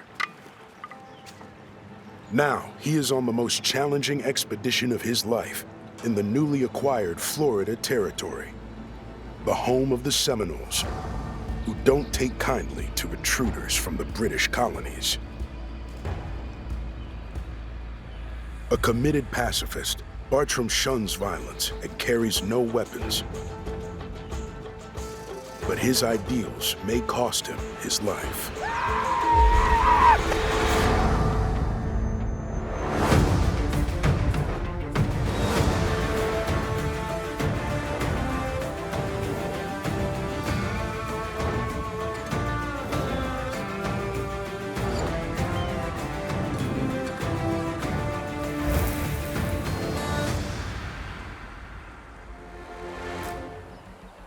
William Bartram is unlike any other explorer of the frontier, a trailblazing naturalist whose work brings the wilderness into the lives of everyday Americans.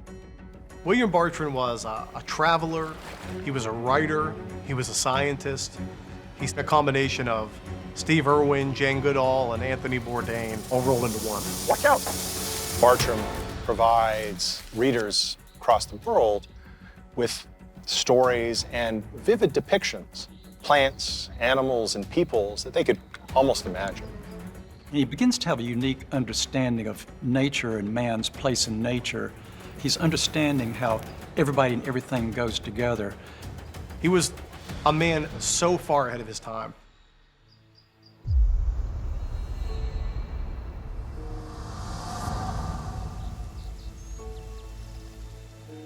William Bartram begins his journey far from the frontier, in a carefully tended garden in Philadelphia, where he assists his father, John, the most renowned botanist in America. Philadelphia was the intellectual center of colonial life in the 1760s and 1770s. This included tremendous advances and deep thinking about the natural world. And at the center of that center was John Bartram, who established one of the first botanical gardens in the American colonies. I'm pleased to report that you are indeed, now officially, the King's botanist in America. Thanks to you. Think nothing of it. Benjamin Franklin was quite influential with the King of England to appoint John Bartram as the royal botanist. It was quite a wonderful relationship between the Bartrams and the Franklins. Congratulations, Father. It's you who must be congratulated, William. You continue to dazzle with your talents. They'll buzz about your work in England. Before the invention of cameras, drawings and illustrations and paintings were the only images that people would see. And William realized that, and as a young man, he got quite good at it. But Bartram's obvious talent isn't enough to impress his father. Don't put any ideas into the boy's head. It's already filled with far too many unachievable dreams. Oh, you should nurture his dreams. After all, it's us dreamers who change the world. Those of us that are fathers, sometimes we're overachievers with our children, and perhaps we're not as fair as we could be recognizing some of their talents and skills as young people. John Bartram fell into that category because his son William was a romantic. He was a poet, whereas John was very logical and practical.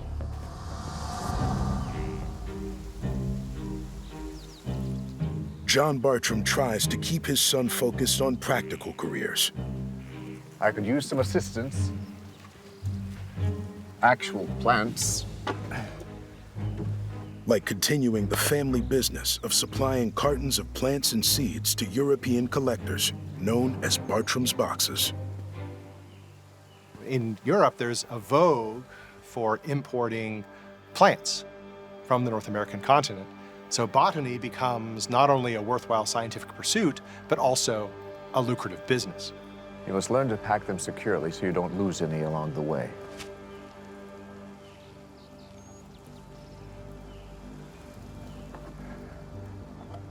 It's important for you to get your hands in the dirt and experience the world with your own two eyes. Which is why I want you to join me on the expedition to Florida.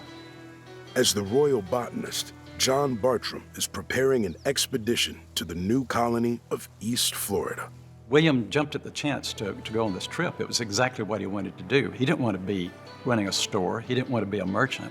But William has little idea of the danger and hardship that lie ahead. You say Florida's magical. There's no such thing as magic. The laws of the universe are governed by science. Nowhere is that more apparent than in the wilderness. But when you endeavor into the wild, there's a risk you might not return.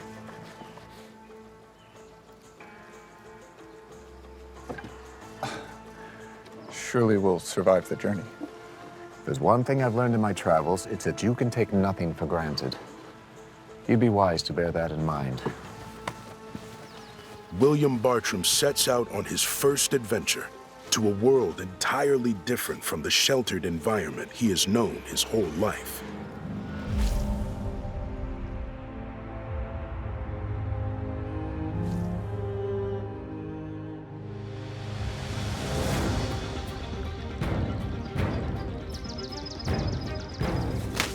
In 1765, William and John Bartram make their way south through Georgia to Florida, which Spain had ceded to Britain 2 years earlier. Florida in the 1700s is like a country unto itself. It encompasses not just modern-day Florida, but parts of Georgia, Alabama, Mississippi, and Louisiana, stretching all the way to the Mississippi River. Florida was so big and so unmanageable that they actually had to make it into 2 different colonies, East Florida and West Florida.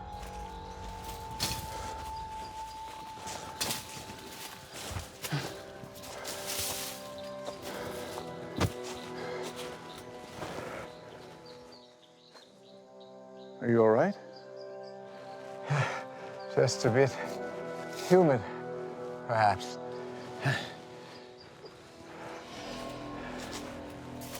Florida, it must have seemed like a jungle because it was so much more different than the woodlands they were used to. It had to be like an overwhelming world that they have just walked into. Part of the Bartram's mission is to find unknown plants that they can bring back to Philadelphia and share with the world. Most curious shrubbery. Never seen anything like it.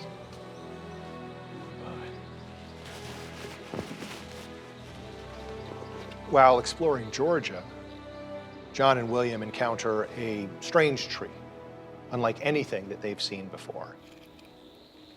Every scientist at the time wants the glory of discovering a new species. And with this young sapling, the Bartrams have just found one. And this is what gets Bartram excited. William uses his artistic abilities to detail it and sketch it to share with the world. And John will collect the seeds and intend to plant them in his own garden in Philadelphia. This tree doesn't even belong here. I think it's an anomaly. Absorbed in his sketching, William leaves the seed on the ground, and the Bartrams continue on, unaware that they're not alone.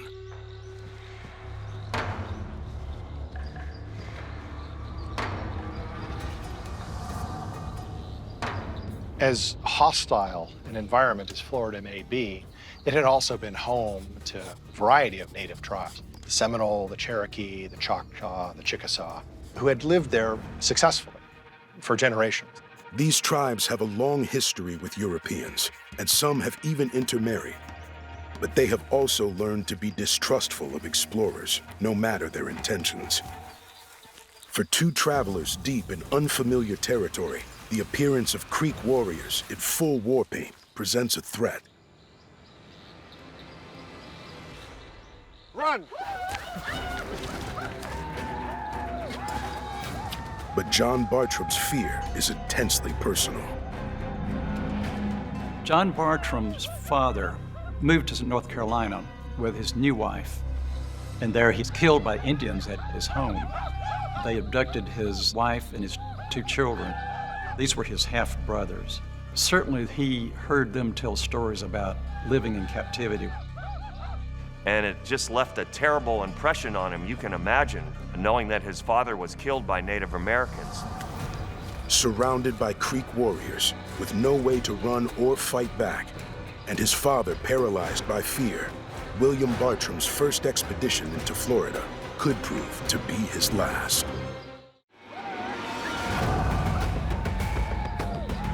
On his first expedition to Florida, budding naturalist William Bartram and his father, John, have encountered a band of Creek warriors. John Bartram's own father was killed by Native Americans, and he fears he will suffer the same fate. But his son displays no fear, despite being armed with only a pencil. William, what are you doing? The difference between John and William on their views of Native Americans was quite dramatic. He really hadn't had any experiences of violence with the Native Americans like his father John had had. William Bartram is risking his and his father's lives on a gesture of kindness.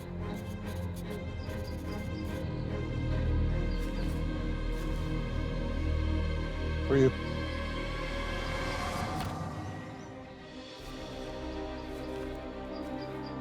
And it pays off.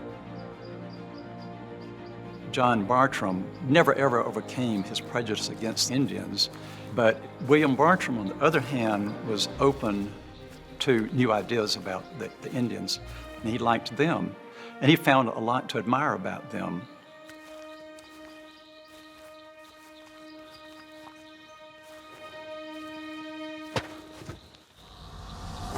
Over the next few months, the Bartrams travel hundreds of miles into Florida, documenting the incredible flora and fauna, but they still haven't found another plant like the one they discovered in Georgia. You did put the seeds in this box, didn't you?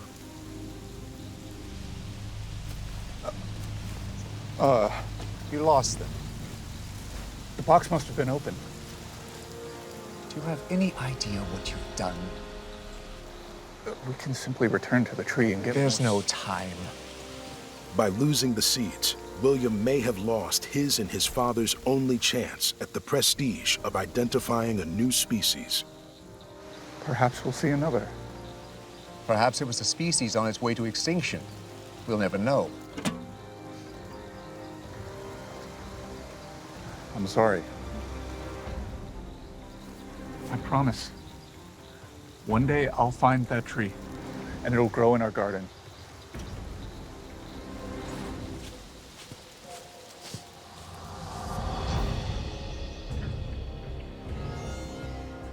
The Bartrams push deeper into the Florida swamps, hoping to find the tree again.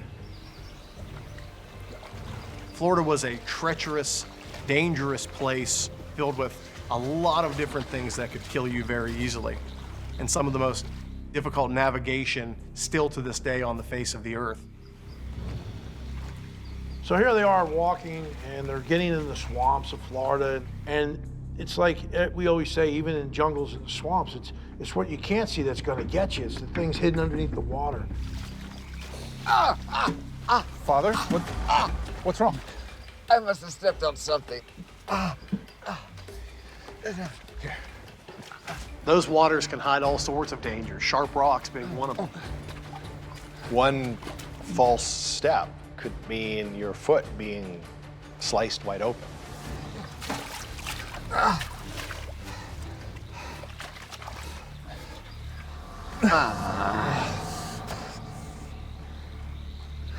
Wrap it up. Let's be on our way. If you don't have your feet to get you from point A to point B, now you've made your situation way worse. That would be bad in normal terrain, but now you're in a swamp. Now you've increased the chance of infection. Foot infection in the infantry, as we used to say, is as good as a death sentence. John Bartram set an age where expeditions like this aren't a given anymore. There's no guarantee he's ever going to return home. And the injury to his foot revealed to him that these sorts of things might be past him in his years. After less than a year in the field, John Bartram has to cut the expedition short and return home.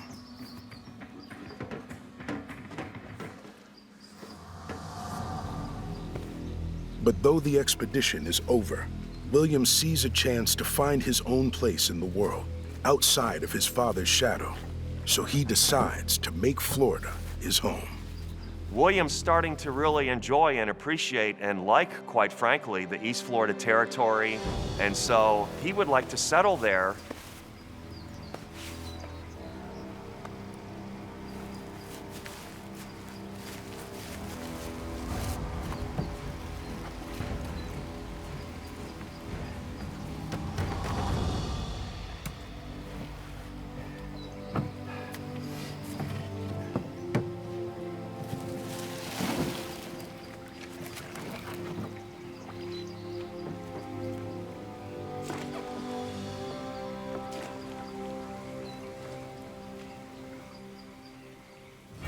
Bartram buys land to grow indigo, a pivotal cash crop that supplies blue dye to the worldwide textile industry. He wasn't able to do a very good job, and he struggled, and the task of all the labor that he had in front of him definitely proved to be too much. He lost everything. It was an embarrassment, and he was also probably afraid of what his father would say. He eventually made his way back to Philadelphia with his tail between his legs, and he realized, here is yet another failure where I still haven't found my way in the world. Bartram's failures in Florida haunt him. But an unexpected offer from Benjamin Franklin will give him a chance to redeem himself. My apologies. I neglected to mention some exciting news from London. Your most generous benefactor, Dr. Fothergill, has an intriguing idea for William. For William? Yes, the good doctor wishes to combine his passions of medicine and botany by funding an expedition to explore the entirety of Florida all the way to the Mississippi. To what end? He's searching for new treatments amongst nature and native medicine. He thinks that you, William, are just the man to undertake this mission. Me? Fothergill responded to the understanding of nature in forming your drawings. Seems that is what won you this most prestigious commission. I have no words. Surely you can muster the ability to say, yes, my boy. For William Bartram, this is the chance of a lifetime.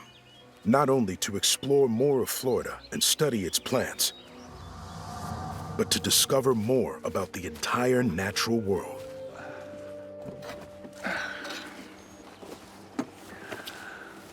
I fully intend to reach the Mississippi by winter. An ambitious goal. Why not join me? Share in what will no doubt prove to be the grandest of achievements. That kind of fortitude and perseverance favors the young. I fear those days are behind me. This will be of more use to you now than to me. May it bring you luck.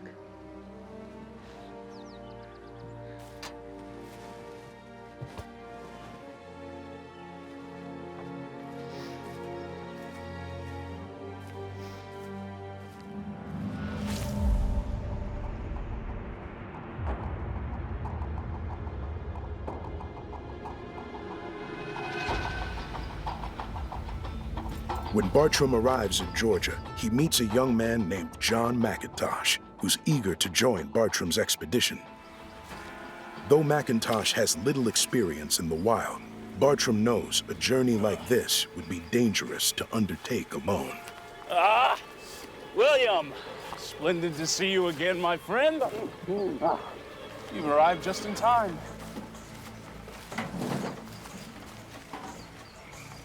From the coast of Georgia, Bartram and McIntosh set off into the wilderness.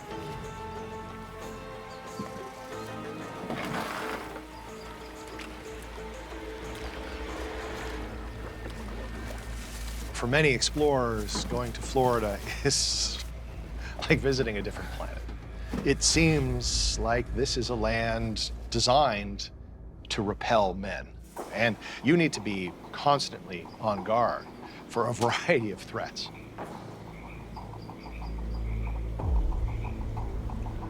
What is it?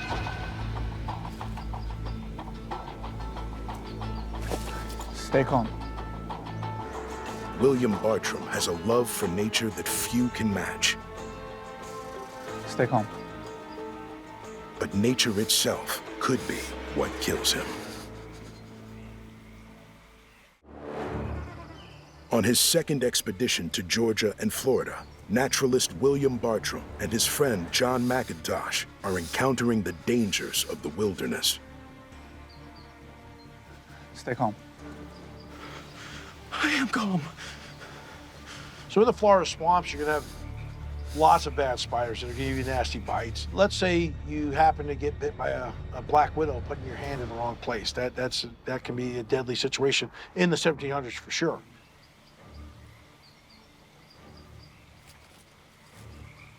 What are you doing? Ever respectful of nature, Bartram always tries to find a non-lethal solution to any threat.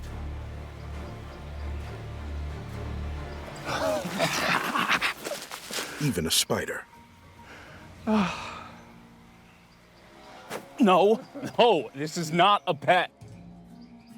Bartram neutralizes one danger, but there are much larger ones lurking deeper in the wild.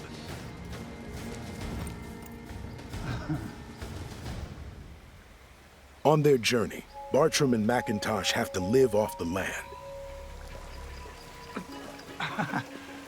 Macintosh. Macintosh. Macintosh. Some assistance? He was putting up quite a fight.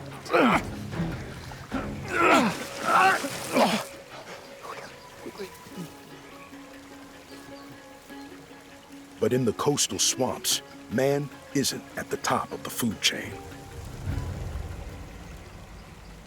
Throughout his travels, Bartram has multiple close calls with the near-mythical predators of the Southeast. Alligators. He had read about such animals in Chinese literature, and so what he first called these giant reptiles that he was encountering was dragons.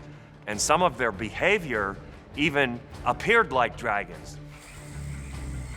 He writes about the splash of their long, leathery tails. He writes about the spray and the mist that comes out of their jaws chomping him. He writes about nearly escaping death, nearly being eaten himself, but he never quits. This is part of the experience that he wants to share with the world, and he's determined to see it through.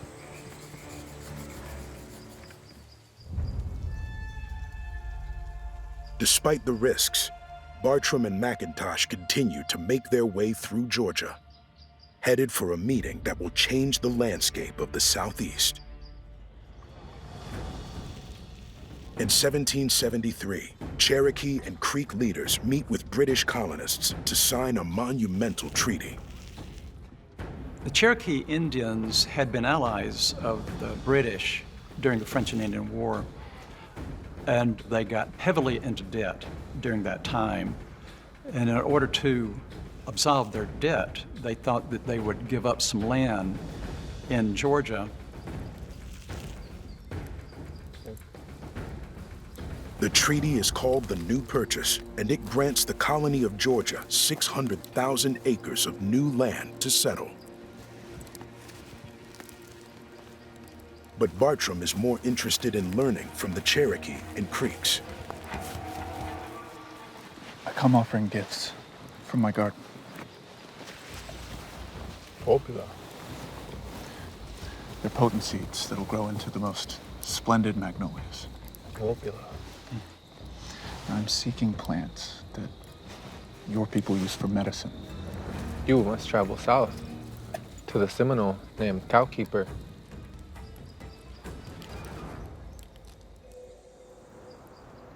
To find the Seminole leader, Cowkeeper, Bartram and McIntosh travel hundreds of miles south into Florida. But they are entering territory that may prove more hostile than any they've encountered so far. Bartram always looked for the best in every situation, but that really did hurt him at times because he sometimes underestimated how much danger he was truly in. A Seminole warrior gets the drop on Bartram and McIntosh. And Bartram's journey and his life may be coming to an end.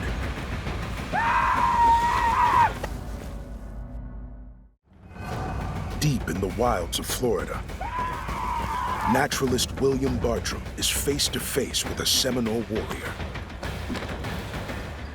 Though he's unarmed, Bartram stands his ground and does something the Seminole never expects.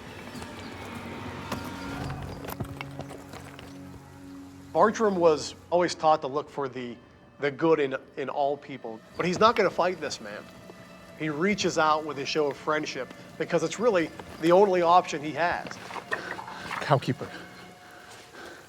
the Seminole leader.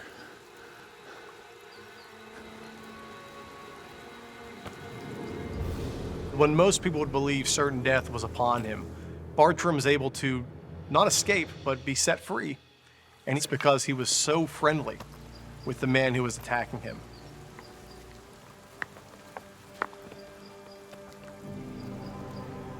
Thanks to his peaceful nature, Bartram now knows where to find Cowkeeper, the Seminole chief he believes can help him find new medicinal plants. I'm here to see Cowkeeper. Cowkeeper, he was the chief in modern-day Gainesville today. The whites called him the Cowkeeper because the Indians that followed Cowkeeper became very successful raising cattle. To get the information he seeks, Bartram will have to earn Cowkeeper's trust. Watch out!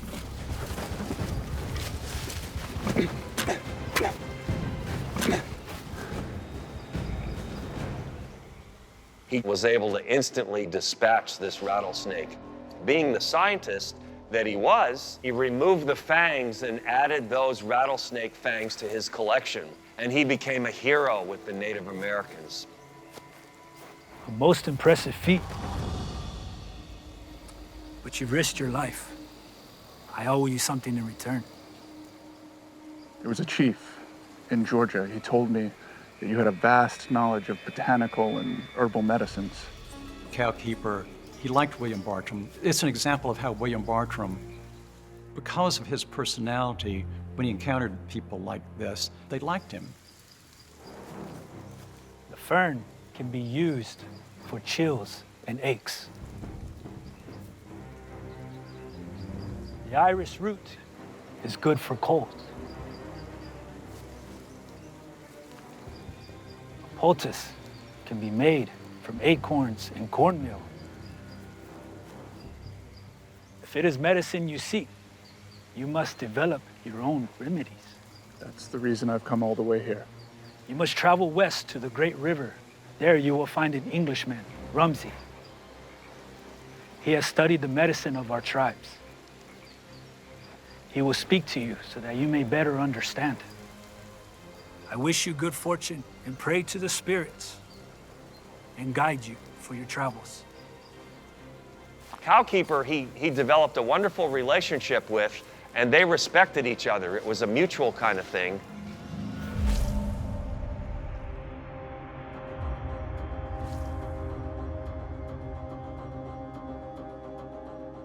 With Cowkeeper's advice in mind, Bartram and McIntosh make their way toward the Mississippi River. Whereas his father was content to return north, Bartram was determined to explore the entire expanse of East and West Florida, all the way to the Mississippi. He essentially wants to survey the entire Southeast. But his time in the Florida wilderness is starting to take a toll on Bartram. If you're going to live in Florida, insects are a part of life. The mosquitoes carried diseases like yellow fever, like malaria. It was not uncommon for a person to spend just 2 or 3 years in Florida before either getting very ill or dying altogether. Bartram presses on, his symptoms lingering as the months pass. But his senses are still sharp enough to make a startling discovery. That's it.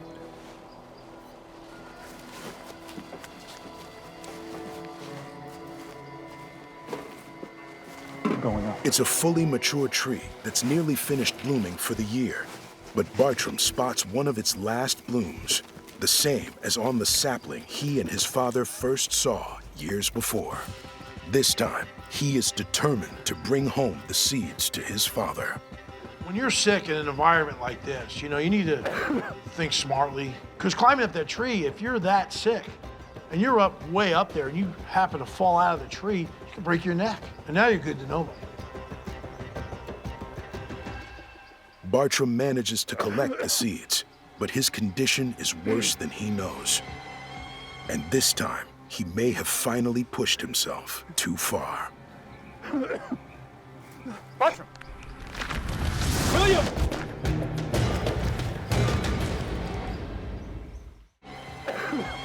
Deep in the treacherous southeastern wilderness, naturalist William Bartram has succumbed to a mysterious illness.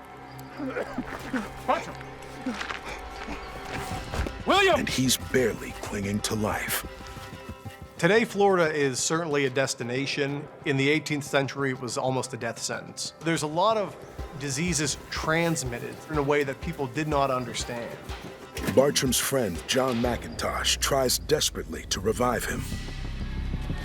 For if Bartram dies, McIntosh has almost no chance of surviving on his own. There you go. There you go. Come on. Come on. Up to the tree. There you go. Yeah, good.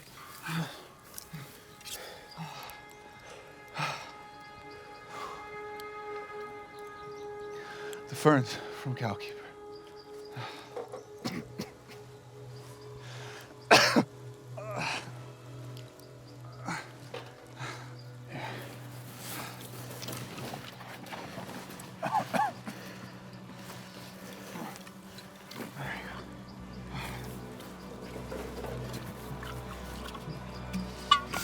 You need to rest. The medicinal plants given to Bartram by the Seminole chief Cowkeeper provide enough relief for Bartram to resume his journey. Historians believe that he had some kind of bout with yellow fever or malaria, and it makes sense with the habitat that he was in and the amount of mosquitoes that were in the area. I think it's one of the great ironies of Bartram's story that he went on such a perilous journey in search of medicine. And then he ends up becoming so sick that that medicine is really the only thing that can save his life.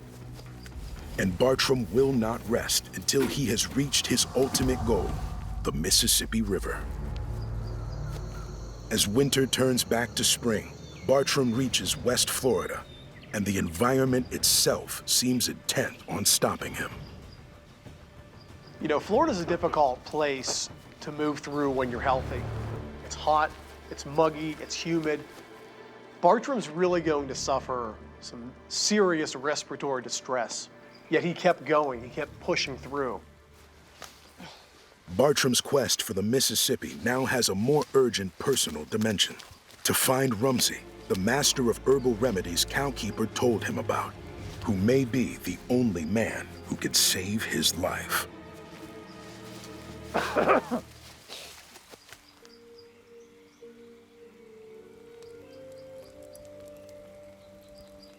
He was racked with illness, with fever. His joints ached. He'd be sweating all day. He'd be having delirious visions. You're running a fever? Perhaps we should return home. No. There's no place healthier than at home in nature. It didn't stop him. He'd just get up in the morning, vomit, and then keep on going. He was that kind of a strong person. He kept it up, and he kept going when somebody else would have given up and turned back.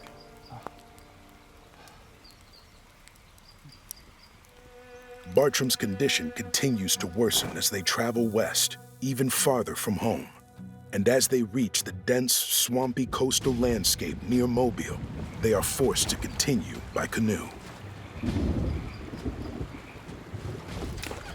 Rowing a canoe upriver is especially difficult for Bartram in his condition, but he must persevere. I can't see. He was having this tremendous pain in his head and in his eyes, and he was really weak. He was losing a lot of eyesight in his left eye. Bartram is losing his vision at the worst possible moment. In Florida, the explorer colonists encounter something that he is unlikely to have seen anywhere else on the North American continent. Hurricanes, storms, torrential rains that greeted many who were otherwise thinking Florida might be a territory of sunshine. We're taking on water. We're sinking. Nearly blind, his boat rapidly filling with water, Bartram knows that his end may have finally come. We're sinking! Naturalist William Bartram is caught in a storm while rapidly losing his eyesight from a debilitating disease. We're almost there. Hold on. As rain fills his canoe, it's starting to sink. and it's up to Bartram's friend, John McIntosh, to steer them to shore. We certainly love to valorize the idea of man alone in the wilderness. But surviving the wilderness often depends on the people around you. And that was certainly the case for Bartram.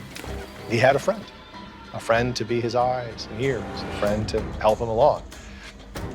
More often than not, that is how we survive. Hey, hold on. Come on, grab my, take my hand. Come on, Will. Come on, there you go.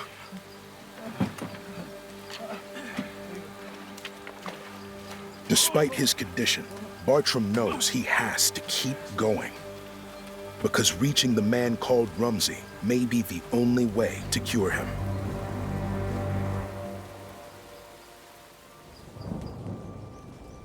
Bartram, he got worse. He couldn't see much of the coast on the trip because his eyes were so sensitive to light. And he said he thought that he would sink under the weight of this illness and had run out of options.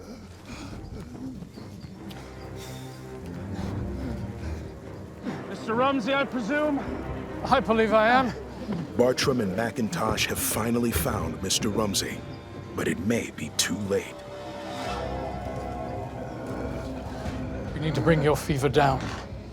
Chew on this. No matter what Rumsey tries, nothing helps ease Bartram's symptoms. Bartram was in this dire straits, and he may not survive the night. Perhaps a poultice of some kind.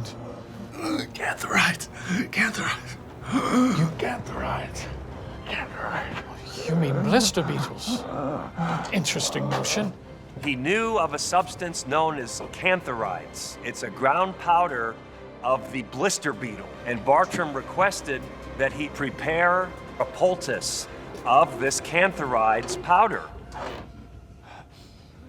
Bartram must have known some medicine from his own father, because there is nothing about its descriptions in history that would make you think that it would be good for a violent fever. The cantharides paste is a last-ditch effort to save Bartram's life. And if it doesn't work, he will never get to complete his journey. He thought that night was going to be his last night.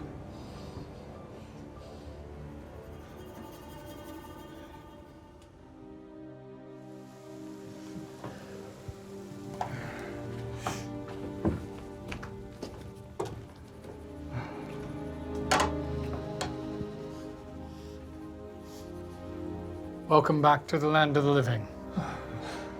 We didn't think you were going to make it. Neither did I. Bartram's years of seeking out and documenting natural medicines have paid off by saving his own life. After rest and recuperation, Bartram again feels well enough to get back on the road and reach the Mississippi River.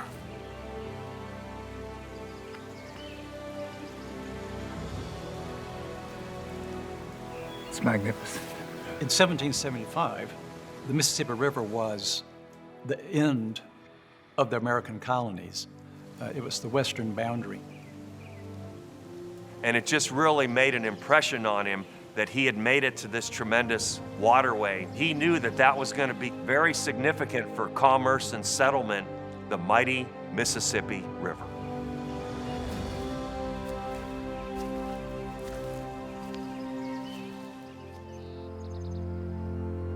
William Bartram returns to Philadelphia, having become America's first true naturalist. And he's explored farther than his father ever did. You actually set your sight on the Mississippi? Yes, Father. And what's more, I found the tree. And I brought home seeds.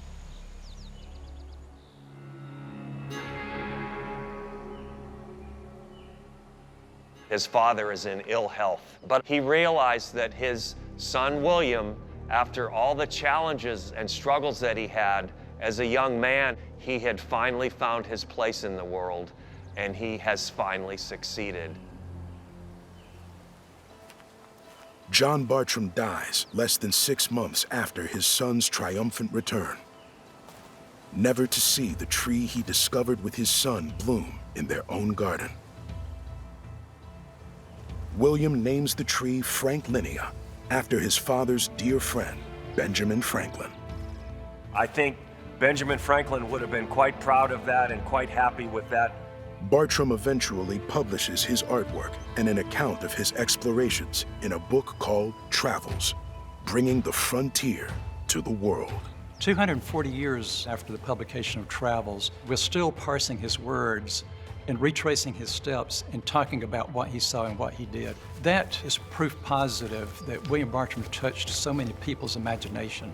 His descriptions and his sketches in Travels really is the beginning of who we are and what we have in the United States of America. He brings a message where people need to respect each other and respect their habitat and respect the other creatures in the world. He understood that his role as a scientist was not indifferent than his role as an artist.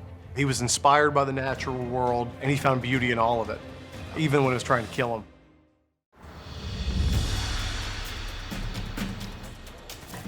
Daniel Boone, America's most storied frontiersman, has been held captive by the Shawnee for months.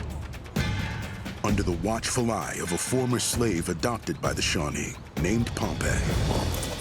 But after hearing of plans to attack his home settlement of Boonesboro, he sets out to escape. Boone rides out to sound the alarm and ensure the survival of his home, the last remaining stronghold on the western frontier. After crossing more than 100 miles of unforgiving terrain, on horseback, on foot, and across rivers, the Shawnee are still in pursuit. If Boone is captured, Boonesboro, and all within its walls, including his own family, will be lost.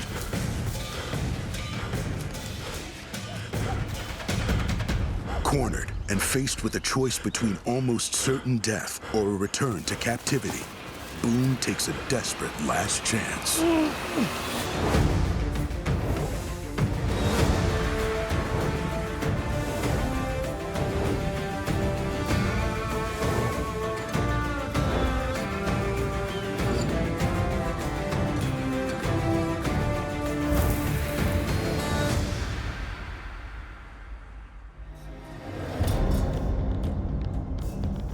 Few legends loom larger in American frontier history than Daniel Boone. When you're talking about Daniel Boone, he was a legend, a literal legend in his own time. Boone was at ease in the wilderness. He wasn't afraid of Indians. He wasn't afraid of new places. He represents what many Americans would like to be. When he was in the wilderness, he was at his best. And when the heat was on, he was the kind of person you wanted to be in charge. There's no one like Daniel Boone, and there probably never will be again.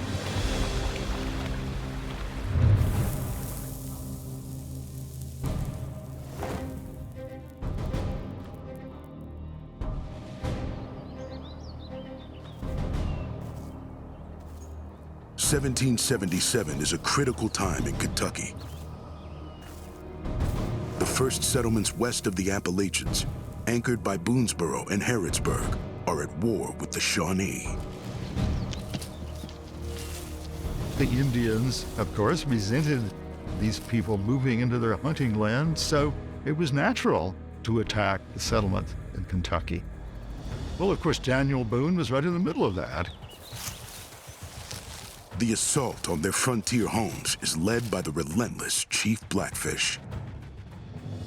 Blackfish was a leading Shawnee chief who led an offensive against European settlements, reaching a boiling point in what's called the Year of Bloody Sevens. Blackfish understood that if you could take out Boonesboro, if you could take out Harrodsburg, all of Kentucky would be yours.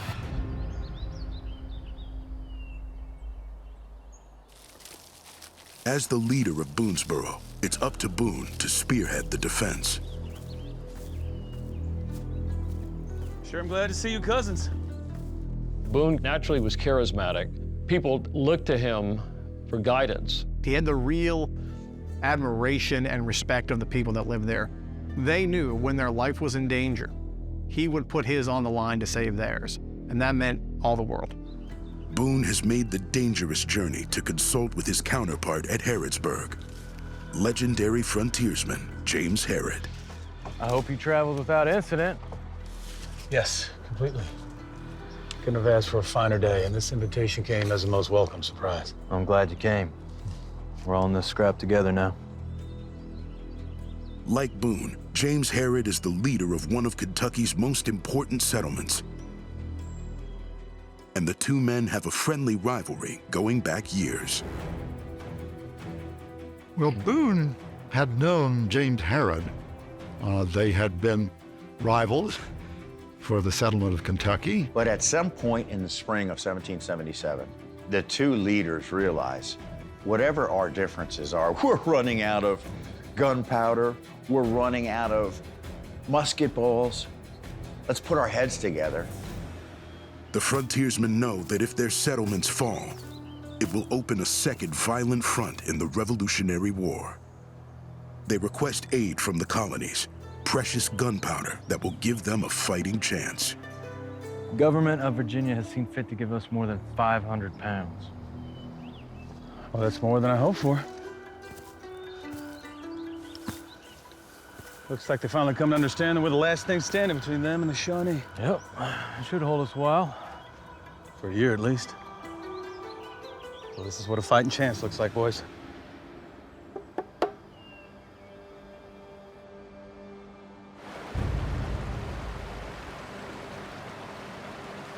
The gunpowder is crucial for the defense of Kentucky.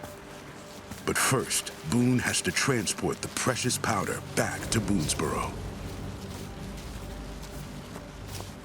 Care had to be taken with powder not to get it wet.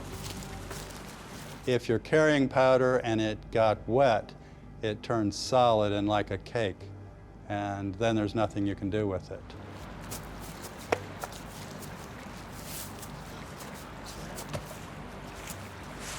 Where'd the raft go? Raft's gone. There. The theft of their raft is an ominous sign, but they have to cross the river, even if it means they're walking into an ambush. We're gonna have to ford across. All right, pick up your barrels high and be careful. Go slow. All right? I'll lead.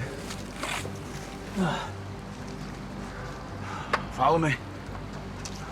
Exposed and vulnerable to attack, they also can't afford to lose a single pound of their precious commodity.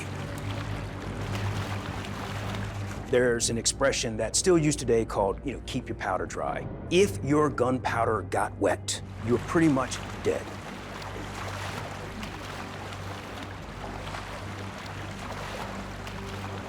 With all of Boonesboro counting on them, they safely cross the river. And for the moment, it seems like they're in the clear.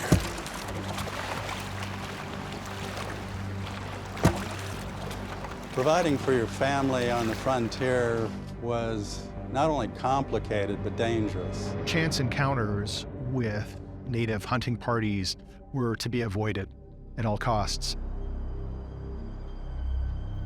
Boone makes it back to Boonesboro. But his hunter's senses tell him something is wrong. Something's not right. As he approaches the fort, the attack he's been dreading finally comes. The only thing that matters is that powder. Keep going, I'll cover you.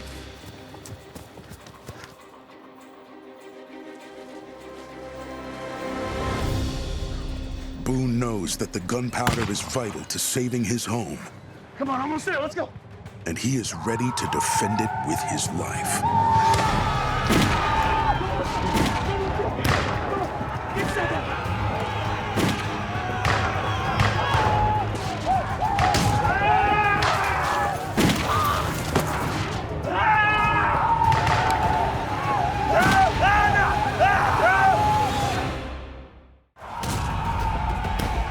Returning to his America's home of Boonesboro, legendary frontiersman Daniel Boone is ambushed by Shawnee warriors. A musket ball shatters Daniel Boone's ankle. The next thing he knows, there's a Shawnee about to take his scalp. And Simon Kenton, who was at the gate of the stockade, shoots the Indian dead. Come on, kid, let's go! Ain't no shape to run. I'll do the run for the both of us. Simon Kenton picks him up, slings him over his shoulder, runs back into Boonesboro under a hail of gunfire. And it's amazing that they both weren't killed as the Indians were firing at them. But they got back to the fort, and Boone's daughter Jemima ran out and helped him.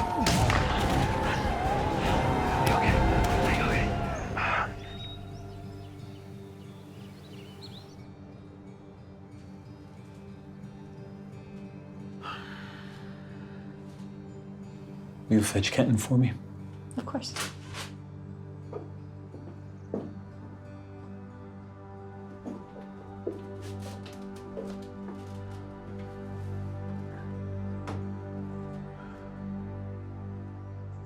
You behave like a man today.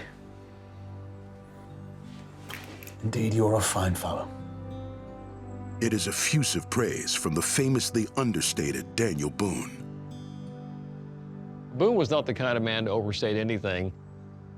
And from then on, of course, Simon Kenton and Daniel Boone were fast, great good friends. Boone and the settlers are lucky. Not a single life is lost in the attack. But with winter looming and a hostile force outside the walls, Boone knows worse days are ahead.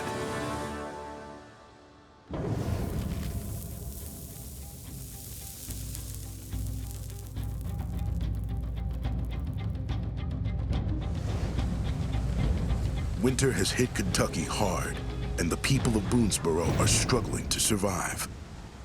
Now they are lacking the commodity of salt. Without salt, you're going to starve because your diet is primarily meat now. You couldn't get the crops in. This is long before refrigeration. So salt is the only real means of preserving meat. It was vital on the frontier where meat was scarce and needed to be preserved at all costs.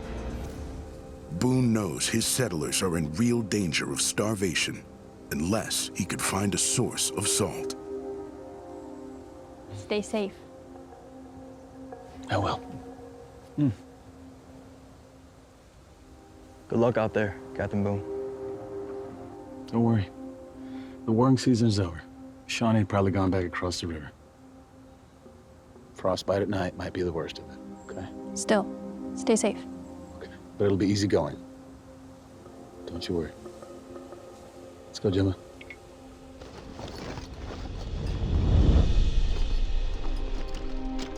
There had been a salt lick outside of Boonesboro, but the Shawnee in the summer and fall had poisoned it by throwing dead animals down.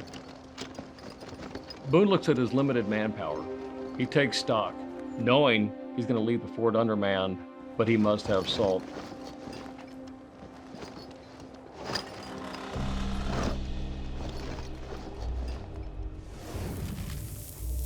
Now the nearest salt lick is nearly 60 miles away. No easy journey under the best conditions.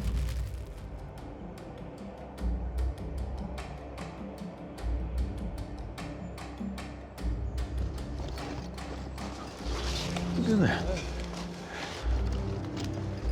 I think we found our salt licks, boys.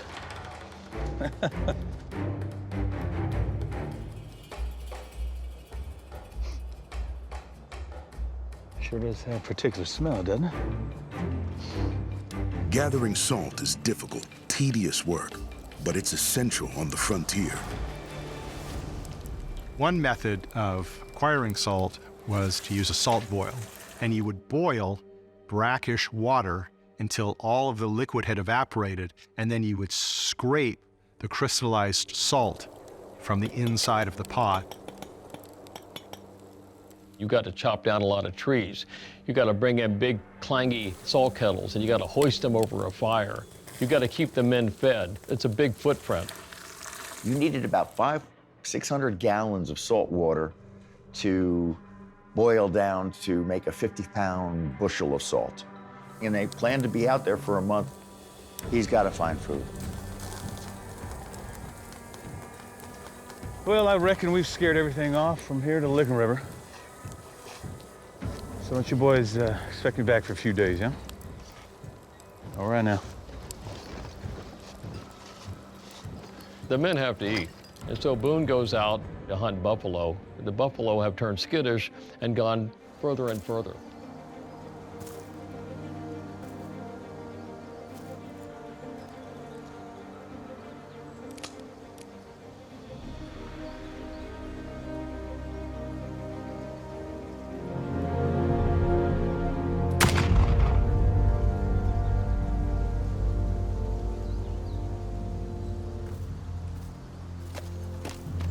He's out, and he has almost buckled his horse's top line, piling buffalo meat. Although happy not to see another soul while hunting, Boone has made a miscalculation.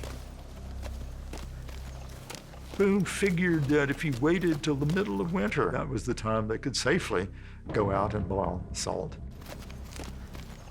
But the Shawnee have not returned home across the river. Their leader, Chief Blackfish, plans to catch the settlers off guard.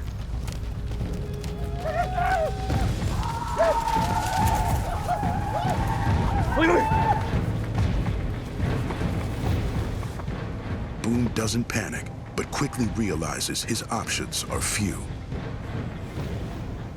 Boone's fate is now in the hands of his most relentless enemy.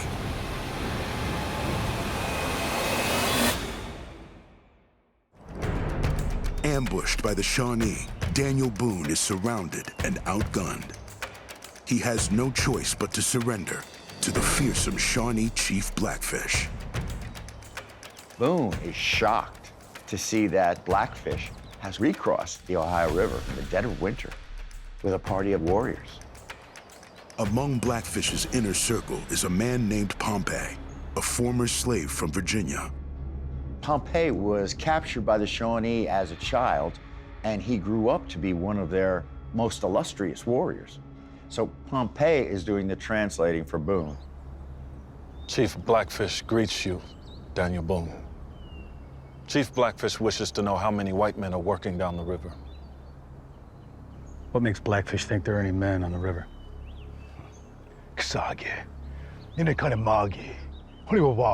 Our scouts have seen them and watched them still. Speak. Truth. Boone knows a lie will be harshly punished. He has no choice but to tell Blackfish the truth.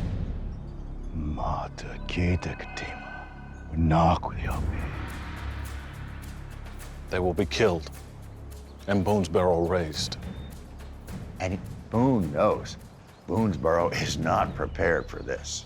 But he once said to one of his early biographers, when you encounter Indians, there are two ways out. One is luck, and the other is quick thinking. Well, that won't be so easy. A direct assault on the fort would be hopeless. There's still plenty of defenders there. None of Boone's story is true, but he has to hope that Blackfish believes him. And magazines bursting with gunpowder, we've got a lot of food to Most of the men at Boonesboro are gone. They're boiling salt. And so it's old people, women, and children. On the spot, Boone comes up with a plan to save the lives of his men, while also protecting the settlement and his family. Why don't you take the men, gathering salt, take them prisoner, okay? And then we'll return to Boonesboro in the spring. And then when the weather gets good, we're back to the fort. We'll negotiate a full surrender of the fort. All right? You just have to promise me. Promise me you will not hurt any of my men. Nobody knows how this is going to play out, but the primary thing at this point is to keep the men from being slaughtered. And Blackfish is thinking to himself, this is not a bad deal. I get to walk into my village with captives, and then, in a few months, I get to go back and take care of Boonesboro. So he agrees to it. Boone has bought himself and his family precious time, but convincing Blackfish is only half the battle.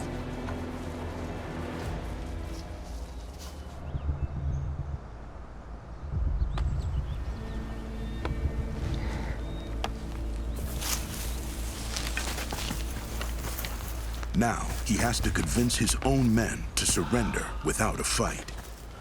So Boone shows up, and the salt boilers are all, hey, he's back. Well, wait a minute. Where's the game? Where's the meat? We're hungry. Before he can explain, Blackfish and his men make their presence known. No.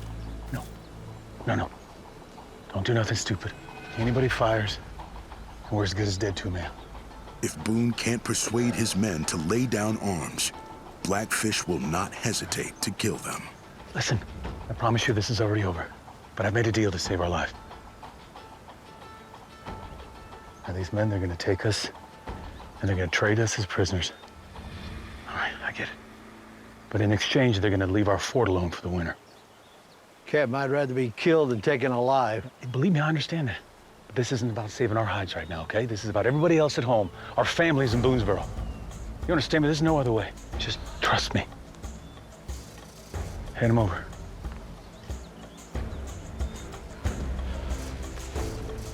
Boone is able to convince his men to surrender. So on Boone's word, on Boone's trust, they surrender to the Shawnee.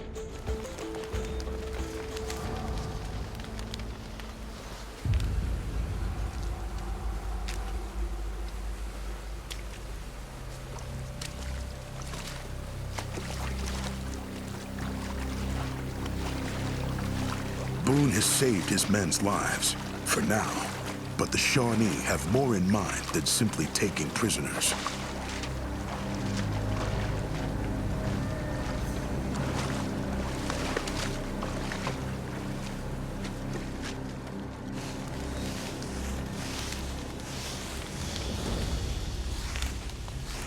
Boone looks and he sees the Shawnee are brushing off the ground, and he understands this is going to be a gauntlet run for his men.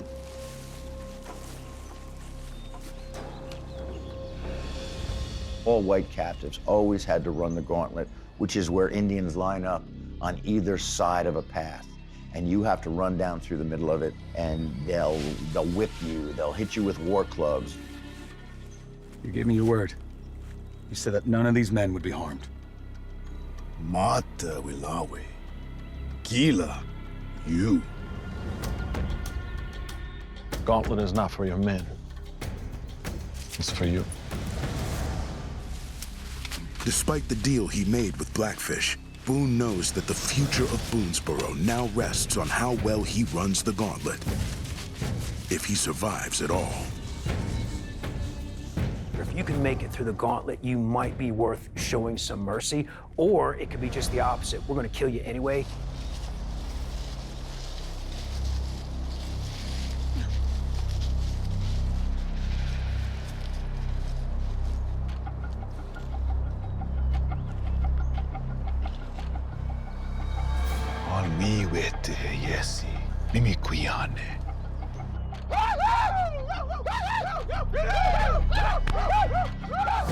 Boone is knocked down, he gets back up.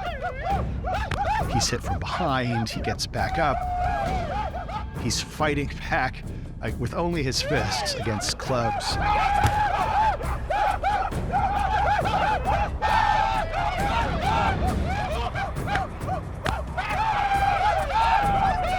But then at the end, he looks up and he sees one of the Shawnee braves brandishing a tomahawk.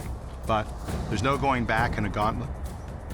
With the lives of everyone he loves at stake, Boone must find a way to cheat death one more time.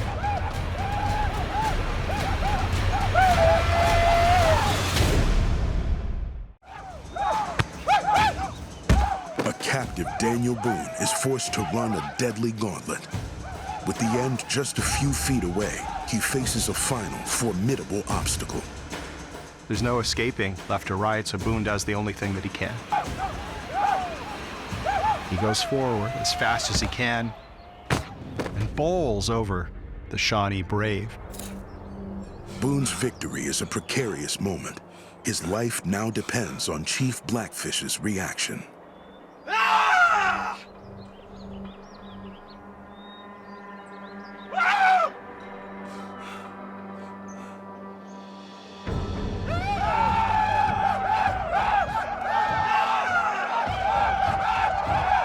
Running the gauntlet was considered, the fates will decide. If you can run the gauntlet, then you can be one of us. Blackfish is pleased. Boone is a great warrior.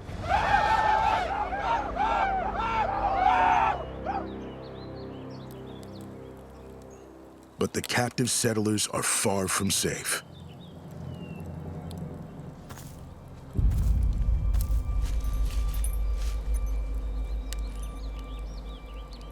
Blackfish fears that many want to slaughter you and your men and take Boonesboro with its full larders now. Let me speak to them. Boone has shown himself to be a worthy fighter, earning the Shawnees' respect. Unlike many white settlers, Boone had a respect for the Indians and even their leaders, and respected their ways. Now he must make his case for the lives of his men. These are strong, capable men. They will soon prove their worth. Let them live. Let us all live. And we'll bring you good fortune. Boone knows that if he fails to convince the Shawnee, his whole gamble will have been for nothing.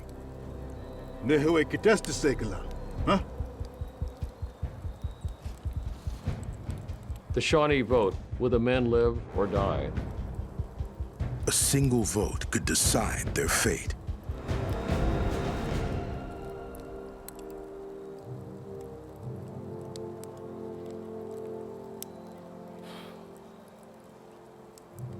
Hoine tachmope. Negi, takosiage, wikipoke na pia. Tomachega. Hene, tapwatue. The vote is quite close, but the men of Boonesboro will survive. Boone prevails, buying his men a few more days to live and keeping Boonesboro safe for now. Soon, Boone and his men are carried farther from home, deep into Shawnee territory.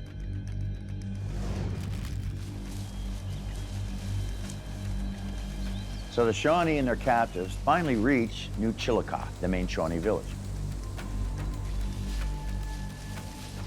And the Americans are a little, wait a minute, I thought Indians lived in wigwams and teepees. What's going on here? Because New Chillicothe was actually a circular town with cabins and a longhouse. Chillicothe is the capital of not only the Shawnee, but many regional tribes who have been forced to unite against the rising tide of European settlers.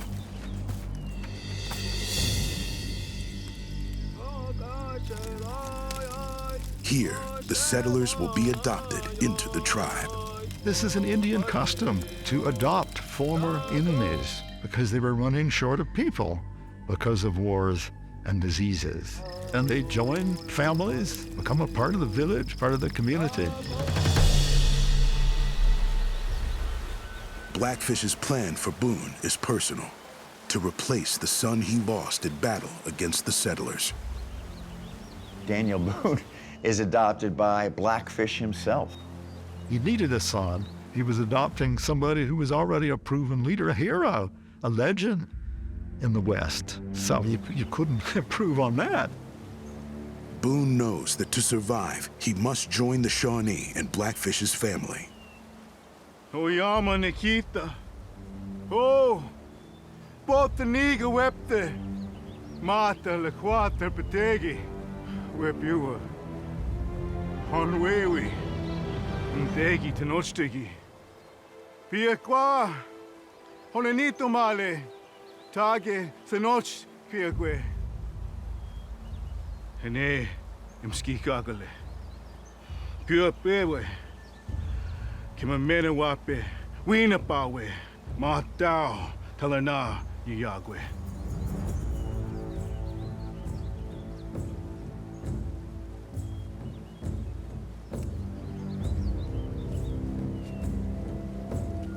The adoption by a prisoner into the community, the tribe, was a ritualistic thing. It was a religious ceremony. It was a solemn ceremony.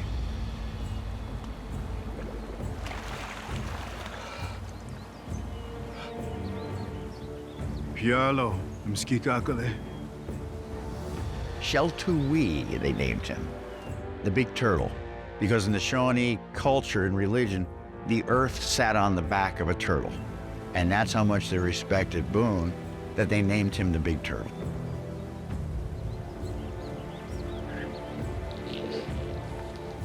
My son.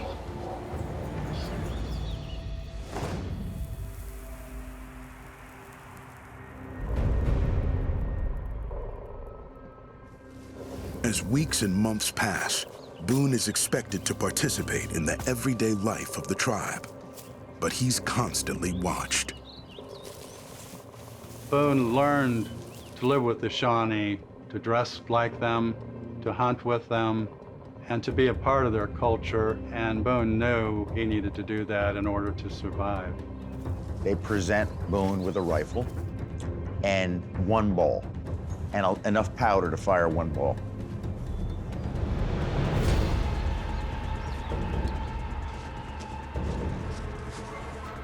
And every time he goes out, he brings back game. He becomes known as the best hunter in the tribe. They still don't trust him. So Blackfish is sending out scouts to keep an eye on Boone on these hunting trips. For Boone, these hunting trips serve another purpose. They are a key part of his plan to escape. Come on. But what he manages to do is every time he brings down game, he'll gut it and whatnot, and he'll secret the ball. And this is how he kind of gets a stash, thinking one day I'm going to have to make my break, and I'm going to need this.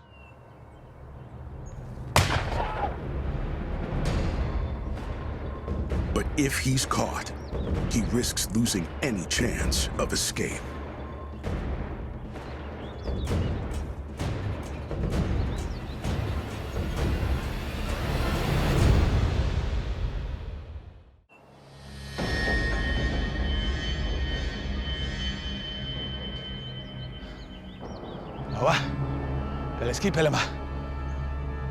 After months in captivity, Daniel Boone is plotting his escape from the Shawnee. If he's caught, he'll be severely punished or killed.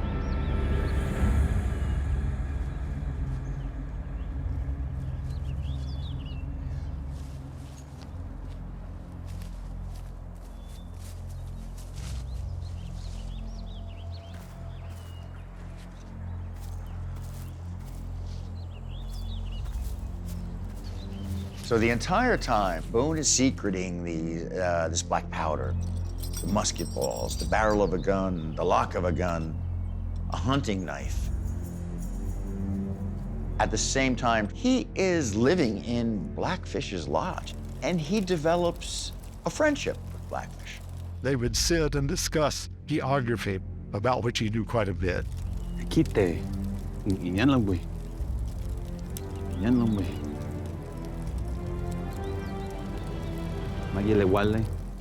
Show me.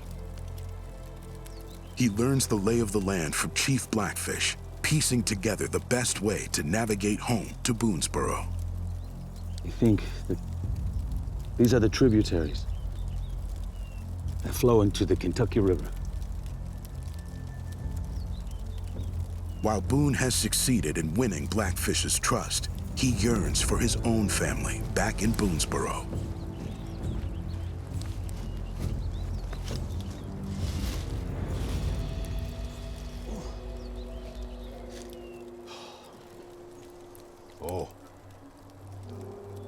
Pechioma, Peponi, Piaqua, Kwesi Bentepi, Niga, Squeak with the Nekechi, Kanatanago, Nage, Quilawi, Betege, Wesi, Kimalape. Yesi lawi agwe. Kilawi, Pitdugwe. Oi, Amaska, Wape. Chiegi, Takusiyage. Oh, Hamskawape. Chiegi, Takusiyage. Matse, Kinataki Oche. When Boone overhears plans to attack his home, he knows he can't delay his escape any longer. And he's saying, this is it. I'm going to have to fulfill the promise I made to Blackfish, that I would get Boonesboro settlers to surrender. So he realizes, I gotta get out of here and warn them. Boone bides his time. When Blackfish and his warriors leave to go hunting, he makes his move.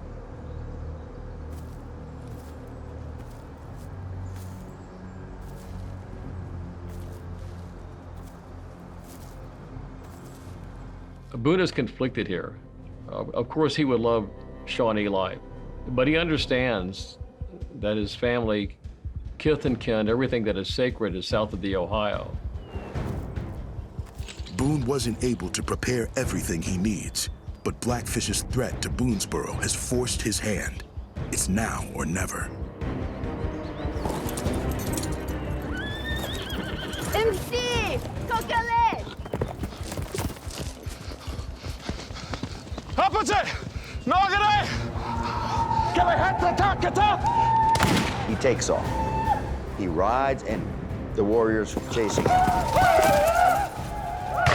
Boone is beyond the point of no return. All he can do now is run. With the Shawnee not far behind, Boone must cover as much distance as he can. Boone's escape from Chillicothe is the ultimate survival test. He's on horseback for about the first 70 to 80 miles. Boone releases his horse on the banks of the Ohio River, hoping the current will put some distance between him and his pursuers.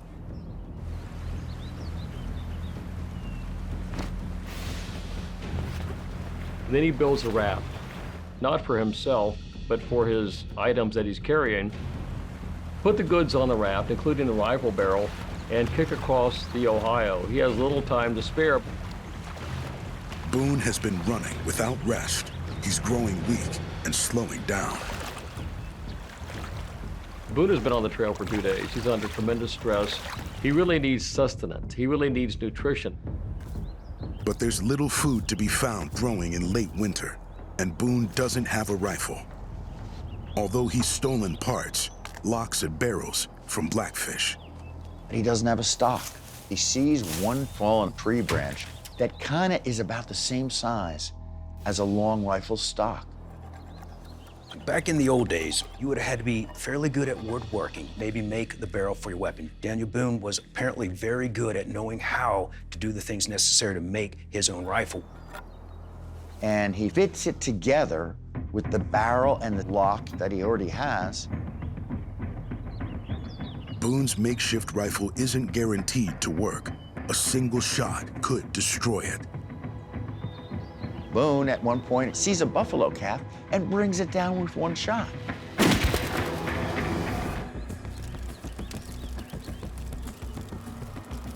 But the echoing sound of his gunshot has brought the Shawnee warriors down on him.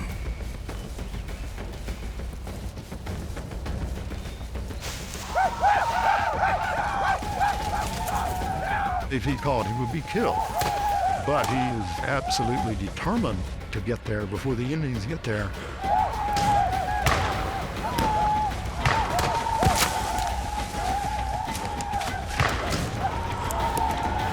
Knowing his choice is to risk death or return to captivity, Boone takes a desperate leap.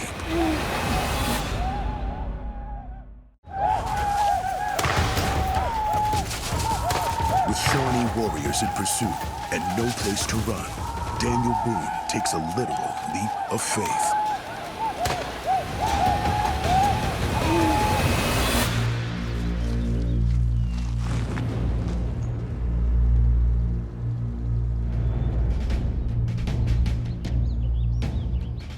Once more, Boone has cheated death, scrambling into a narrow crevice unseen by his pursuers.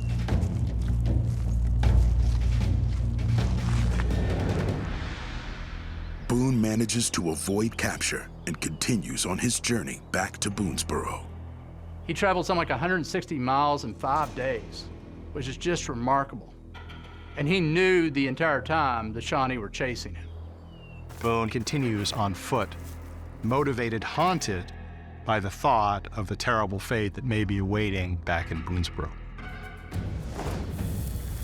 Boone has been on the run for days across more than 160 miles of unforgiving wilderness with little food or water, and is beginning to lose his way.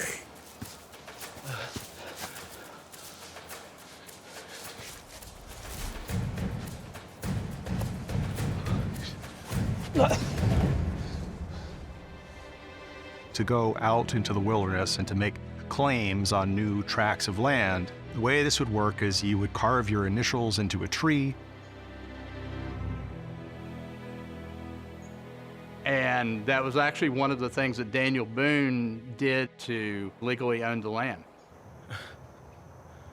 I'll be. Seeing the mark he made so long ago, Boone knows he's getting close to home. And with renewed strength, he refuses to give up. After traveling for 160 miles, Boone reached Boonesboro. And when he showed up at the fort, some thought they were seeing a ghost, and others thought they were seeing a Shawnee.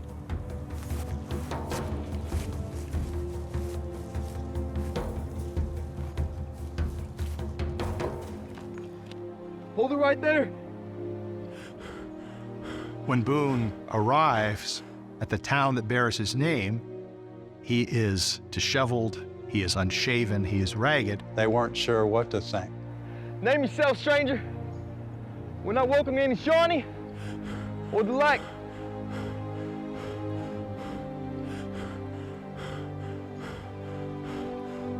And then Jemima goes, "It's Daddy." Daddy? It's him. He's back. It's him. It's okay, Daddy. Come on. You're safe. You're safe. She just had a feeling her father would one day return. He's able to prove his identity to his friends and family and warn them of the imminent attack. With Boone's timely warning, the Shawnee have lost the advantage of surprise. Ultimately, Boonesboro was saved through the leadership of Daniel Boone. Saving Boonesboro meant that Kentucky would be saved. With Boone's leadership, the people of Boonesboro faced down Blackfish. Under siege for 12 days, the fort holds, and with it, the promise of America. Most of the other adopted settlers from the Salt Licks will also eventually escape and return safely to Boonesboro.